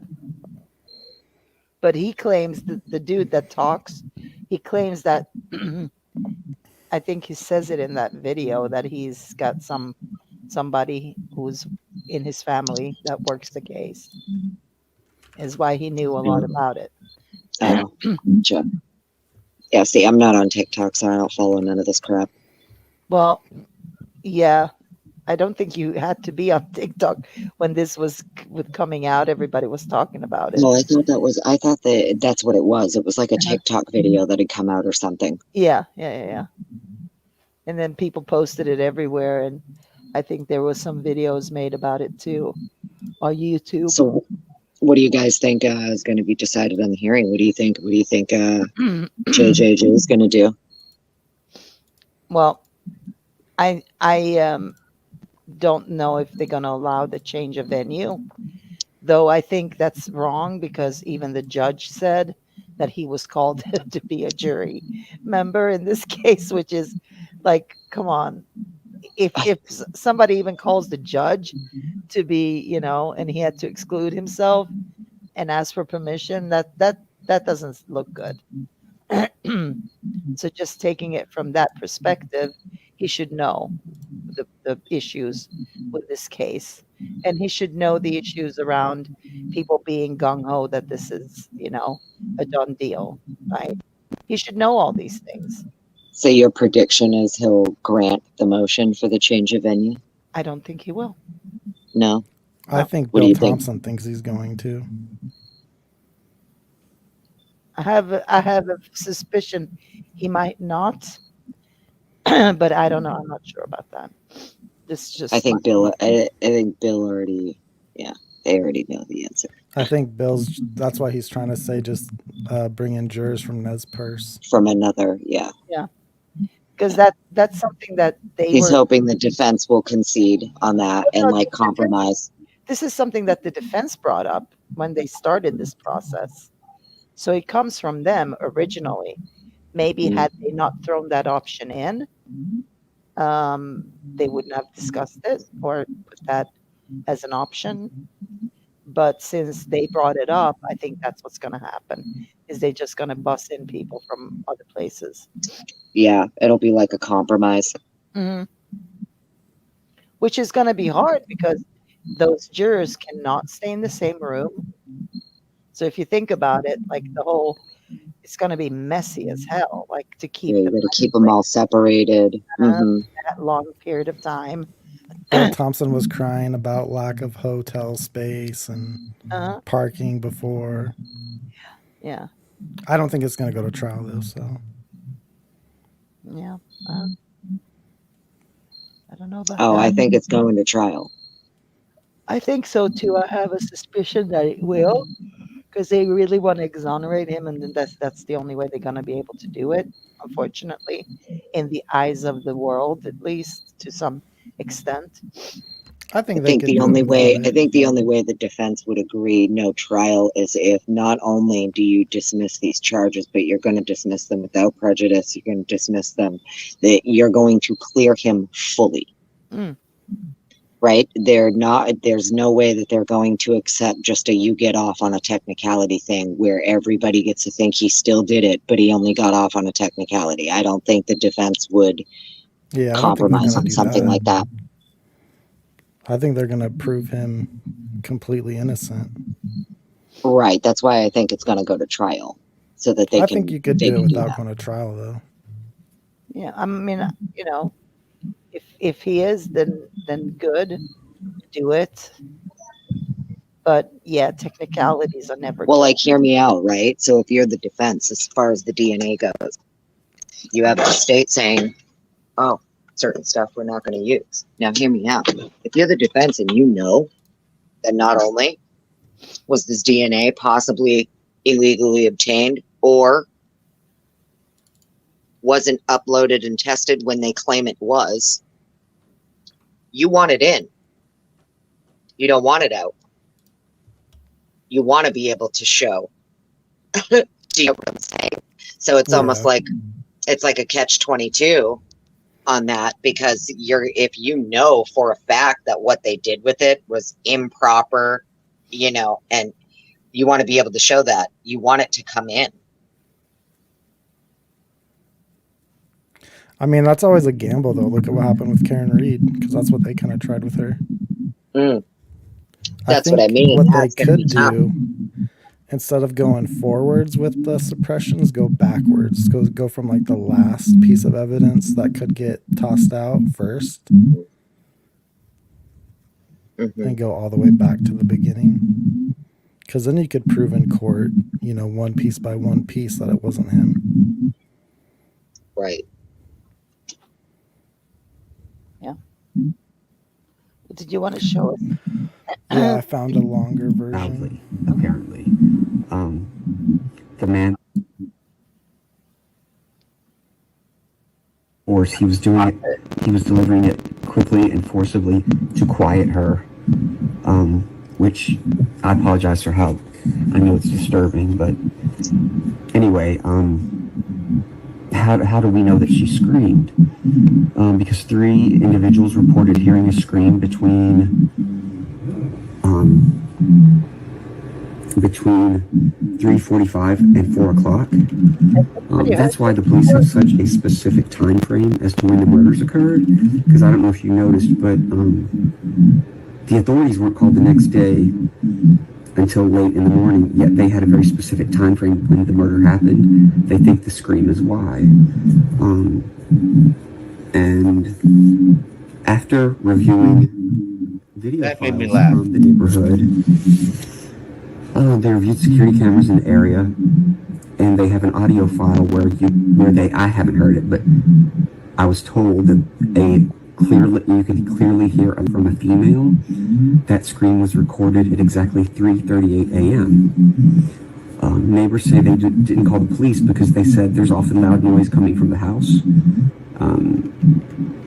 I was told that there are parties there all the time. Again, I don't know if that's true, but it's what I was told. The weapon used was a long serrated-edged hunting knife with a fixed blade. The weapon had not been in the house. The person brought it with them and took it when they left. The 2 victims were on the same bed, not side by side. One victim was found on top of the other.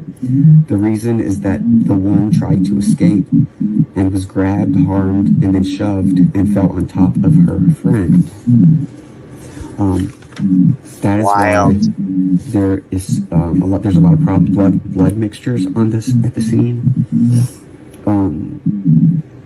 They're also desperately looking for this white car. The reason being is that it was seen speeding by an A&W gas station. I don't even know what that is, but anyway, that's, again, it could be wrong. I was just told it was seen speeding by an A&W gas station / hangout at 3:45. Now, if the screen was recorded at 3:38 and the car sped by at 3:45, it's a very tight time frame, but it is possible that the person left immediately and rushed and was seen speeding by. Also, the scream may have been what caused the person to quickly leave. That scream could have been what saved the other 2 roommates' lives. The person knew that they might be detected, so they sped away. Again, this is all just rumor. Take it for what it is. I just pray for these young people. I hope they rest in peace and that their families can find peace after this horrible crime, and I hope that the person who committed it can be brought to justice. Thanks a lot. Has anybody heard that before about the screams at 3:45? Yeah. I haven't before this dude brought it up. Well, I mean, like the original timeline was before 4, right? Yeah, it was between 3 and 4. If I remember correctly, the screams about 3:45, wasn't that from Enon? Not where that came from. He thought he heard screams, or it was a scream and it turned into screams or something. Well, he was very specific, this dude. 3 people heard screams at 3:45. So who are these three people? Well, this video was always very interesting to me, and then it disappeared, and I was like, oh shit, I think it got from the internet, you know. I figured it got scrubbed. I couldn't find it anywhere. Where did you find this? Twiz, was this on YouTube? If you just search Josco, there's a few videos where it's still on YouTube. I think that's the best one though. And it's been verified that this person, we know this person's like who this person is. No, that I don't know. No, it's not been Nobody's- verified who he is. But I Has just anybody? looked Are there other videos where you can see this person's face? no, you can't. And that's the Interesting. problem is you I looked at everyone. He had about like a handful of videos up there. And a lot of it was like, okay, you know, shoes, a lot about shoes, Madonna. It was very that type of content. I think something from Disney. And I don't know. What? I don't know. Are you kidding me right now? Stop it. What? It's just, it's wild. So the person who put out this video with all of this meticulous detail about this crime also just has videos that are not related anything to when was the last time this person like posted or anything? I don't know. I haven't looked at his account in a long time, but he never posted after these videos. If I remember correctly, there was nothing else. This And was he's like only the on last. TikTok. He was on TikTok. Now I haven't looked at his account lately, but it I don't know if it's still there. Josco, what did I say? 76, I Yeah. think. Let me see. That's weird. Makes this like super 1972. detailed, makes this crazy detailed video and then just disappears. What the fuck? Oh no, there he is. Okay, so there's actually he put up a picture of himself. Oh, okay. His account is private, but there's a picture of him, and that looks like those ears. That yeah, he made his account, and his name is John Scott, and he kind of looks. J for Justice is transposing Brian's face onto him. Oh really? Yeah. No, I mean you can tell. There's something about the ears. When I did that, when I looked, but yeah, he made all his videos private. And and I mean, it just seems like a very detailed, like intricate video, you know? Yeah, and I found he had a YouTube video, a YouTube channel, and I found that too in the beginning when, you know, everybody was looking at this dude.